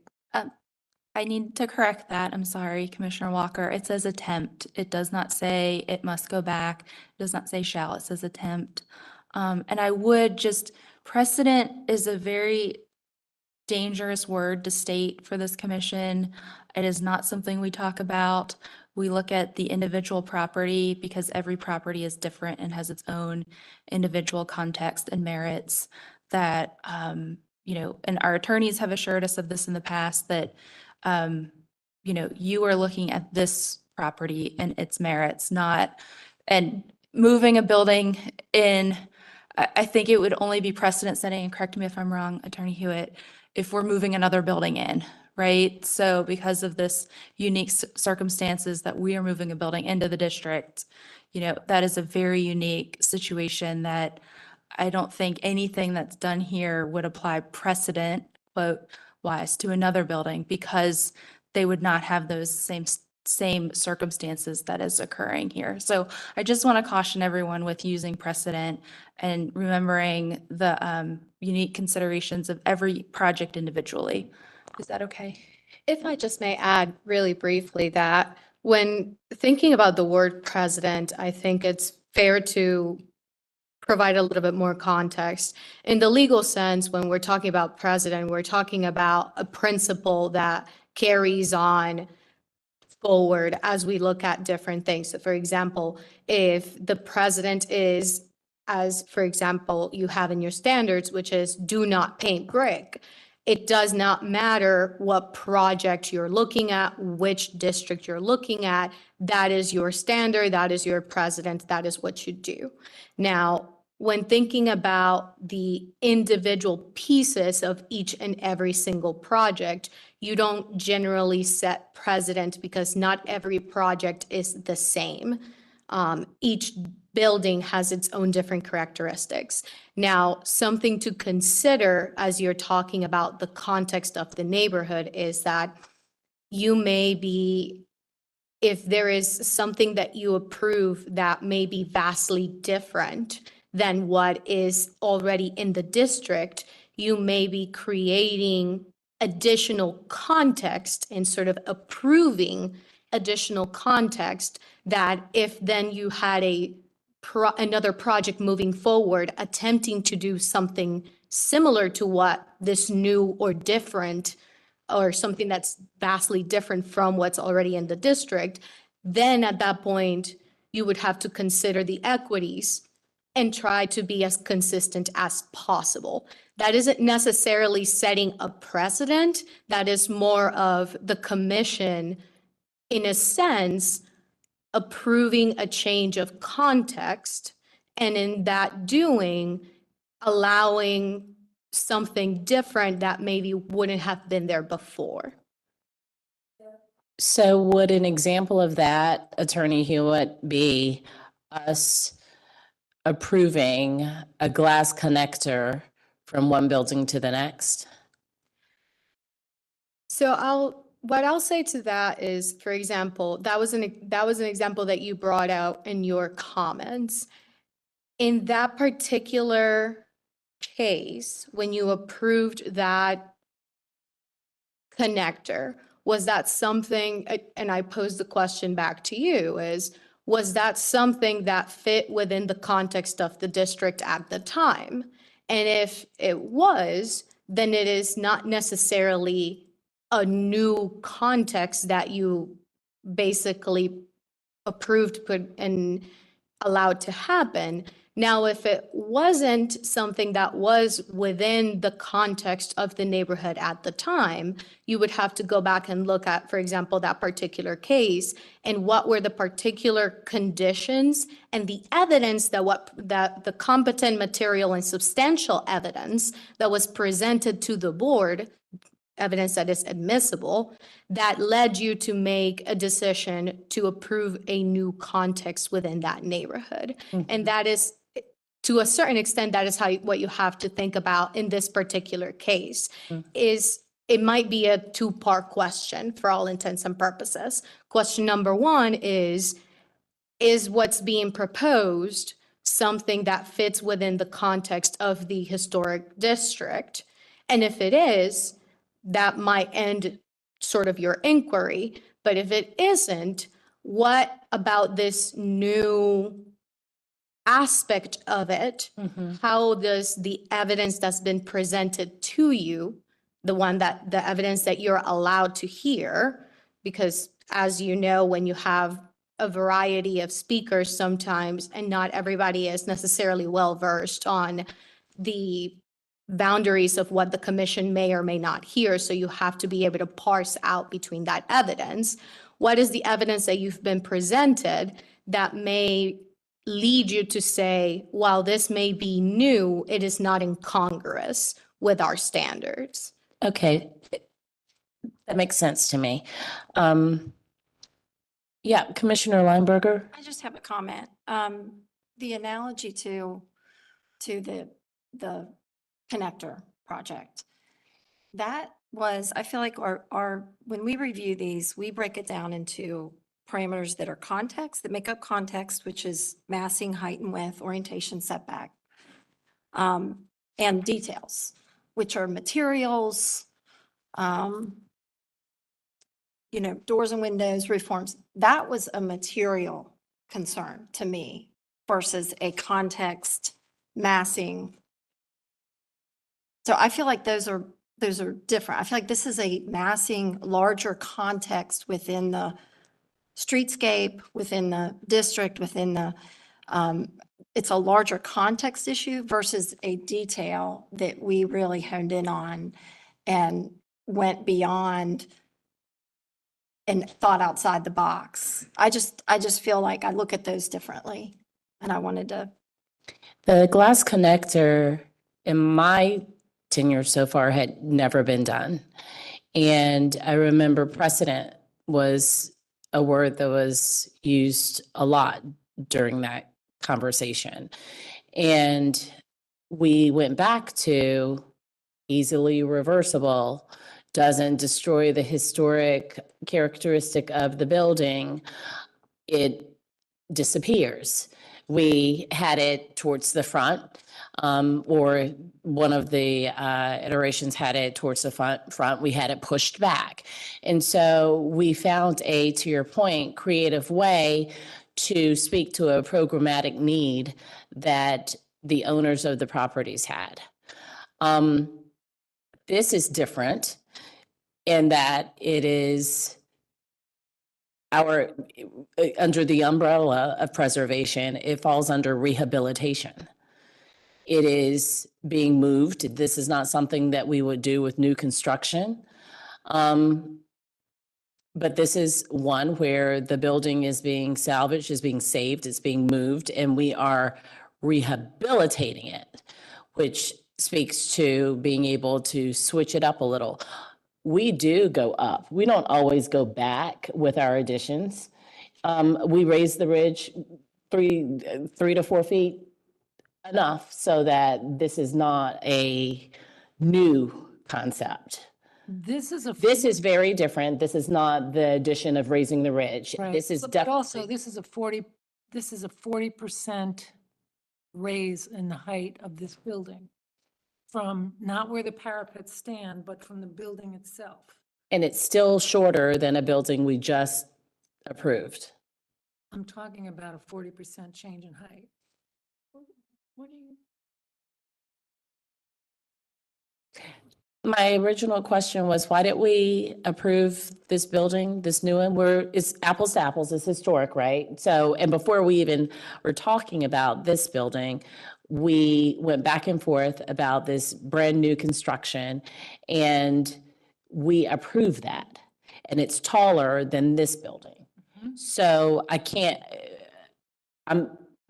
recall. I'm not just trying to make a point. How and why did we get to the yes on that? I think it's context. I mean, look at the context. I mean, yes, it's taller, but it relates more to The building beside it? yes, which I know we did not consider. Mhm. But this, just look at that next to the church. What did we consider? Since we didn't consider that building, and I cannot remember, so. Considered the church. You considered the church. You considered that this was an edge condition. Basically, Jessica summarized it in her comments, that this is an edge condition. It's a transition into non-historic district. There are bigger buildings all along Cleveland. And if they went up Cleveland and they showed that facing Cleveland were larger buildings. And they use that as like, that is the context of Cleveland. Thank you. Yep, you're welcome. I'm not opposed to the height of this building. All I'm saying is that I would be comfortable if our motion made a reference to the fact that because of this unique exception and the opportunity to preserve this beautiful building, blah, blah, blah, then at least that kind of a transition in height from the original historic structure to what they're proposing has something that I could wrap my arms around a lot more than just a motion. So height is not an issue for you in this one? It's because of what it is and where it is, I get all that, the need to preserve it. I also am concerned about the fact that it is a 40% increase in the height of this historic structure, but given the circumstances, which was going back to why I wish that we could have heard an explanation as to why it has to be, but I don't think that's going to happen. I can But open it do up think and the motion- ask. The motion should contain that. If you like for me to, Commissioner Walker, I can open it up and ask so we can get your answer. Commissioner Taylor, Commissioner Wojcik, and think about whether or not you want me to open it up, Commissioner Walker. So context, what is context a block, a half a block, a mile, a neighborhood? What is, because if you're, in my mind, the context on that, what's on the screen, it's all very much in the same context. It's, I don't know, it's a half a block away and it's very much in the same context. As far as height, massing, scale, it's a little bit different than the church, but it's not 100 yards away, it's the same. So what is context? I mean, it's very different from going down Worthington or Tremont or something like that, but right there, it's very similar. Commissioner Wojcik? Well, I was just wondering about the 40%, because when it looks like it's about 10 feet tall. No, I think what I got was the height absent the parapet, the building height itself, not to the parapet top, was 29 feet, give or take, and then the new height is 42. That's And- not right.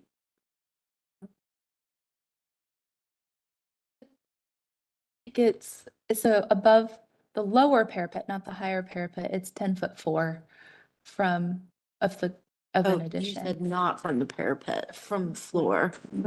From the floor, it's like 14. Yeah. Why would we take it from the floor and not the parapet? That's the top. I'm confused. Why would we? From the main building, not from the columns that go up. You are, but it's only 10 feet taller than the structure. Less than, the addition's 10 feet in comparison to 32 feet. So it would be 25%. That's very different than 40. Commissioner Walker, do you want to ask your question to the applicants about why? Let's reopen and let's ask the question. Yes, ma'am. Thank you. Yeah, I would just like to know, given the difference between what you're doing and what our guidelines suggest in terms of where additions should go, can you help us understand why this would be a necessary part of this project? Yeah, when we first faced this building, the inside structure of each floor is pretty small, especially we also have, you guys have granted us the exterior stair that we're adding to the back, but we've also need to, add a stair on the inside. There is a stair on the inside, and so it takes up significant room.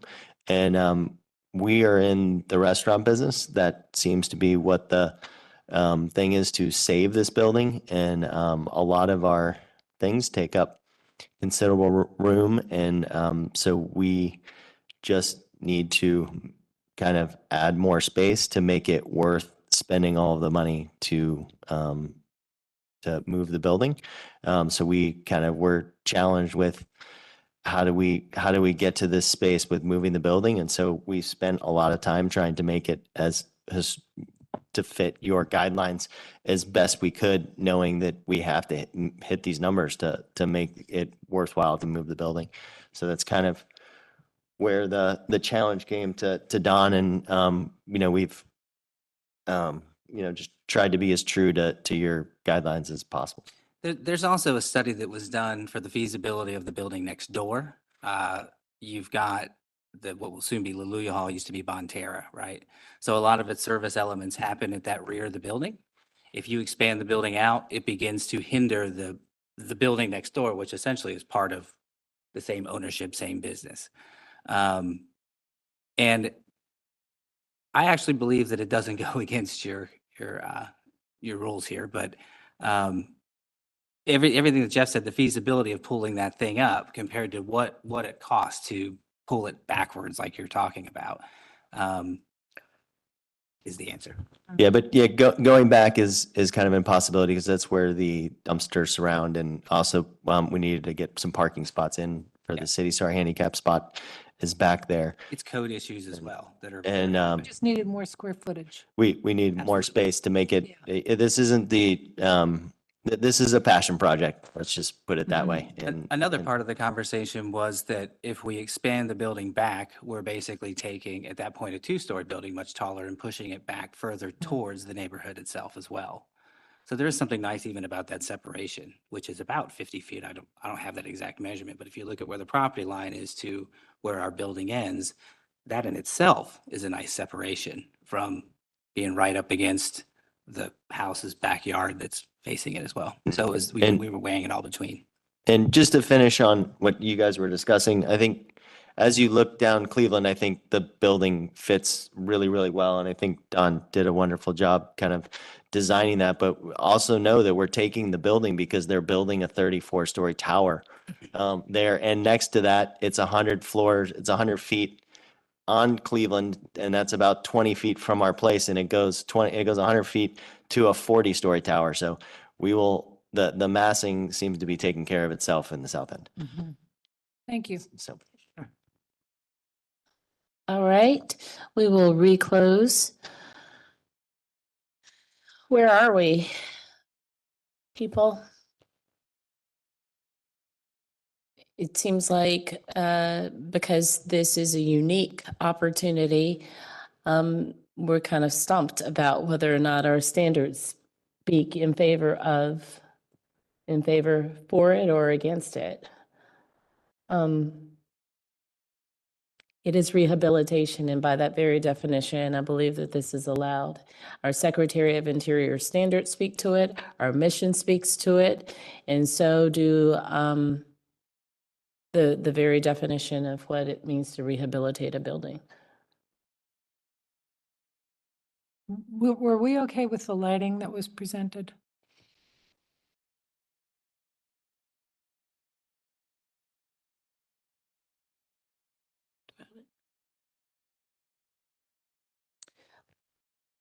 That's something that we could ask staff to work on, or is that something that we? Wait, let's see. This is, hold on. Slide 9. I think I don't want to misspeak, but I think we talked about it last time. If you have Let's go back to why we continue this application. it was just for the third story. Lighting is not on here. Mm-mm. So Commissioner Bell? Was that, because I don't remember us saying, okay with the light, but you know, we talk about the big pieces that then go down to the details. So I'm not sure if we were still on the massing and everything before we got into. Well, based on our continuation, and in the interest of time, I think that that's where our attention should be. The application was continued for the following items: a restudy of the third floor rooftop addition, per standards for roof form and materials, massing and complexity of form, height and width, and additions. So according to our continuation, the conversation is about this rooftop addition. That's what we need to be addressing. That needs to be in our motion. Everything else it's a moot point right now. Commissioner Wojcik? So in the motion, we are just referencing 7.12, 7.7, 7.8, and 7.17. Mm-hmm. Okay. Yeah. Or, I mean, you can incorporate that into your motion. You know, you can always split things out too and say, you know, staff can approve lighting, or we're approving this with conditions that you resubmit for lighting. We don't have lighting as part of our continuation, so why are we bringing it in now? Now I know. Okay. I But would if- rather but not if- confuse something that already feels very, Because I guess I was thinking you might not be going with another continuation. so again, this continuation, we should be speaking to this. It should be. Let's not talk about anything else because this is the fly in the ointment. Yep. So let's address this. And it's maybe 5:30, so maybe float a motion. Yeah. Can I just state again, I mean, based on form and materials, they addressed those and changed them, I think dramatically from the mass that they were to the lighter, more lacy scaled element. The massing and complexity of form and it kind of combines with that. I mean, they reduced the amount of metal and increased the amount of glass, which then impacted the massing and complexity of form in itself, which you can see on the elevations because they've eliminated a lot of the mullions and metal that is visually impactful to the people on the outside. We talked about the height and width, and I feel like everybody agreed that, and nobody really seemed to have an issue with the height and width overall in comparison to the contextual elements that are there. And then the addition, I think a few people still had a concern about the concept of adding on the roof, but we talked about all of the other elements that support that addition. 1.2, 1.3, 2.5, 4, 9, 10, 7.17, 2 and 3 and 6. And then we even have the national parks, which is brief number 14, number 9 and number 10, and number 4, number 1 for rehabilitation, all support the addition. And I mean, I That can sounds like read a them if it makes great- everybody feel better, but That was a fantastic motion. Okay. Let's see what we can do with that. And I think I know to Commissioner Walker's point, we should be saying, because this is a unique situation Yes. in which a building is being moved and we are doing a adapted reuse. that this is why, and applying our standards, as well as the Secretary of Interior standards and the National Park standards, this is why this motion is what it is. Are we good with that? Okay. Let's see. I would like to approve this application because it is, it does meet our guidelines. They have addressed the items that were being restudied from the November meeting based on our guidelines, number 1.2, number 9, 1.3,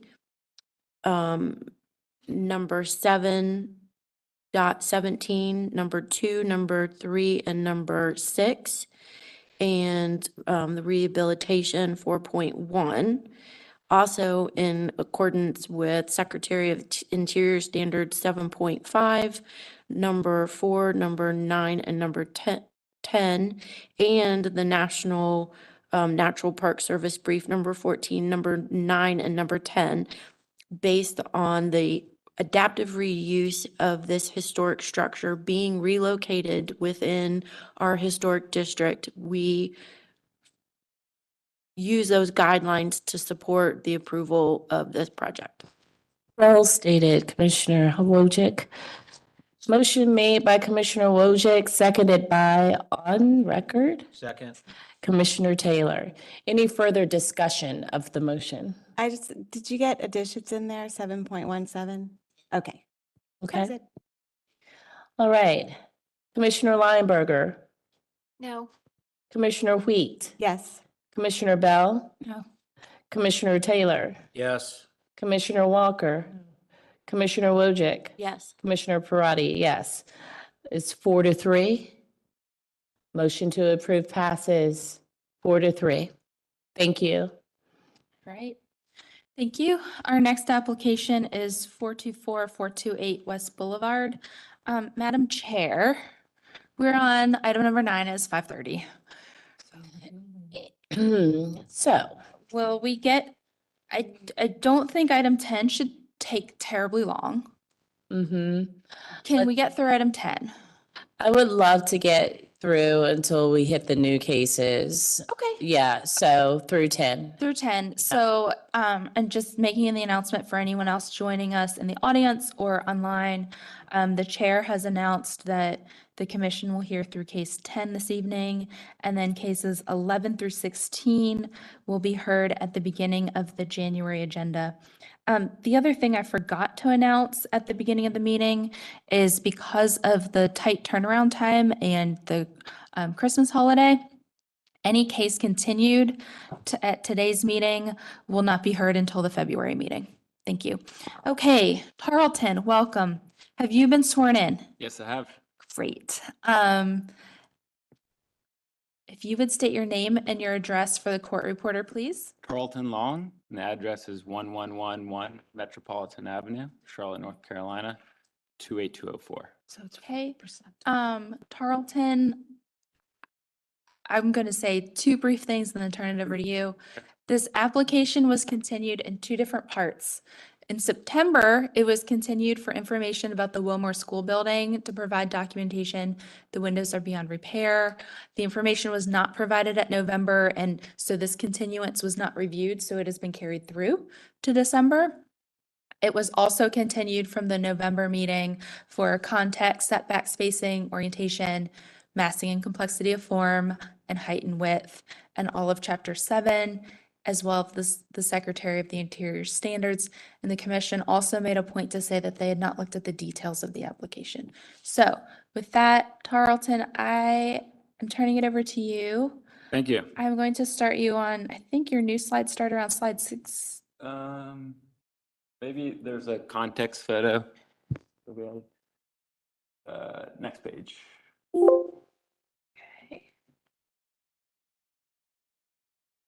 So I want to start by saying, our goal today is really to build consensus with the board and conclude discussions on site plan and massing. And so therefore, we really took a lot of the feedback from the last meeting and made considerable revisions to site plan and massing to hopefully get to that goal. So one thing that was mentioned in the last meeting was referencing the quadplex directly across Mint Street at 1700 Mint Street. So we added those photos specifically for context in terms of the townhouses along Kingston Avenue. And there was also a request to add information about the historic house 2 doors down, 417 West Kingston. So we added that as well. You can go into the site plan. So as I mentioned, we've made significant revisions. First and foremost, based on previous concerns, we have removed the entire 5th floor of the building at the center of the site. In its place, we just simply have private roof terraces for the units below and small stair bulkhead pop-ups kind of in the center of the roof.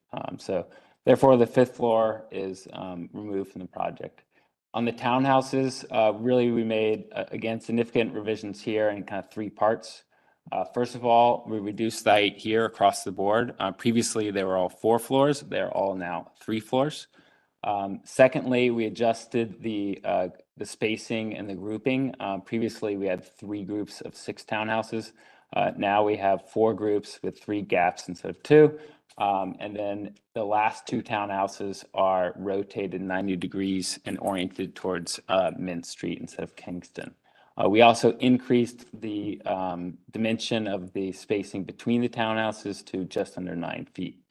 Additionally, we increased the setback of the first townhouse on the east side of Kingston frontage to 58 feet to more closely mimic the houses to the east and create a transition from those homes towards Mint Street, which is more of the kind of mixed use urban corridor than Kingston.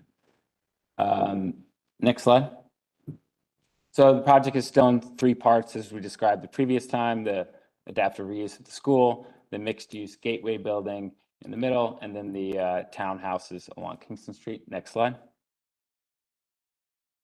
I think it's helpful to show some revision history on the site plan from where we started. This doesn't even include the workshops before the first official HTC meeting. And as you can see, we've obviously taken a lot of your feedback and made tremendous adjustments through the process. Next slide. Our strategy with the school restoration remains the same, so I don't think we need to go into there. The only thing I'll add, later I'll talk more on the windows. We've done some additional investigations on the windows. Keep going. Strategy with, keep going. So in terms of same strategy with architectural context and inspiration for the gateway building, we're referencing the school and the institutional buildings across the street. Next slide. Same as last time for the townhouses along Kingston, we're referencing the single family houses and other successful townhouse projects. Next slide. So updated elevations with the latest changes along Kingston Avenue. Again, overall reduction in height. So the townhouses have all been reduced to 3 floors, and the top of the ridge to the base is now 37 feet. It was previously just over 45 feet.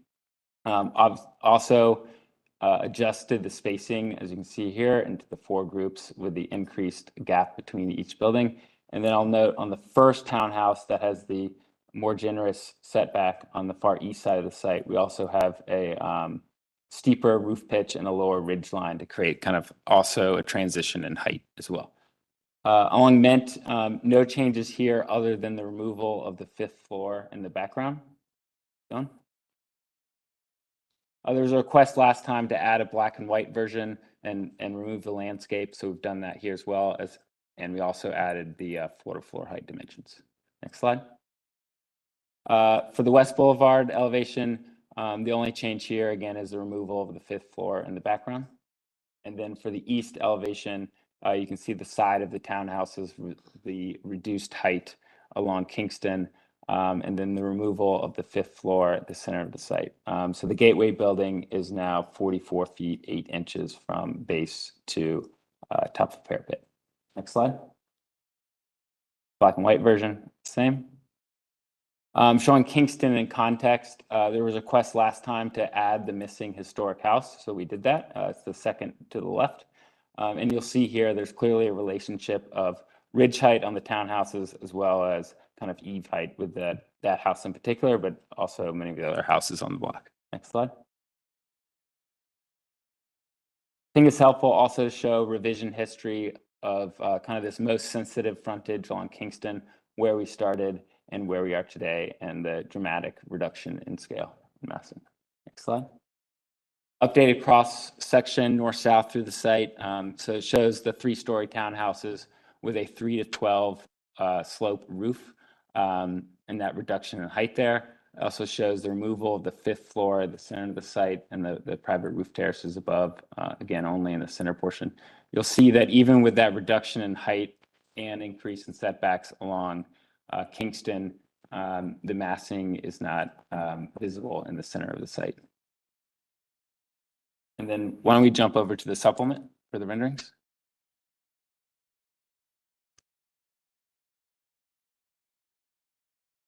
No change in this view. I believe there was positive feedback last time, the increase in the setback to align with the theater building on the school, as well as the relationship of massing materials to the school building. Next slide. Again, no change in the details in that relationship to the school building on this view. This is the updated Kingston view with the new townhouses reduced to 3 floors, as well as an adjustment in the architecture to really a 2-story base and a transition to the 3rd floor above. This also shows the stepping of the 10 townhouses in and out to break down scale kind of along the frontage. Slide. Updated details for the townhouses. So vertically, we're breaking down scale by creating a 2-story base, either out of brick masonry or large format lap siding. We also have the covered entries with balconies above at each entry to create kind of an engaging and inviting front entry experience. And then the 3rd floor transitions to a finer grain lap siding, as well as smaller windows with a kind of a quasi-dormer detail that helps break up the roof line along the townhouses. And then horizontally, we break down scale and then the 15.5-foot increments of each townhouse, either by stepping in and out or a transition in material. Next slide. So this shows the kind of spacing and the dimensions of a typical group of housing of townhouses. So the typical 15.5-foot width of an individual townhouse, and then a group of 4 making up 62 feet, and then the 8'9" gaps between. There was a note on the original presentation about missing dimensions along the townhouses, so I added that down here below. A little bit hard to see, but you'll see the groups of townhouses are in very similar dimensions. The first group is 61 feet, the next group is 62, 62 again, and then the next 4 also 62 with a notch to separate the last 2 that are rotated and face Mint, and then there's a 52-foot dimension there facing Mint. You'll see that 1700 Mint is also 62 feet wide along Kingston, so there's obviously that context and reference there to that dimension. There was a request from last time for adding a series of pedestrian street view around the entire project. So we've done those renderings. This is straight on to the school from across West Boulevard. That was specifically requested. I think this is a great view to show how the school has lots of breathing room and prominence on the site. I also think that it shows how by aligning the new building setback with the theater setback, we create kind of this great negative space to showcase what is the most historic part of the school in the center of the site. Next slide.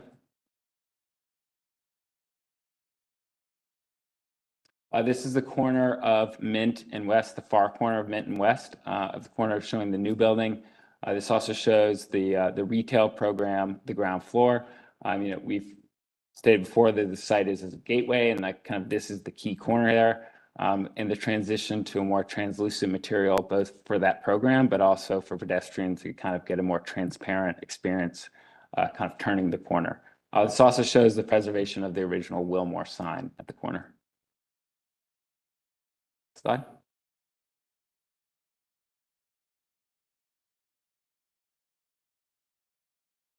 It's weird.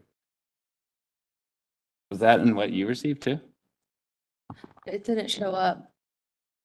It's definitely mine. Okay. Yeah. Well, we did have a view of Mint, and so that was the corner of Mint and Kingston. I don't know what happened to it. Is it It's- there online? It is. Yeah, that's weird because I looked at it online too. Huh. That's Oh, really I wonder bizarre. if I'm that- looking at it right now. the notice Okay. we got that it just said it was out of memory. Oh, okay. I bet it's a. Well, I can like just can pull describe it it as you up. look at it. Yeah. I can pull And it. I can say, yeah, that's it. Okay. I can pull it up. So the Mint Westview, why don't we look at the other one while you're pulling that up? Okay, go ahead. Okay. I can't do both at once. Okay, take your time. Okay. But if you go ahead and explain this one. Okay, so this is the view of straight on from across Kingston. There was previous concern about visibility massing beyond after we reduced the height, but now that the 5th floor is gone, even with that reduction in height, the massing of the Gateway building is just not part of your pedestrian experience along Kingston. We also think this view shows kind of the nice quality of the townhouses and how we think it fits in well with the street frontage here. Is it this back here is the Gateway building? Yes. And then up here? And then, yeah, that's the Mint Street side on the corner. So Mint is to your right and Kingston goes on to the left.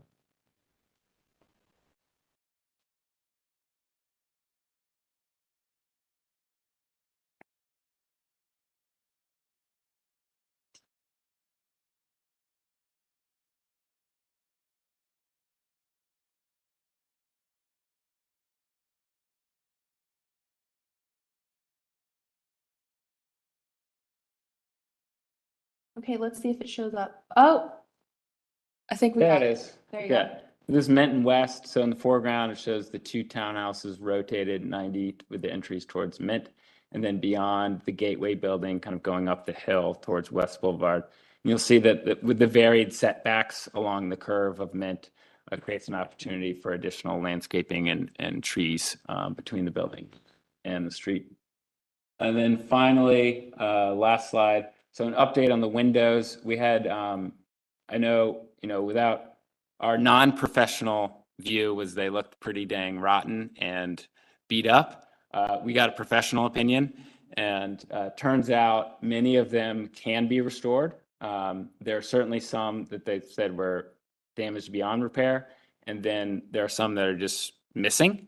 And then on the 1970s edition, that whole area kind of highlighted there is, of course, missing as well. So what we want to commit to today is for the West Boulevard frontage, restore all the windows that are feasible to restore, and then use the best windows from the back of the building and relocate them where we can to help fill in this gap here. It probably won't work out that we could do all the windows that way, but essentially commit to window restoration on the public-facing West Boulevard side and perhaps sacrifice the rear side. For all new windows, though, this design would match the historic original window design. That's it. All right, perfect. We have one caller. Okay. Hi, Mike. Welcome back.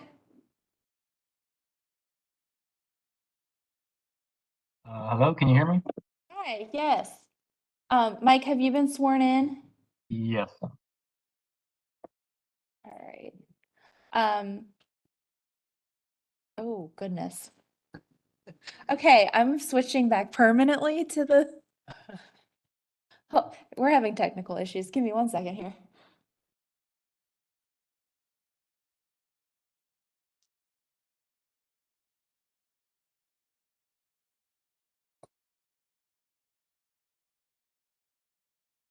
Okay. All right, Mike, if you would state your name and your address for the court reporter, please, and spell your last name. I have your presentation pulled up. Okay, I see it. Yeah, my name is Mike Menchaca, Menchaca, and I'm the homeowner at 417 West Kingston Avenue. I'm the house that was referred to in the application, the historic home, 2 doors down from the property. And can I go ahead and get started? Yes. Okay. So I just want to start out saying I'm against the current proposal still. I think it's still not compatible with the school, and it also sort of threatens the context of our district. I'm going to quickly read a couple of standards here that I'm referring to in 6.1. The goal for a new building within a historic district should be to fit in and not stand out. And I believe that's the case with this design still. The design should respect and not compete with its historic neighbors, because preservation of the distinctive character of the district is the overarching goal. And 7.8.2, the height of a proposed building should be no taller than the tallest historic building within a 360-degree range. So on this slide, we've talked about in previous meetings the Calvary Church being this historic context for height. So I just did this elevation here showing the church to the left along West Boulevard. And then I highlighted the addition behind the Wilmore School. And this still clearly shows that, yes, even though the 5th story has been taken out, my opinion is still the same. It's the 4th and the 5th story that was always offending context. So this just shows the absolute elevation of the addition compared to the Calvary Church. And you can kind of see, I don't know if that's coincidentally or by design, the Calvary Church elevation lines up pretty much perfectly with the school itself. It's pretty harmonious, as well with the houses to the east that are not pictured here. Go ahead down to the next slide, please. Okay, so this image I created, I'm not an architect by trade. I don't have rendering software, but I was able to do was create this 1-point perspective view. If you're standing right in the middle of the intersection on West Boulevard and Mint Street, looking north on Mint Street, this shows the elevation of the residential historic houses to the west. And then on the other side of Mint Street shows the proposed design for the new addition, the Gateway building. And for this one, there's a standard here I wanted to read, 6.9.5. For new multifamily buildings in the context of the historical neighborhood, the height and width of the houses in their proximity should be respected. And I understand Mint Street is a commercial corridor. It's definitely the case farther up north towards Uptown, but in this particular part of Wilmore, in the heart of Wilmore where we live, it's pretty residential down here on Mint Street. So I just wanted to show the scale of the design compared to the houses to the west. And you can actually see the townhomes down where it says West Kingston Ave down there. So the townhomes in the back actually kind of match pretty well. But I really wanted to focus on this 4th story, the visibility of this. Go ahead to the next slide, please. So this is a similar slide to last month. This is just showing the proposed 4-story Gateway building. It's still going to be considerably visible from multiple perspectives around the neighborhood, and even the renderings that the applicant showed clearly showed that this tower or this building is still going to be significantly visible. If you look at along Kingston Avenue, there's 2 sight lines there. This Gateway building is kind of horseshoe shaped. My argument is you are definitely going to be able to see the ends of that horseshoe, even if you may or may not be able to see the very center of the site.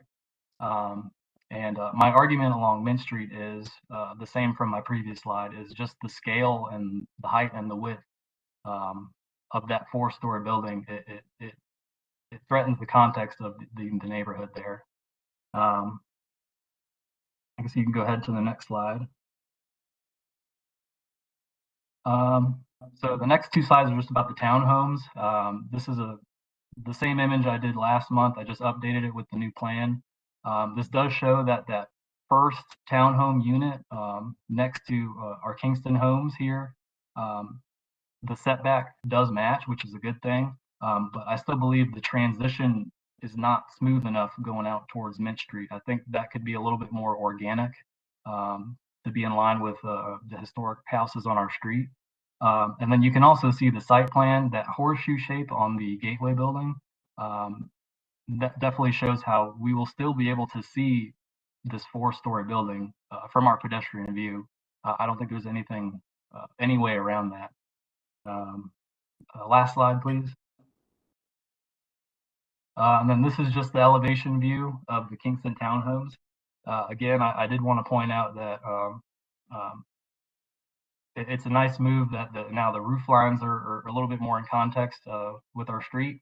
And that very first unit next to our houses is definitely a lot more contextual, but I still don't see how the rest of it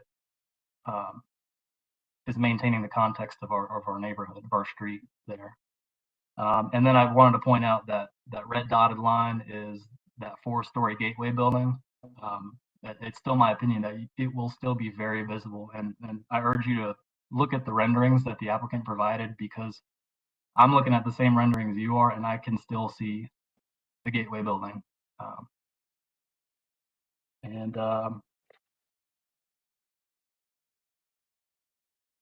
think that's about it for my part. I just wanted to really reiterate that this is very important for us, and I think this design, we're all into preserving the school, but I don't think this design is preserving the integrity of the school, and it's not in context with our neighborhood. And we hope it can be adjusted so it will be a good addition to our neighborhood.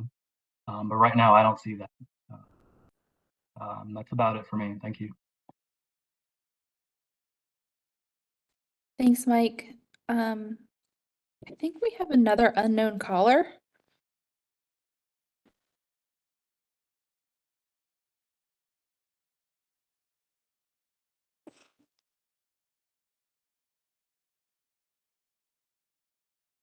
Jason?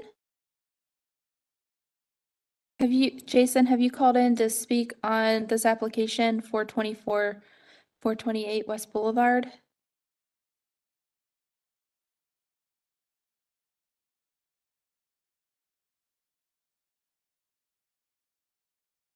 Hi, Jason. Can you just let us know what case number you called in about?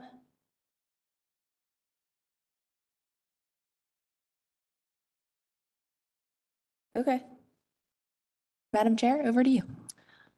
All right. Well, Colin, I'll let you speak to Tarleton, sorry. Tarleton, I'll let you speak to the caller, Sure. the feedback he had for you. Sure. So, I think first of all, we have clearly responded to both a lot of the board's concern and their concerns here. There's, a few aspects here that it seems like they're zeroing in on the gateway building and the fact that it's 4 stories. First of all, to clarify, it is not a tower at 4 stories. Tower code starts at 8 floors. Second of all, we believe that there is actually precedent directly across the street, that the adjacent Calvary Church building. It's a very similar height.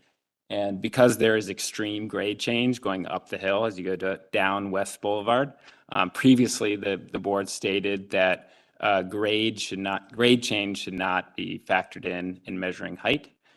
So we believe the 44-foot height of our 4-story building is very contextual to that Calvary Church building directly across Mint Street. And then finally, I hear again and again the support of the restoration of the school. I think the gentleman from the Landmarks Commission, the previous application stated great that in order to justify that endeavor, which we're very excited about, and it seems like everybody's excited about, we must make the rest of the site work. And that includes, we must maintain, we've obviously made tremendous cuts on our density here. And we all want to make this project successful. We think that this revised design is contextual, it meets the guidelines, and it can meet the end goal of preserving this great school and bringing life to a site that's been vacant for a very long time. All right, thank you. I'll kick it off by saying, yes, thank you so much for not only your rehabilitation of the school, but preserving the windows. It's amazing what happens when you call a professional. Yes. So thank you for that. Thank you also for being more mindful of the feedback we've been giving. You have pushed the setbacks back. You stepped into the neighborhood more. You've broken up the building a little more. I'm talking about the townhouses now. You took away a floor from the townhouse. You made it a 3-story instead of a 4-story. You made the Gateway building a 4-story instead of a 5. Thank you, thank you, thank you for all of that. I will say that still needs to go further. Along Kingston, the houses, the townhomes, even though they've been broken up and they differ a little, there's not a lot of differentiation. And so between the materials that are being used, the lack of differentiation, major differentiation, and the spacing of the buildings, I fear that as you're driving down that street, it's going to look like one big wall. And so and you've started down the path of creating pedestrian interest. I think that it would behoove you to create even more opportunities for pedestrian interest because it would break it up more. That is just my opinion as one commissioner. The direction that you're going is incredible. I think it still needs to go a little further. Okay. And I'll stick to the townhomes right now because even though it's no longer 5 stories in the interior of the Gateway building and the multi-use building, I still think that the massing on those buildings is just a lot. So I would like to pay attention to the wins that we have right now. This is a big project. And so I think it's important to really focus on what we're doing well so far. Saving the windows, as many of them as you can, is one of the great things that you all have evolved to in doing work on this project. Doing work on the townhomes has been great. These Juliet balconies, I mean, I think, again, we have the opportunity to create more pedestrian interest. This is a very walkable community, and I do think that it will go a long way towards breaking up the massing just a bit more so that it doesn't feel like one big wall. And just to clarify, you think that is through further introduction of change in materials, window scale. Here we're using predominantly two materials, brick and lap siding. Right. We're transitioning the scale of the lap siding. And more differentiation between the townhomes. Now, there's a rhythm you have, brick, lap siding, brick, and it steps in and out. But it's still, there's enough of the same pattern and same rhythm there that it starts to feel the same. So it does feel like like a long wall. So that aside, very attractive units, right? And where you were versus where you are is so significantly and refreshingly different. It still needs to go a little further as one commissioner here on the board. Commissioner Lineberger? I agree with everything that you said, so I won't repeat, but I will add some standards to that. I think it's less material. It's less about materials. It's more about massing and form. So 6.8, numbers 1 through 4. I won't read all of them, but the ones that specifically relate to the context of that street and the residential. Use forms for new construction that relate to the forms of the majority of surrounding buildings. If the form of adjacent buildings has a variety of projecting bays, dormers, employ some of these elements in the new building. I feel like you've done some of that. But then it goes on to say the massing of historic multifamily buildings, typically duplexes and fourplexes in Charlotte, have similar massing as single-family dwellings in the districts. That's specifically talking about this scenario. You've got single-family units on either side, across the street. Not on either side, I didn't mean to say that, but across the street and adjacent. And those are your cues. And 8 feet 9 inches is between such a significantly, a 3-story. We've already got height that goes beyond the surrounding context, but to have 8 feet 9 inches between a three-story buildings, I agree that it's definitely going to read like a wall. I mean, that is, 3/4 of that building behind them. That's not a lot of width between 3-story buildings. So I think going back to those parameters, and I do worry that I agree that you've made major progress and have responded to a lot of our feedback, but I think that I'm worried about that it's baby steps between meetings. And that I'm worried you're not going to get there in the time you need, but that's not my purview. But I think going back again to those larger issues, the massing and complexity of form is what we're after. If can I ask a few questions? First of all, just to confirm, it sounds like the 3 stories, get a check mark there. I'm not asking for approval. I'm just trying to kind of. It's better than point in 4 the direction. stories, yes. Okay. And that the general grouping and width of the townhouses is contextual. We talked a lot last time, or actually I think both meetings, about the 325 East Boulevard townhouse project. And just so I understand the direction on how to adjust the details and the massing of these buildings. So to me, I look at those buildings and I see predominantly one material with then accents at the porches. And then there are little spots where they have some brick. But most of the breakdown in the massing is kind of in the roof line. And then also there, the gap is actually a little bit narrower than we have here. But I think I understand the tools that we need to use to kind of take this general configuration and apply a variation. Maybe it's adjustments to the style of the dormer to being a little bit less modern and maybe perhaps a little bit more of a literal interpretation of some of the other dormers down the street. That could be one. It could be instead of having a repetition in brick, lap siding brick, kind of mix that up.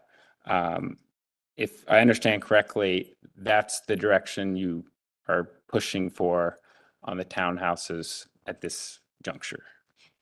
I can refer you to a project that we reviewed that is on the plaza, the Van Landingham project.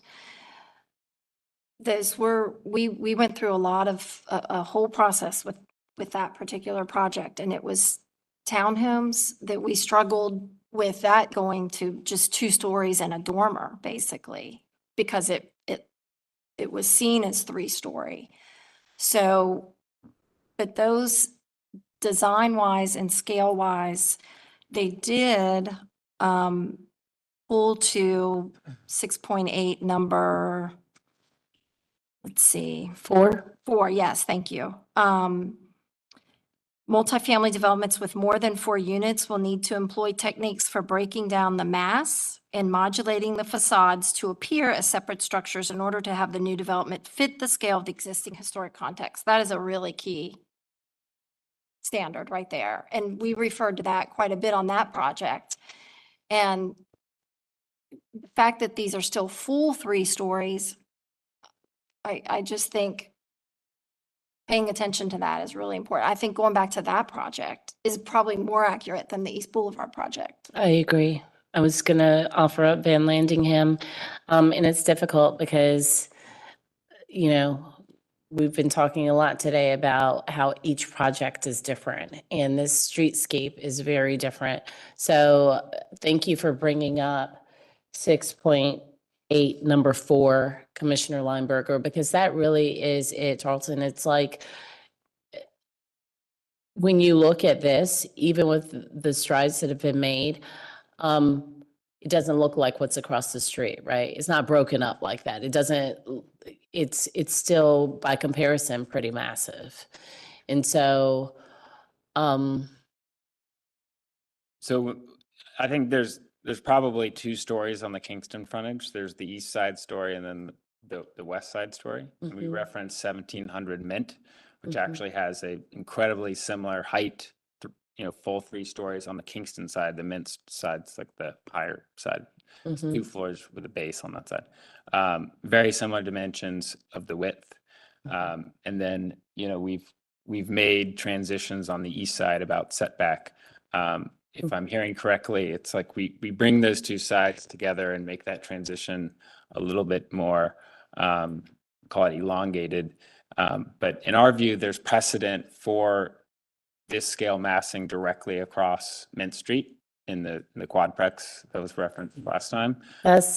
Sorry, didn't mean to interrupt you. That's why we're focused on the townhouses right now. Okay. Different beasts, right? Different streetscapes and. I guess I'm talking about like the townhouses towards the Mint Street corner versus Okay. the first townhouse on the, adjacent neighbor.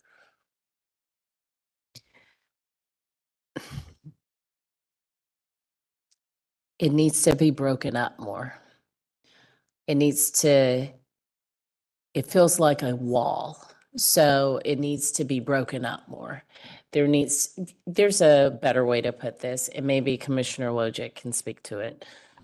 Not necessarily better vocabulary words, but I think what I would like to kind of interject is roof lines do a huge justice to breaking up the mass of and form of something. And a lot of the houses in this neighborhood have front porches. And then aesthetically, you had already mentioned a true dormer element. And I think those are the types of things that when we talk about pedestrian relationship, those are the things that bring it down to scale of the person that's walking past, but it gives us the ability to break up large masses of wall. The windows are important as well, the fenestrations and such, but I feel like the roof lines in general would help you create more of a transition and change in plane than just an offset. Yep, 6.8, number 6.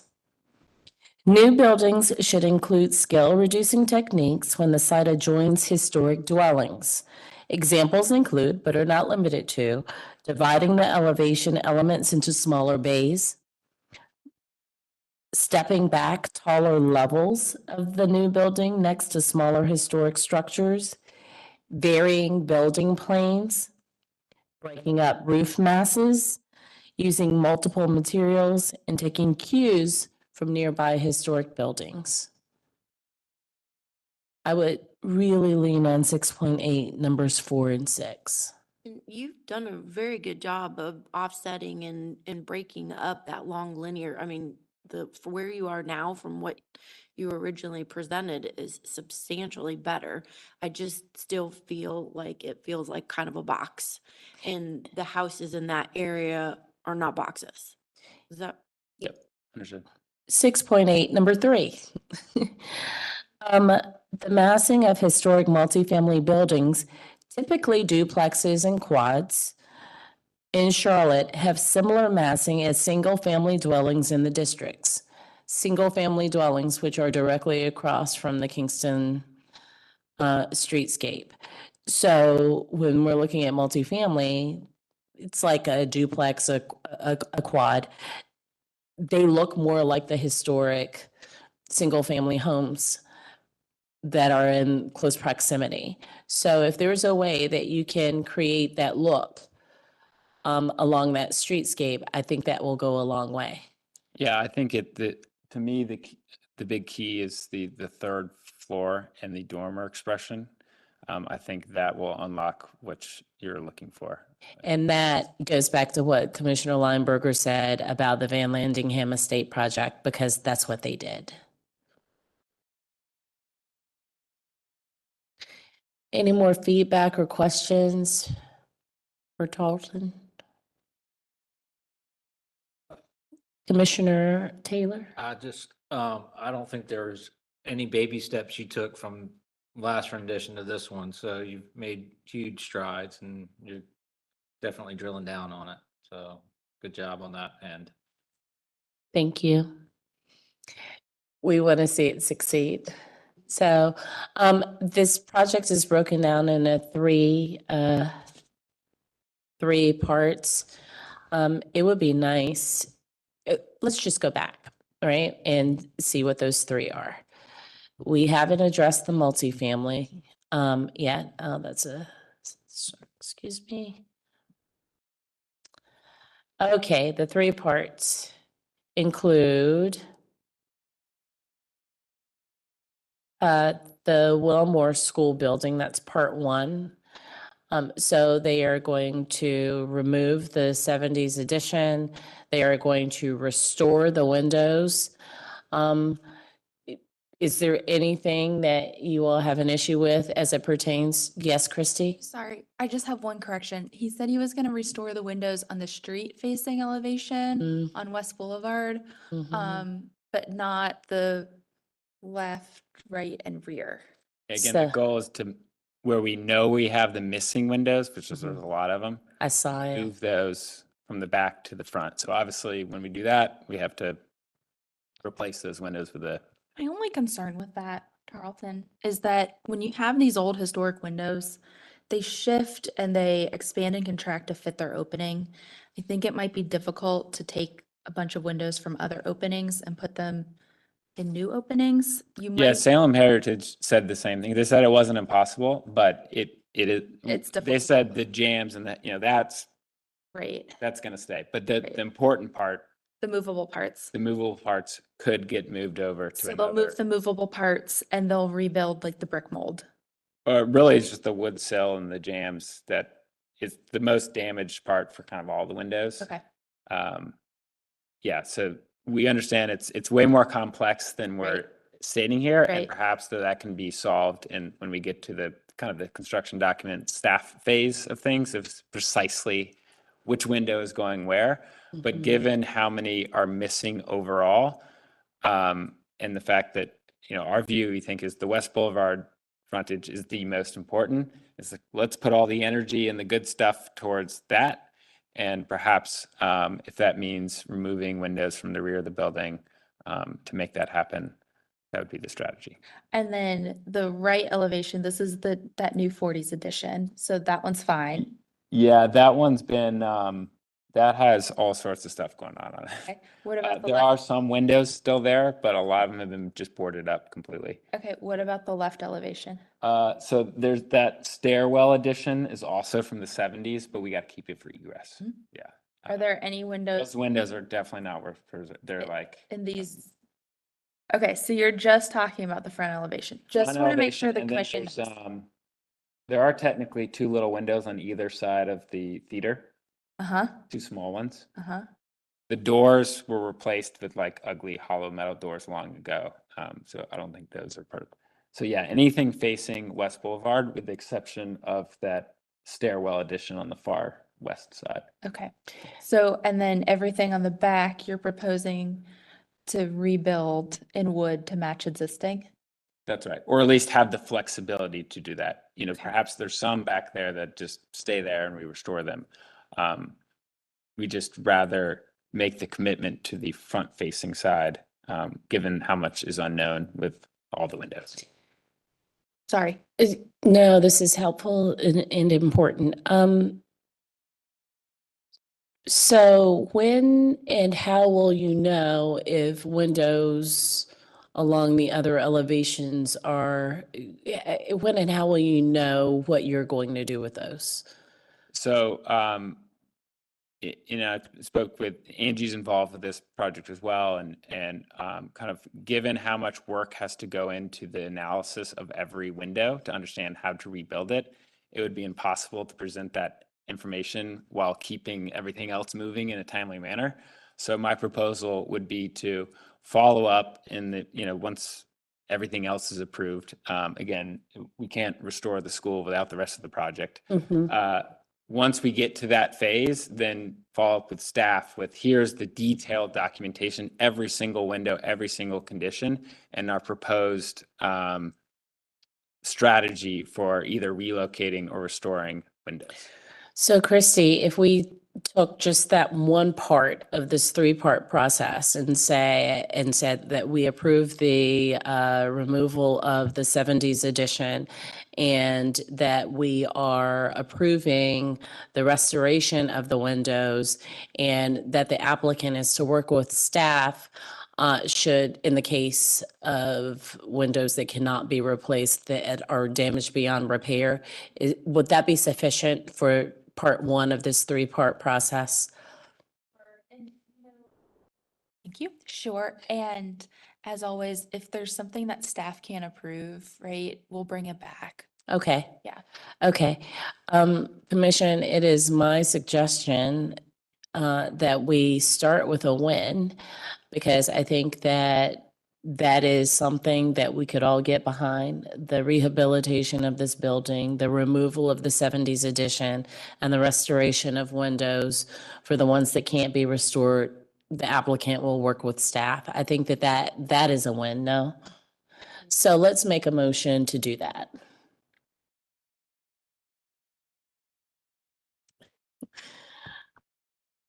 To make a motion.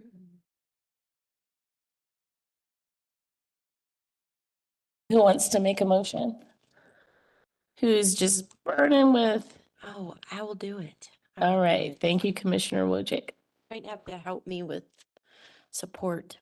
So we would like to approve the portion of this application that surrounds the rehabilitation and adaptive reuse of the school building. We are approving the removal of the 70s additions from the front and rear facades. The proposal to repair as many of the existing windows as possible, and then to work with staff on replacement specifications of windows as needed. I would definitely put Secretary of Interior Standards in for 2.5. Secretary of Interior Standards 2.5. Rehabilitation, let's see, that's chapter 4.1. And rehabilitation, chapter 4.1. And you know what, if we want to be, and I'm sure our attorneys would appreciate it if we were a little more specific. Let's see here. We're not really doing anything to foundations, roofs, gutters. 4.12 through 4.14, right, Commissioner Walker? 4.12 through 4.14 for windows.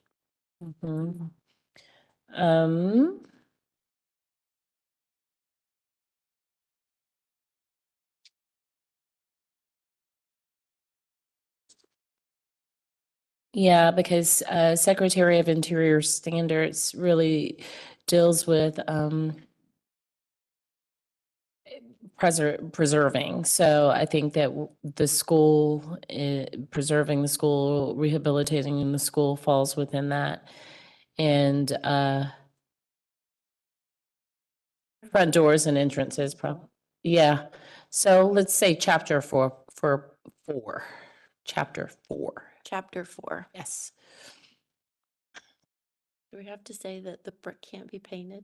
I feel like Huh? we used to say that on everything. The brick cannot be The painted. brick will remain unpainted. Remain unpainted. According to, just a moment. Masonry, probably 5.5. Masonry 5.5. Just double check. Okay, yep, 5.5, number 3. Number 3. Okay. So first motion made by Commissioner Wojcik, seconded by Commissioner Walker. Any further discussion of this first motion? Did you list which Secretary of Interior Standards, or did you just reference? I just referenced them all. Yep. our 10 commandments.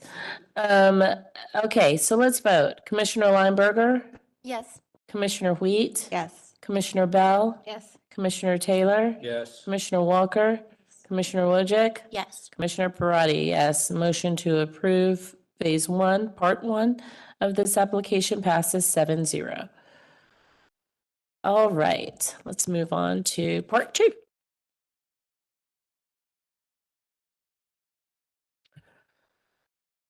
Okay.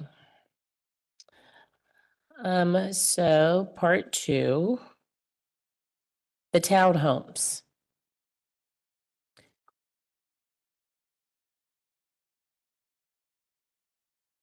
So we can revisit our continuation notes. Because although we've made great strides, there's still a little work to be done. So, what do we say to the townhomes team? I feel like everybody was focused on massing and complexity of form Mm-hmm, based on our standards mm-hmm. we discussed. I mean, that seemed to support everything. I think spacing is Krista? Ms. Lineberg. Commissioner Lineberger. Yeah. What else should we get in there, Commissioner Lineberger? Really just the same, it's the same chapter 6 Mhm. context, 6.2 setback. I don't know if we're all good with the setback. I mean, we didn't talk about this, but it's still it's still closer to the Street than the context. Yeah. Mm-hmm. The rhythm. I thought somewhere there was a standard that said that there was a normal transition between multifamily and I might be making that I up. think you're thinking edge of the district. Yeah, maybe. Is what you're thinking. And look, it's a holistic approach that they're going to have to take in order to get this project where it needs to be. So I think that it would behoove them to look at all of those facets of chapter 6. So we can restate chapter 6. Commissioner Lineberger, you take it. Do you want me to do this motion? Mhm. Okay. So I make a motion to continue this application for the following items, for the townhome portion of the project, for chapter 6, for context 6.2, setback 6.5, spacing 6.6, orientation 6.7, massing and complexity of form 6.8, and height and width 6.9. And we're talking about, yes. During your discussion earlier, you talked about dormers and roof form. Mhm. Oh, sorry. During your discussion earlier, you talked about dormers and roof form of the townhomes. We did.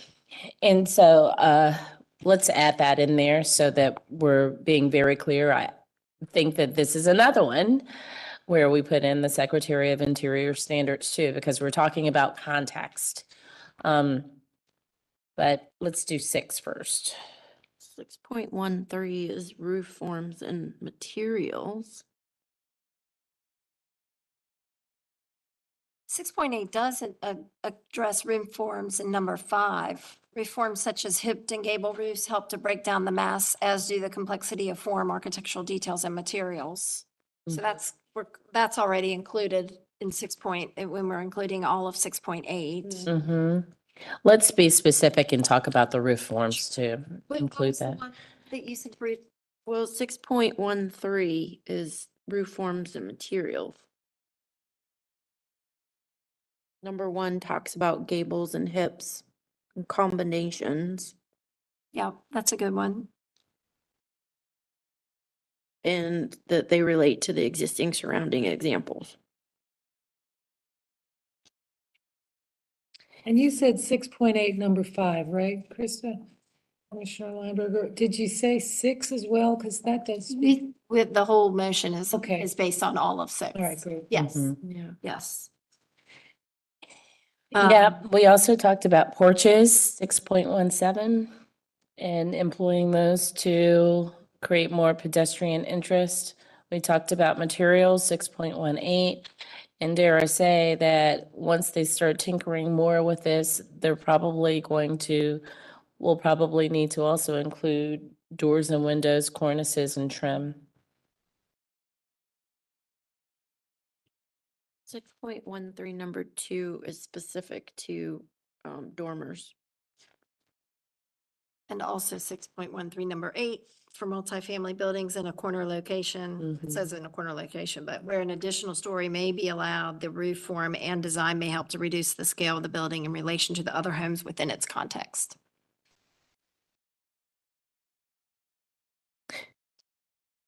Breaking down the massing, of course, would include fenestration. 6.15.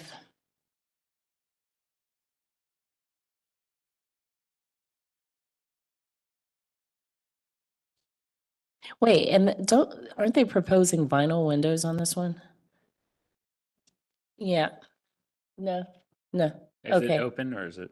No, I don't think we closed, no. Oh, no. Okay, they're not. thank you. All right. Okay.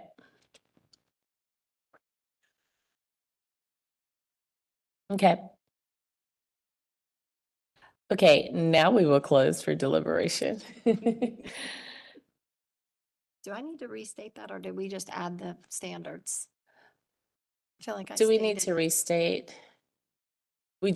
You could just incorporate by reference to the previous standards named. Okay. Thank you, Attorney Hewitt. Okay. All right. So motion made by Commissioner Lineberger, seconded by Second. Commissioner Wheat. All right. Any further conversation about the motion? All right. Commissioner Lineberger, Yes. Commissioner Wheat. Yes. Commissioner Bell. Yes. Commissioner Taylor. Yes. Commissioner Walker. Yes. Commissioner Wojcik. Yes. Commissioner Parati, yes. Motion to continue Phase 2, Part 2 of the application. 7-0.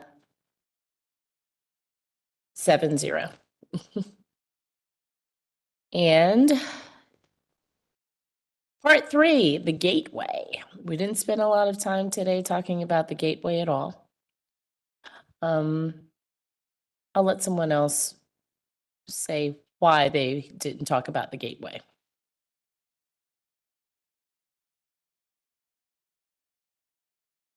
Commissioner Lineberger? I think it's a lot of what we talked about, well, the big items we talked about the townhomes apply a little bit to the gateway. A little bit, a lot of Still- it. Yeah, a lot, yeah. It's still the massing Mm-hmm. and the scale and the height, even though it was reduced by a story.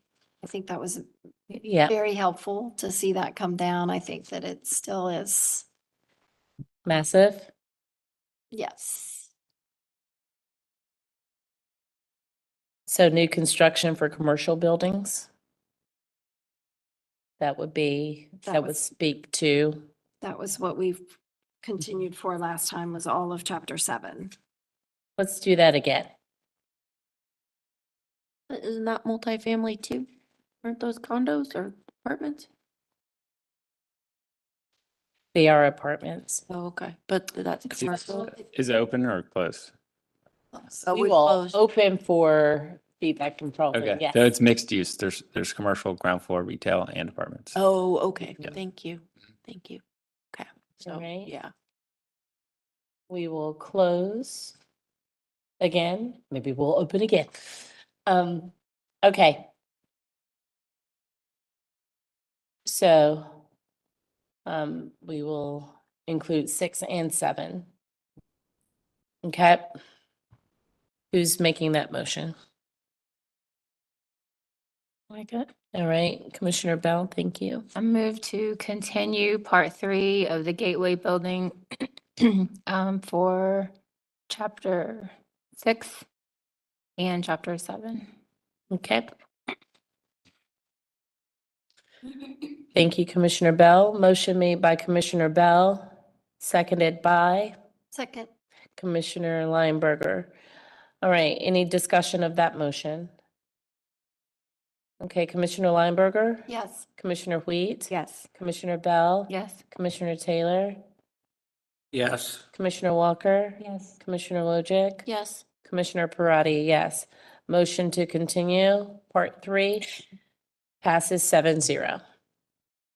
All right, thank you for your hard work. Okay. Thanks, Tarleton. The next application, I'm gonna stick with online, is 306 North Graham, 420 West 6th Street. And I believe Sheldon has joined us online. Okay, and let the record show that Commissioner Lineberger is recusing from this application. Thank you. Hi, Sheldon.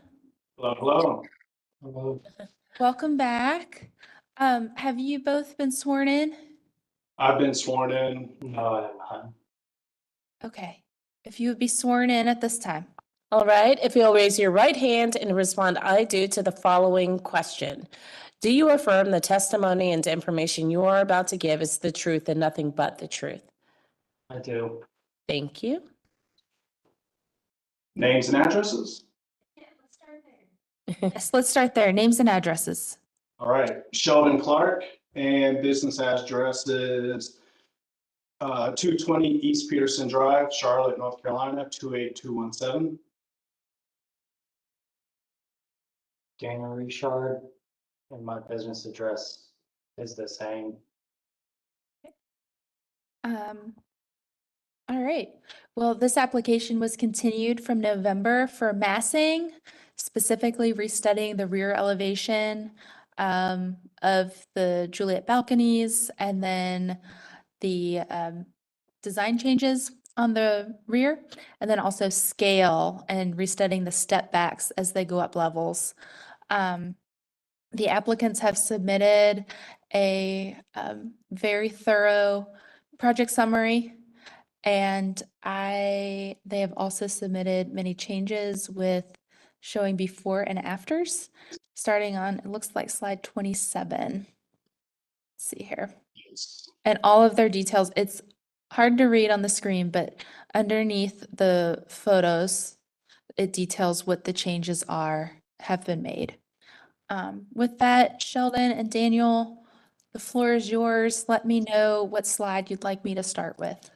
Okay, in short, just going back over those 2 items that were listed in the continuance. So restudy the rear elevation with regards to the Juliet balconies. We originally had inset balconies.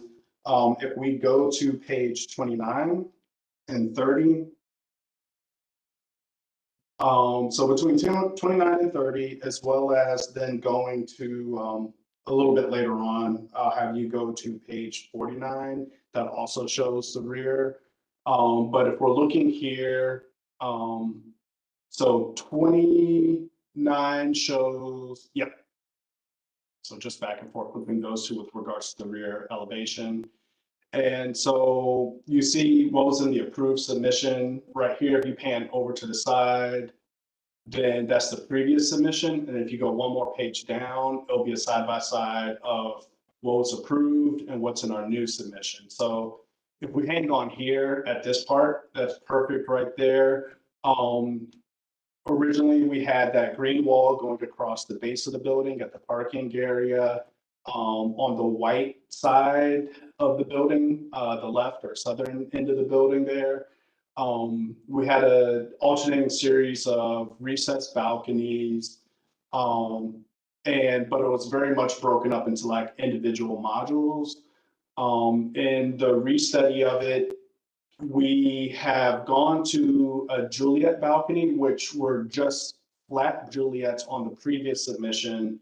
And what we've done to add more articulation and more visual interest is to do a 1'6" projection on the first few stories of where that Juliet balcony is and create these bays, these like 2-story bays.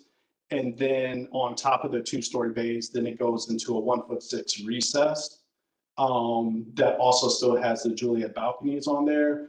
But we've given this jog or articulation that happens that's reminiscent of what was in the original approved submission, but it's just done in a way with Juliet's instead of full recessed balconies. One of the things that we also believe is a betterment on the approach that we have now versus the original, that alternation of bay, balcony,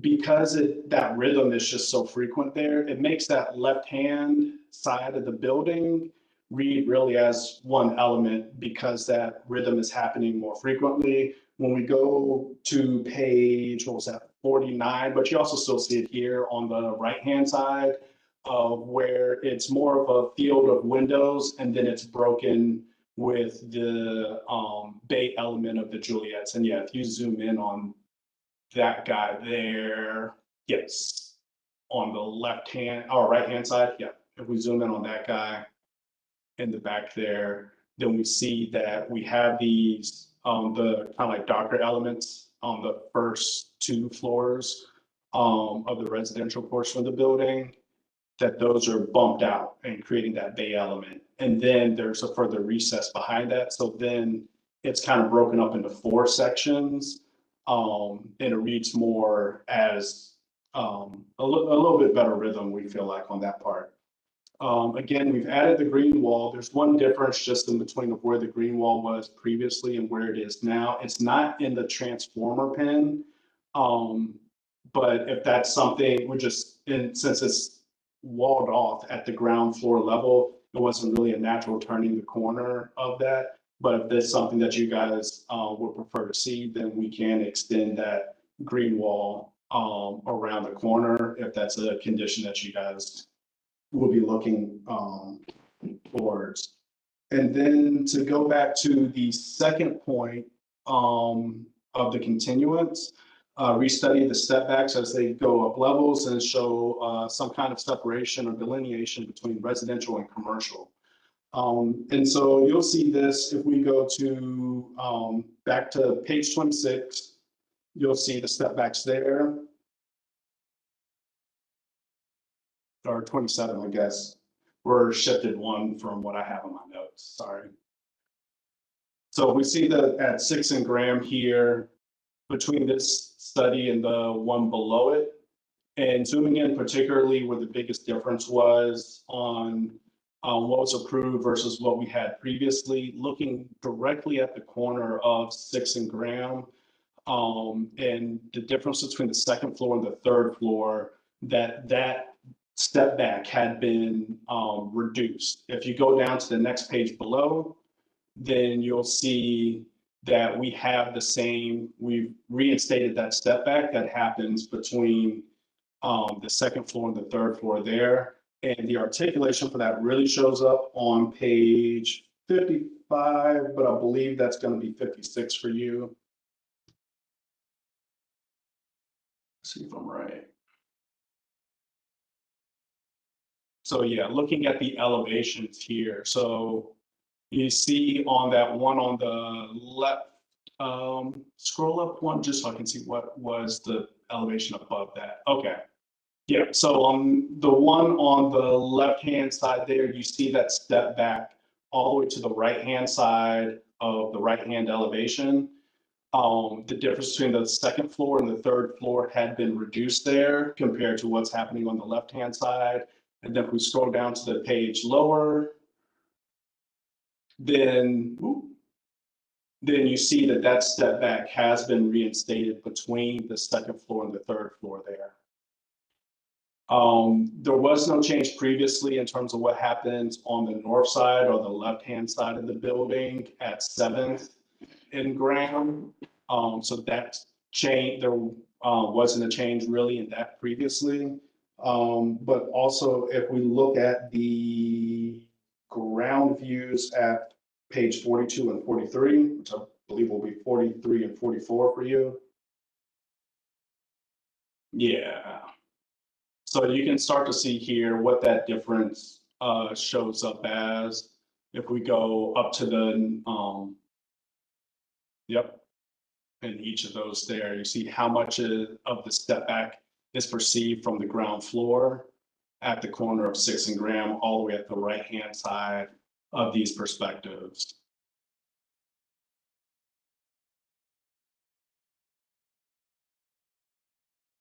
And so those are the moves that we took there in order to address those continuance items. I'll leave time for questions here since I know we want to get through this quickly. Mhm. All right, Chrissy, do we have anyone on the line? No callers. All right, then I will start by saying thank you, thank you, thank you so much for listening to our feedback and answering, some of the concerns we had. I have to say, I'm glad you all had to come back because I feel like what you wound up doing is even better than what we approved initially. The one question I did have, because I noticed that the green wall didn't wrap around, I guess, to the transformer wall. You're saying that you can put it back in if you have to. Why did you take it out if you can put it back in, just out of curiosity? Just in terms of wrapping the corner, because that transformer pin is less likely to be accessed in terms of maintenance. Mhm. And as well as there's the 1-story wall, and not a full story wall, but there's the wall at the ground floor to enclose that pin. And so it's not just that the greenery is wrapping around the corner, it's a stop and then pick up again. Okay. But I think we're kind of agnostic to that. We'll make it work if we need to. Okay. And on slide 50, there's a little niche there under one of the walls, the middle wall. What is that? Slide 50.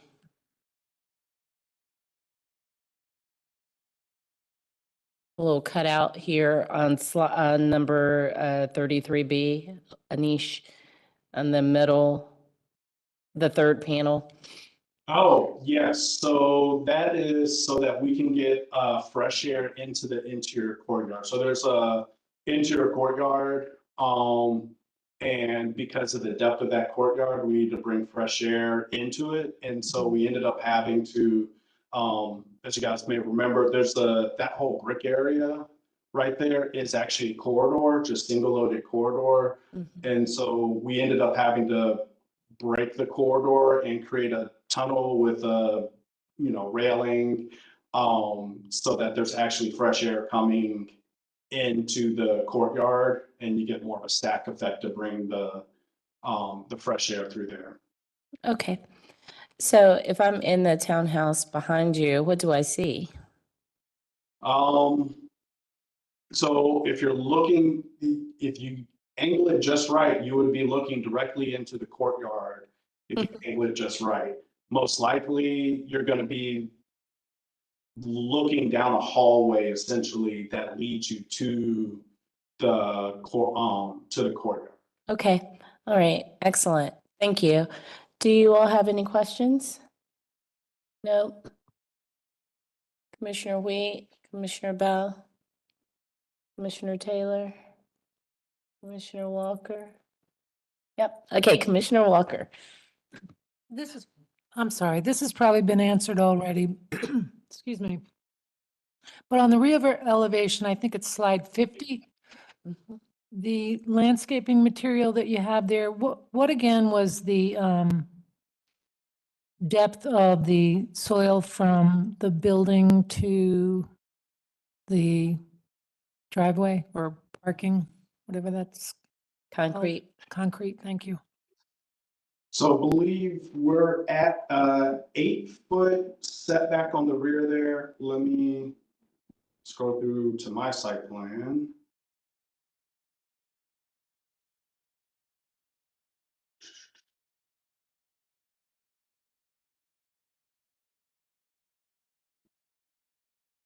It does vary because it tapers. It's not a straight orthogonal. So I believe we're like at 8 feet to 12 feet at the widest part back there. Oh, okay, so it's 8 feet to 12 feet deep of soil. You're not deep. I don't want to be confused in terms of depth. Are you talking about from top of grade? Where you're below showing all grade, those or- trees. Yeah, see where you're showing all those trees? Yes. Strip. Yeah, so they're on a planting strip that's how deep? Or wide? Wide, sorry, how wide? It ranges between about 8 to 12 feet. Oh, okay. Thank you. Okay. All right, any other questions, commissioners? All right. Do you all have anything you want to say before we close?